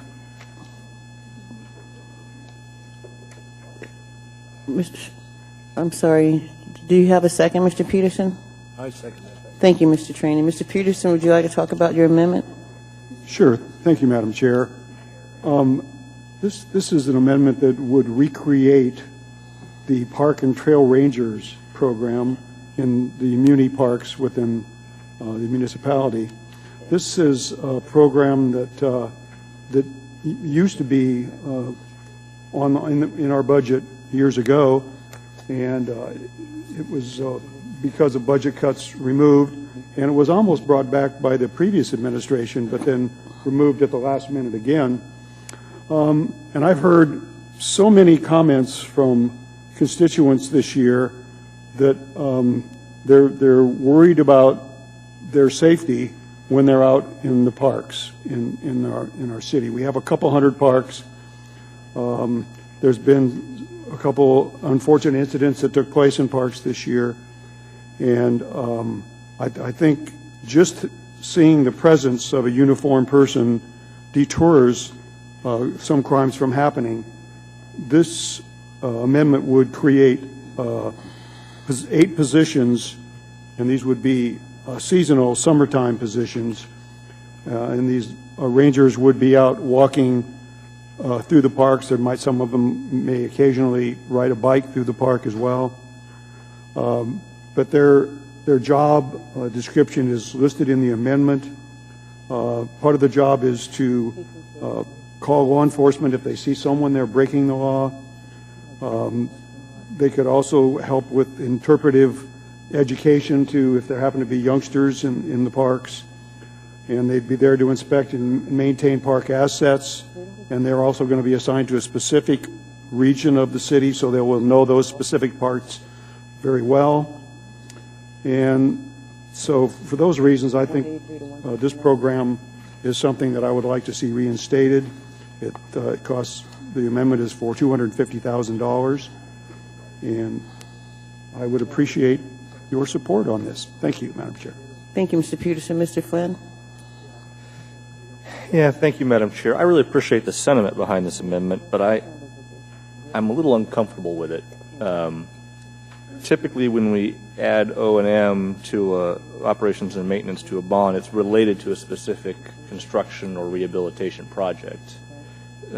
This doesn't tie to that, and I think, sort of dovetailing on our discussion in the last item, it may comply with the letter of the law, but it's pretty difficult to see how it complies with the spirit of tying an O&M adjustment to the tax cap to a specific capital investment.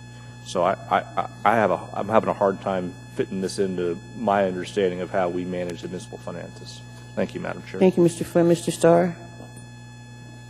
I'll try to be diplomatic, I'll use that word, but this is an end run around the tax cap and the spending limits that we have sort of established in there, because typically personnel and labor costs associated with running government are inside the operating budget, funded under the limitations that we've all bumped up against recently. We're taxed at the cap now. We can't do anymore. And so if we start to degrade, and that's derogatory but not intended to be derogatory, if we degrade that process, the voters are going to have less confidence in our ability to do a balanced budget operationally if we're starting to have sort of an end run or go around with the authority given to us once we have a voter-approved bond.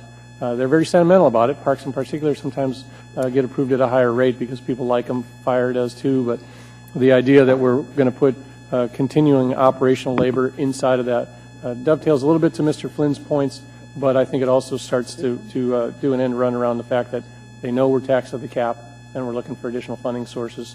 I can't support that in this regard, especially because we didn't really have any conversation about the process that I can remember at the budget talks, or perhaps there's money at first quarter we can fund it with. Thank you. Thank you, Mr. Starr. Ms. Dombowski? Thank you, Madam Chair.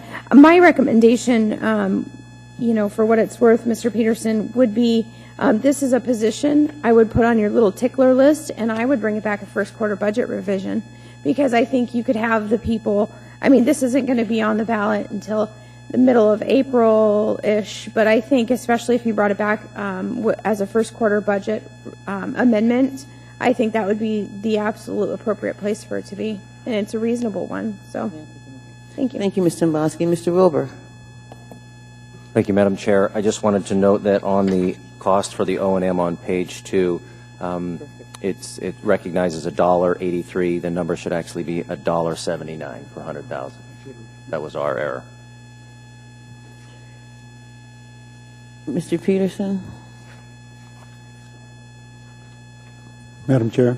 Thank you. Well, everybody heard what Mr. Wilbur just said, and I don't believe in friendly amendments. I don't think they're allowed by Robert's Rules of Order, but I probably need to make an amendment to the amendment. Thank you. And the amendment would be strike out $1.83 and replace it with $1.79, and that's on page 2. Thank you. Can we have a second? Second. Thank you. Any objection to Mr. Peterson's amendment? Seeing none, that amendment is approved. Now we have before us, because there's no one else in the queue, the main amendment. Amendment number 1. Mr. Dunbar.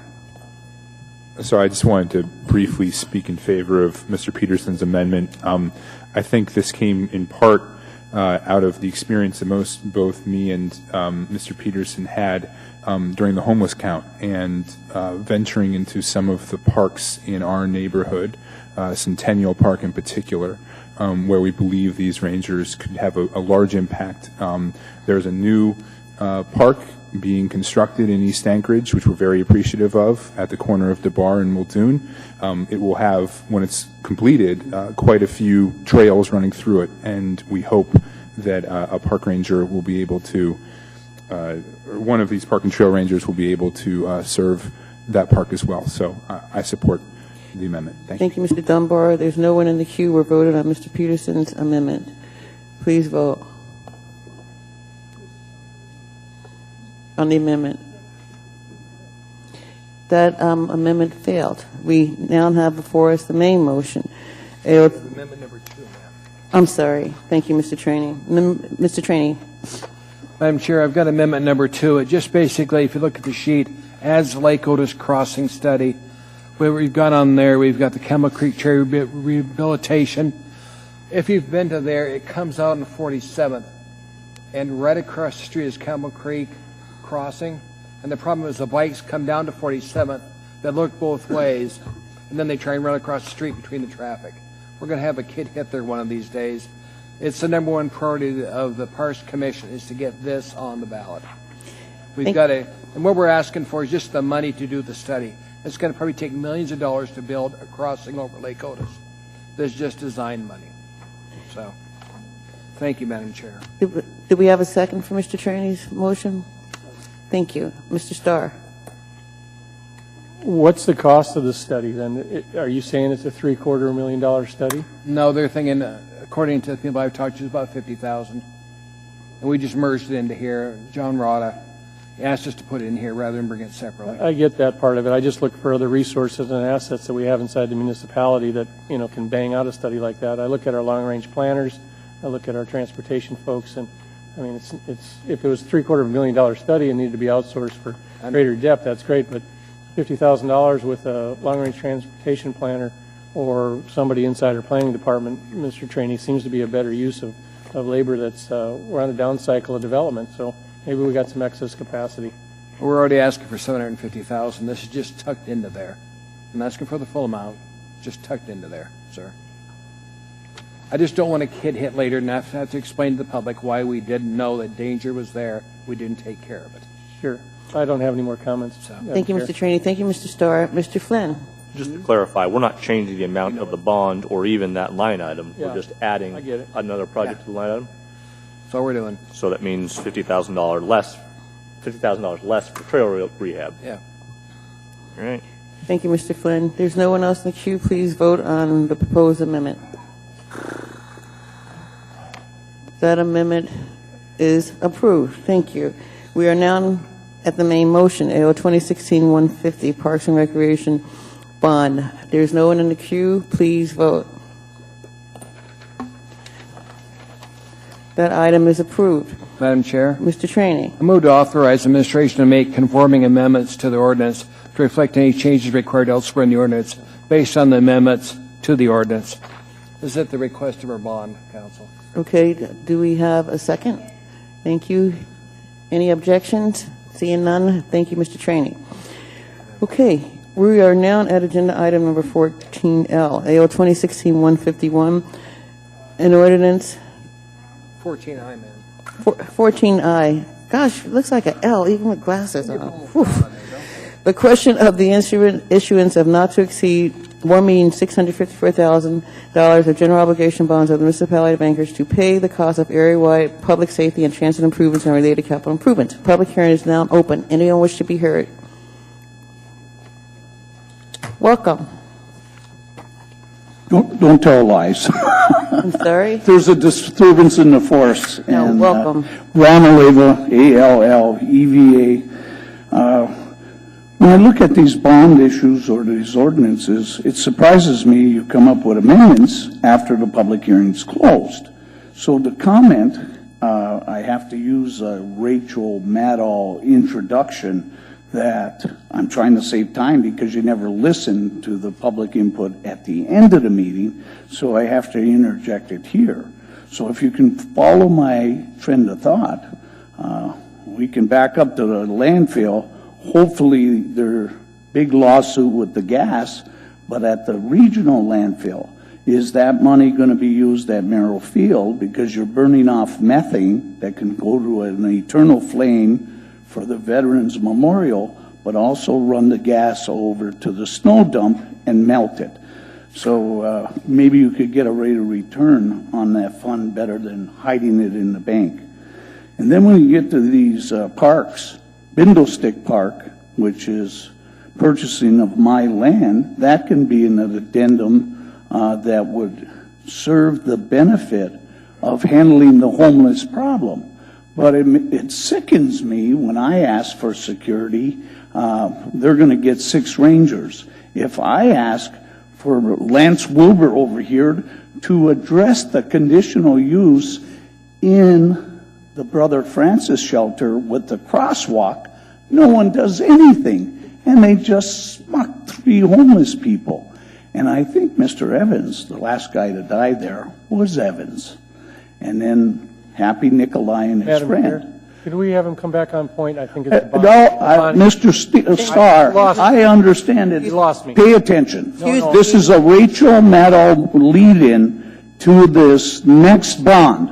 Next bond. Because I listen to you and they don't cap you at 3 minutes. Excuse me. And I follow you intensely and accurately. I find you very...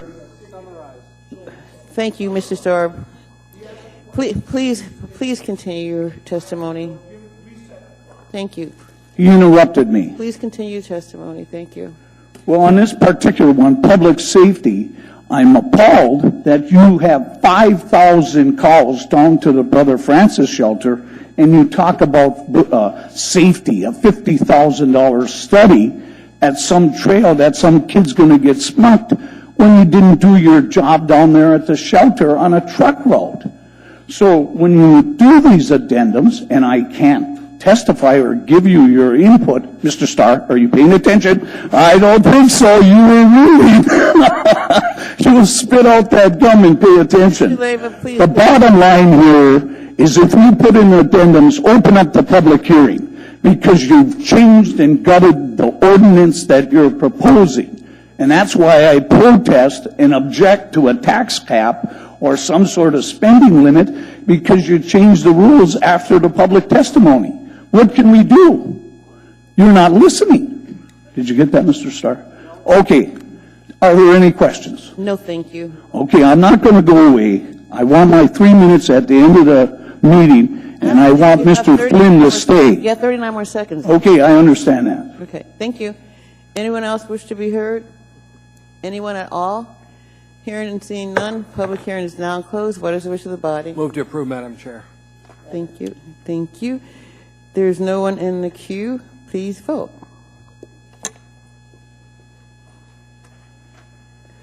That ordinance is approved. We are now at agenda item 14J, AO 2016-152, issuance of not to exceed $2,620,000 of general obligation bonds of the municipality of Anchorage to pay the cost of fire protection capital improvements and related capital improvements in the Anchorage Fire Service area. Public hearing is now open. Anyone wish to be heard? Anyone at all? Hearing and seeing none, public hearing is now closed. What is the wish of the body? Mr. Starr. Okay, we need a motion to approve. Thank you, and a second. Thank you, Mr. Starr. Mr. Abbott, I might have missed the day in school here. What's the remodel improvements? Are they project specific, or are we just putting money in the general fund for fire station improvements? The fire station capital improvements? Well, it talks about the need to remodel, improve, and renovate certain facilities. I just don't know which those are. Gotcha. I'm asking Alan Chakowski to come forward.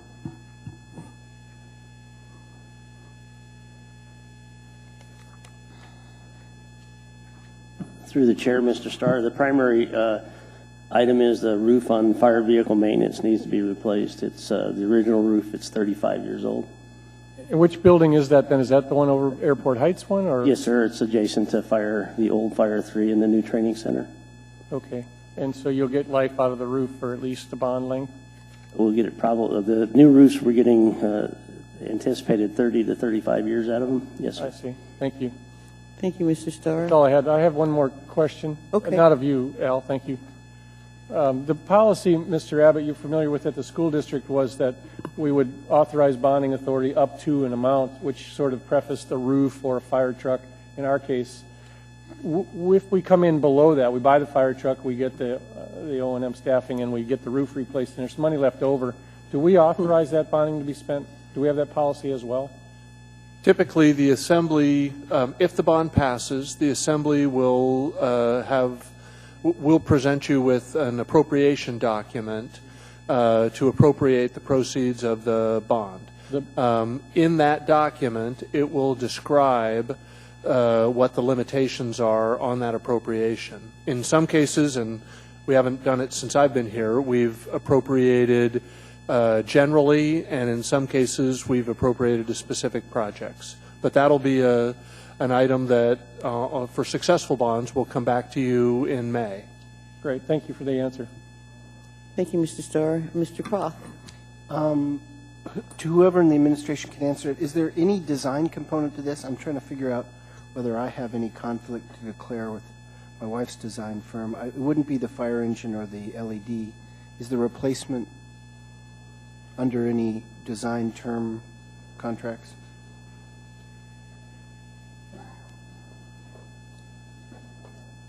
Through the chair, Mr. Croft, the design on the roof has already been accomplished through other funds in previous years. The only cost might be just for a little bit of consulting as we go through the project. And do you have somebody you're using for that? Do you have a design consultant on that? Or we'll use a term contract if required through the project. We have term contractors. It'd be very low cost for something of this size.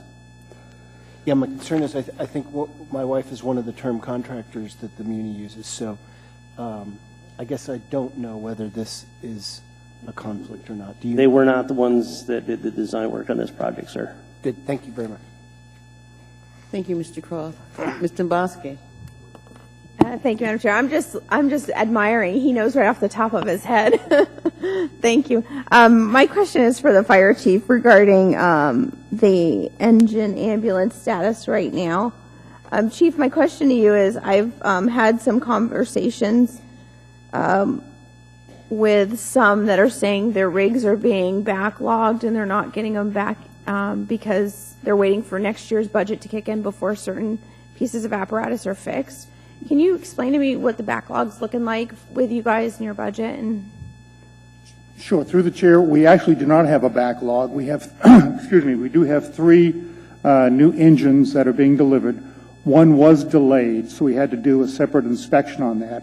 But that inspection is being completed as we speak right now, and that engine will probably be 3 to 4 weeks behind the other 2. okay, do you know off the top of my head, or you can get back to me, the status of the CVFD apparatus that are in the shop?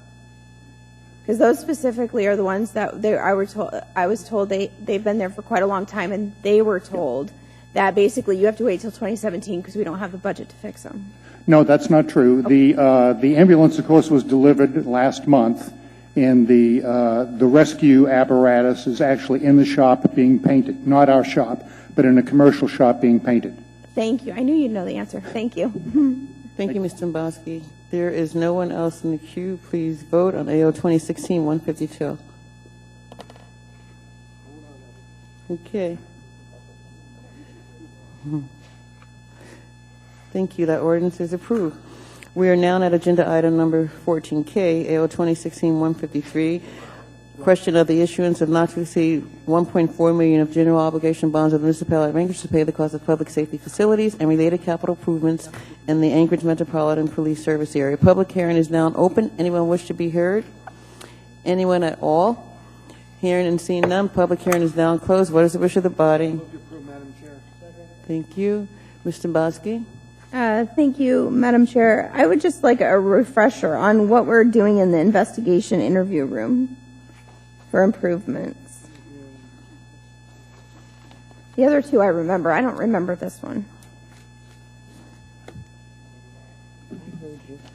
Through the chair, Mr. Dombrowski, at the present time, when we have prisoners in our facility or people that we're interviewing prior to taking them to DOC, if they have to use a restroom, they're using the common restrooms shared by the rest of the personnel. What this renovation does is make a restroom for those individuals separate from the rest of the staff. So also, we've had incidents inside those restrooms where they've tried to hurt themselves and things like that. So as you can imagine, body fluids and things like that, we don't want to expose our officers and other personnel to those contaminants. Fair enough. Thank you. Thank you, Mr. Dombrowski. Question, good answer. There is no one else in the queue. Please vote on the main motion, AO 2016-153. Please vote. That ordinance is approved. We are now at agenda item number 14L, AO 26-154, issuance of not to exceed $36,940,000 of general obligation bonds of the municipality of Anchorage to pay the cost of road and storm drainage capital improvements in the Anchorage Roads and Drainage Service area and related capital improvements. We also have laid on the table item 2016-154S. Public hearing is now open. Anyone wish to be heard? Anyone at all? Hearing and seeing none, what is the wish of the body? Madam Chair, move to approve the S version. Thank you. 2016-154S. Thank you, Mr. Traney. We need a second, please. Thank you. Mr. Flynn. Mr. Peterson, second. Mr. Flynn. Thank you, Madam Chair. Since this was laid on the table, I haven't had a chance. Could someone explain the difference between the original version and the S version? Through the chair, Mr. Flynn, the change has to do with a reduction in the O&M costs for the bonds. The projects are not changing, but the O&M estimate that we had in the original bond proposal was $1.1 million. The S version is at $562,000, so we made a reduction in the O&M. Thank you. Thank you, Mr. Flynn. Mr. Starr. Well, it does not specific to the item. It's to the question Mr. Flynn raised. Maybe Mr. Traney can answer this. Didn't we pass an ordinance directive saying that when there's an S version introduced, there's also a summary page of the changes as they're required? That is correct. We did. Does sort of the new administration know that occurred?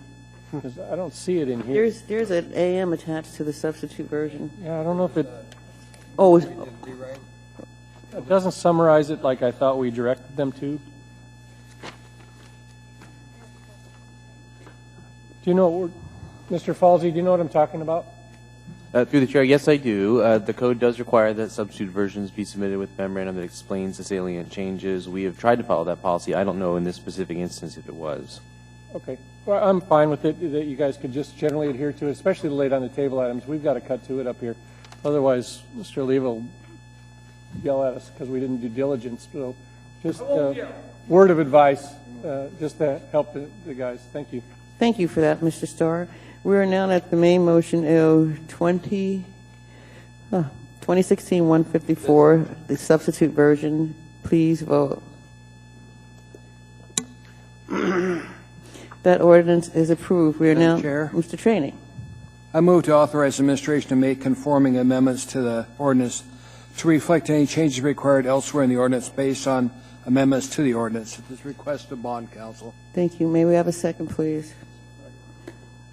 Seeing no objection, that is approved. Anyway, we are now at agenda item number 14M, AO 2016-155, enacted a new chapter 23.115 of the Anchorage Municipal Code to add a procedure for review and consideration of historic property values and possible preservation when an owner applies for demolition and other permits. We also have a laid on the table item. It's 2016-155S. Public hearing is now open. Anyone wish to be heard?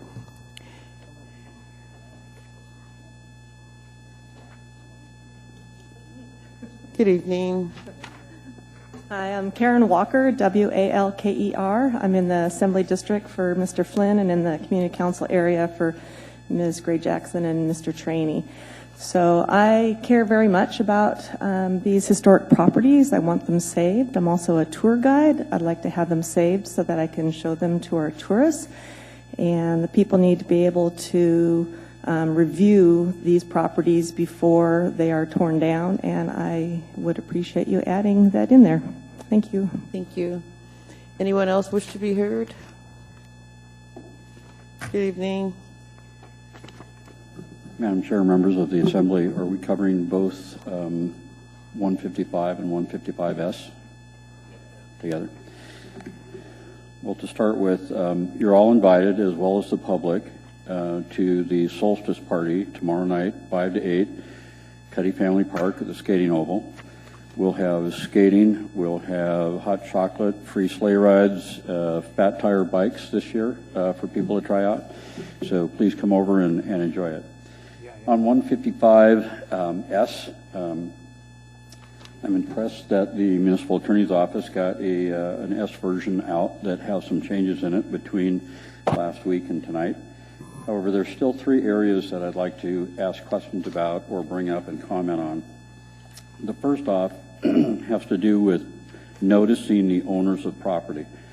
When you look at the purpose statement of the commission itself, they're to protect and identify and that. So I believe that part of their job will to be actually identifying properties and then promoting them to the SHPO office for review for possible nomination to the Federal Registry.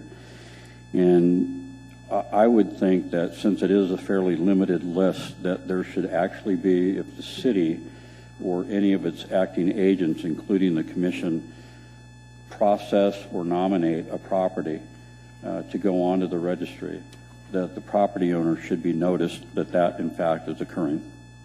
Common courtesy, in my opinion. To go through that process right now, there is no requirement to notice the private property owner. However, through the national registry process, a private party can actually block the identification of the property following its nomination. So it seems like we should be giving notice to the private property owners. Second area had to do with, let me get to it, on the permit process and going through it. On item number 3, that's under 23-115-060 procedures. Item 3, where it talks within the first 15 days after the application that there's a variety of things that need to be done. And it's really the last item, a carryover from 155, is the historic structure report. If you look under the definition of what the historic structure report is, I believe there's actual work within that effort for a complicated historic building or one that could be determined to be historic is going to take more effort. And I wanted to know if in fact the city had on staff the capacity and or the expertise to actually do the work, if they have an idea how much that would cost if they have to have someone else do it, and what that is actually going to cost the public. Thank you. Mr. Weddleton. Actually, I have Mr. 2 Trainee? points. I do have a question, but do we need to make a motion to extend? Madam Chair. We're dealing with that. Before you go on, Mr. Weddleton, Mr. Training needs to make a motion. Madam Chair, can we change the order of the day, take up item 14-0? It's an issue, only one person's here to testify on it that I know of. If we can get this done before we go on and extend or whatever we're going to do. But ma'am, I'd like to get Thank this you, one Mr. Trainee. It's staff that's here. Can I have a second, please? Change the order of the day to deal with 14-0. Any objection? Seeing no objection, we are going to deal with 14-0. Give us a moment, please. AR 2016-327, resolution appropriating $457,650 to the Public Health Emergency Preparedness and Response. Public hearing is now open. Anyone wish to be heard?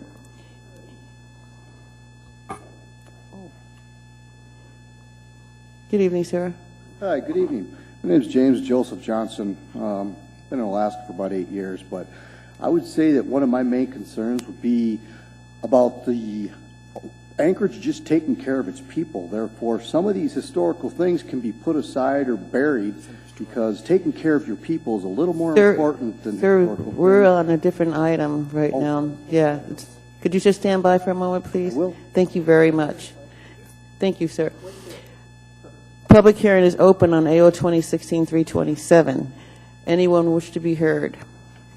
Anyone at all? Hearing and seeing none, public hearing is now closed. What is the wish of the body? Approve, Madam Chair. Thank you. Can I be a second? Seeing no one in the queue, please vote. That item is approved. Thank you very much. Thank you for your patience. We are now back to AO 2016-155S. Sir, please continue. Thank you very much. So what I was saying was, I believe it's a little more important to take care of your people than it is to rebuild historical buildings, such as taking care of the sidewalks and whatnot a little better. For the people that are too poor to receive the busing or any other fare of a kind to get back and forth from their jobs or visiting one another at their houses, for the residentials and whatnot.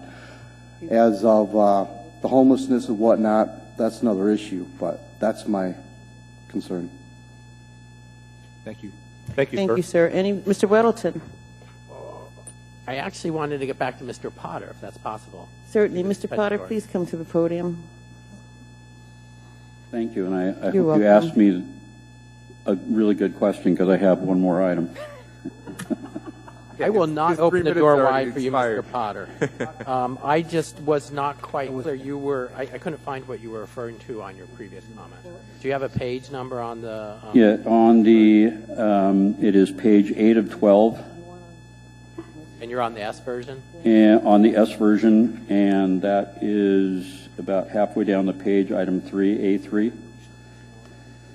A3. Oh, okay. All right. So then if you cross-reference back to the definition of the historic structure report, you can see that there's cost-benefit analysis. Some of the things that would have to be done to actually do a proper job would actually have probably electrical, plumbing, structural, all kinds of things evaluated before you could do an actual cost feasibility analysis of whether or not it's cost effective to try and save the building or not, and what it would cost to do. So the question was really, does the city in its staff have the capacity or the expertise to do the work? And if not, how are you going to contract to get that done? And can you actually do it in like that first 15 days or 5 days that it's really set aside to be?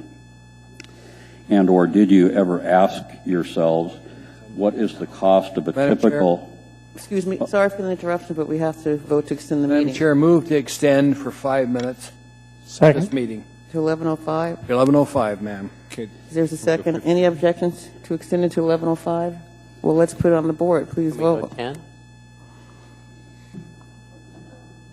No, no. The motion is to extend the meeting to 11:05. And we need 8 votes. Thank you. The meeting is extended to 11:05. Mr. Potter, please continue. Just very quickly, Why are you voting again? the last part of the question is, has the city actually estimated what it would cost to do a range of these studies and do it within the time frame that you've specified in the report? As I know Mr. Starr knows, when you have a limited amount of time and you have to do a lot of work, you have to spend probably more money to accelerate the process, or you just don't do as much work and don't do a full report. Lastly, an item that you heard at the work session was, although it's been softened to encouraging the allowance of other parties to go in the building to do examinations, I still believe that it would be important to identify that either the city will hold the property owner harmless for any injuries, or find that if releases for any liability for any injuries caused while a person is in there doing a review of the building that's not part of the ownership, that requiring a party to sign that release is still viewed as being open and accommodating rather than not accommodating. So. Thank you. Mr. Trainee? Mr. Potter, if you look at the statement of economic impact on here, it says approval of this ordinance should have no significant impact on the public sector. What do you think? Would this have an impact on the public sector? Well, you know, I don't know exactly what the definition of significant is. That's always tough. But I know that the planning department isn't adequately funded to take on this kind of work. Now, you kind of slice it and say there's probably not a lot of these that are going to happen, but when they do happen, there's going to have to be a budget to do it, because right now the department does not have the budget. And if we want to use the 4th Avenue Theater structure, it is a very complex structure. There's a lot of things going on in that building, top to bottom. And if you were going to do a viable and real cost-benefit analysis and feasibility study, it's going to cost money, and it's going to take more time than the 5 days that are kind of allowed here. So I don't know if the city actually thought about what they were going to do and what that report would need to be when they determined if it was a significant cost or not. Thank you, Mr. Potter. Thank you, Mr. Trainee. Mr. Croft? Thank you, Mr. Croft. Mr. Starr? No? Oh, okay. Thank you. Anyone else wish to be heard? Oh, did I say it was free tomorrow night also? Good late evening. Hi, my name is Ann Freitag. Last name is Freitag. And I just wanted to say that I think we badly need a process to keep the few historical buildings that the city has and their sites safe. At 100 years old, Anchorage is really a very new city, and we have the opportunity to preserve some of the tangible remembrances of our history. If we use the 4th Avenue Theater as an example, it is a fine example of Art Deco architecture, and it holds a lot of memories for a lot of people in this city, myself included. And it's considered to be a piece of value to the city. And I would not like to see it torn down or replaced by some tacky building designed by somebody with the architectural sensibility of somebody like Pete Samarello, just to make a little bit of money for one particular company. Thank you very much. Thank you. Mr. Croft? I'd like to postpone to the next meeting. Do you have to close public testimony first? I'm sorry, Mr. Croft? I'd like to postpone this till the next meeting. I think it needs more consideration, and we're up against our time. Right, but I think there's one more person to testify. Yeah. Sir, please come to the podium. Is there anyone else other than this gentleman for this item? Anyway. There's 2. One over there. Okay. Thank you. Good evening. My name is Kevin Hall, last name Hall. I have come, and I will try to be brief, to support this particular amendment, or excuse me, not amendment, but procedure tonight, I think it's reasonable for us to have something in place that allows us to take a look at these historic buildings and locations. It's important for us as a community. I am a 49-year investor in Anchorage. I was born here. I intend to live the rest of my life here. Just like you, I think this is important. I want to be proud of the community that I live in, and that means also being aware of and empowered by those people who came before us. The Fourth Avenue Theater, a number of different locations around the community, I want to know that they're protected because they're important to us. It is important to focus on things that we're doing today to ensure what we have in the future, but we can't lose track of those things in our past that were important, those touchstones. If it's watching Beyond Thunderdome in the Fourth Avenue Theater, or going to a Boy Scout, Eagle Scout ceremony that has been there, it is important for us to keep aware of where we were and who we are because of the people that were here before us. Thank you. Thank you, sir. I think there's one more person to testify. There's a couple. There's Madam Chair, three. we need to extend at least to accommodate them. They've been here all I night. agree with you. Mr. Trainey's going to Madam Chair, move to extend to allow 3 people more to testify, and that's it, Madam Chair. Can I have a Yes, it second, is. please? Second. Thank you. Any objection to extending? Madam so we Chairman? can, Mr. Is there going to be a chance to deal with 14N tonight? We've had, the staff's been waiting for that. We've been yanking the agenda around all night. I would like to deal with that item so we don't have to put it off again, Mr. Trainey. So if whatever motion we need to make so that we can have Madam these 3 Chair, people testify. Move to change order of the day. Take up item 14M, is it, Mr.? 14N, Mr. Abbott. Thank you. And then we'll come back to these 3 Thank you, people, Mr. Madam Trainey. Any objection? Okay, great. All right. Anyway, we're at agenda item number 14 in AO 2016-156. Add health services as allowed use in the I-1 light industrial zoning district. Public hearing is now open. Anyone wish to be heard? Anyone at all? Welcome, sir. Madam Chair, I think we need to have a motion to extend now. The last one replied to other people to testify. We're expiring at 11:05. We extend it. It was extend for this one and the 3 that Okay. we heard. Madam Clerk, do you think we need a motion to extend? I think we do. Madam Chair, may I make a motion to extend to deal with item 14N as in Nancy and to finish the public testimony on item 14M? Thank you, Mr. Bossi. A second, please. Second. Thank you. Any objection? No objection. We are extended. Are you going back to M? No. You're Okay, testifying. this is in on the rezoning. Yes, sir. And this is an open window to more homeless shelters and facilities to go into a light industrial area. You put by conditional use a homeless shelter, you expanded it 3 times.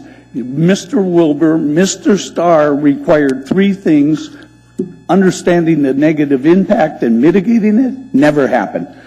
Deal with the crosswalk, just smucked 3 homeless people because of the crosswalk, never happened.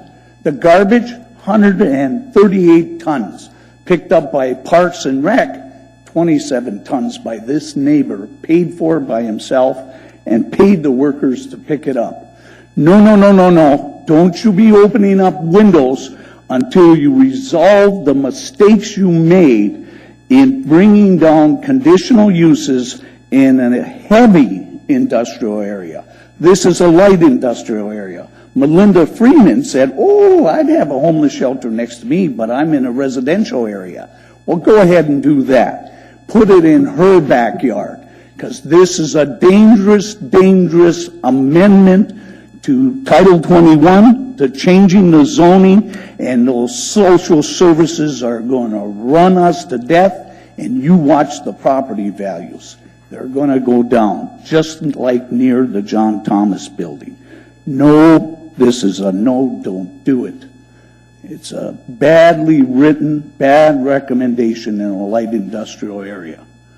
I know you don't have any questions because your mind's already made up. Thank you. Anyone else wish to be heard?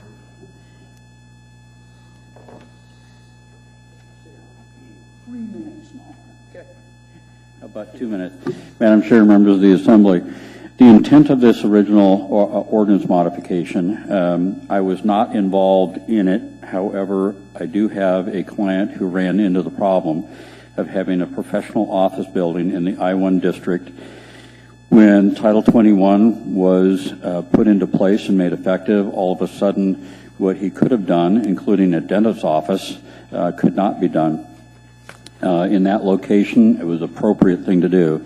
I believe the intent of this ordinance was to address those issues of being able to put healthcare type uses like dentist's office, doctor's office, those types of things in the I-1 district, considering where we have I-1 around town and how it has in many places a previous retail type of service development pattern.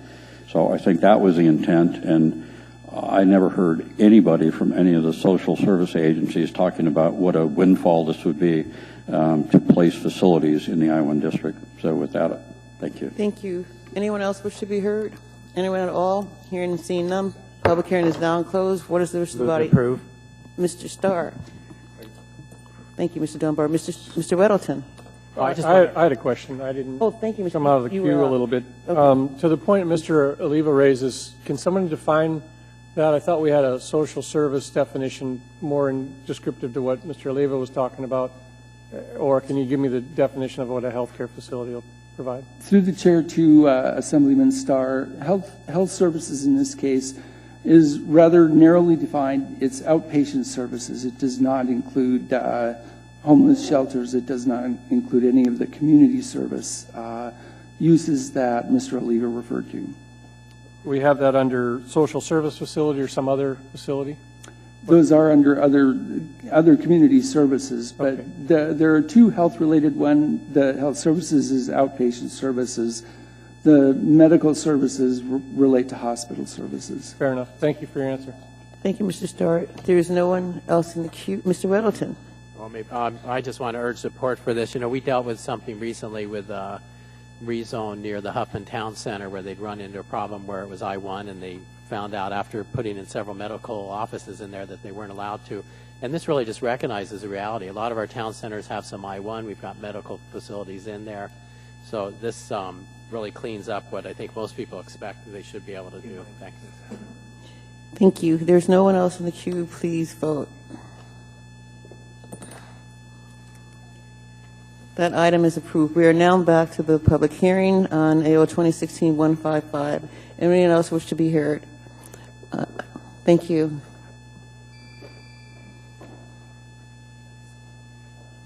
Hi. Hello, my name is Natalie Travis. Travis is Travis. I didn't have anything prepared tonight, so just bear with me. But, you know, hearing this topic, I'm born and raised Alaskan. My mother was born and raised Alaskan. My father jumped in his Mustang when he was a teenager and drove up here from the lower 48 because he just loved Alaska so much. Part of that makes Alaska so special is its history. And even though Anchorage is very young and Alaska is very young, it is still a very special, important history. And I think it's very important to our identity as a community. So I think this ordinance is the first step in preserving that identity. And I think it's very important. Thank you very much. Thank you. Anyone else wish to be heard? Good evening. Good evening. Good late evening, sorry. My name is Eric Stratton, S-T-R-A-T-T-O-N. And I just wanted to be another voice to reiterate we had a lot of good points. We are a younger city, and I think it's really important that that we take whatever steps possible to preserve what little history we've already got so far in Anchorage. I think it's really important to take those first steps. I think this concept is kind of new to us, being a young city, and I think it's very important to protect what we have. Thank you, sir. Thank you. Anyone else wish to be heard? Sir, thank you, Mr. Flynn. Sir, you already spoke on this one? On this ordinance? You did. Okay, I just had a couple seconds more to add. You already spoke on this ordinance, sir. Thank you. Awesome. Okay, and we move to extend to let the last few folks testify, and I'm going to close the public hearing unless somebody objects. No one else is here to testify. Public hearing is now closed. We need a motion to adjourn. Move to adjourn till next year, Madam Chair. Thank you. Mr. Falsey. I just wanted to quickly mention for the body that on the consent agenda you approved the Girdwood long-term policing contract with Whittier. Whittier's city council also acted tonight. They approved it unanimously, so that should be a wrapped-up item. Cool.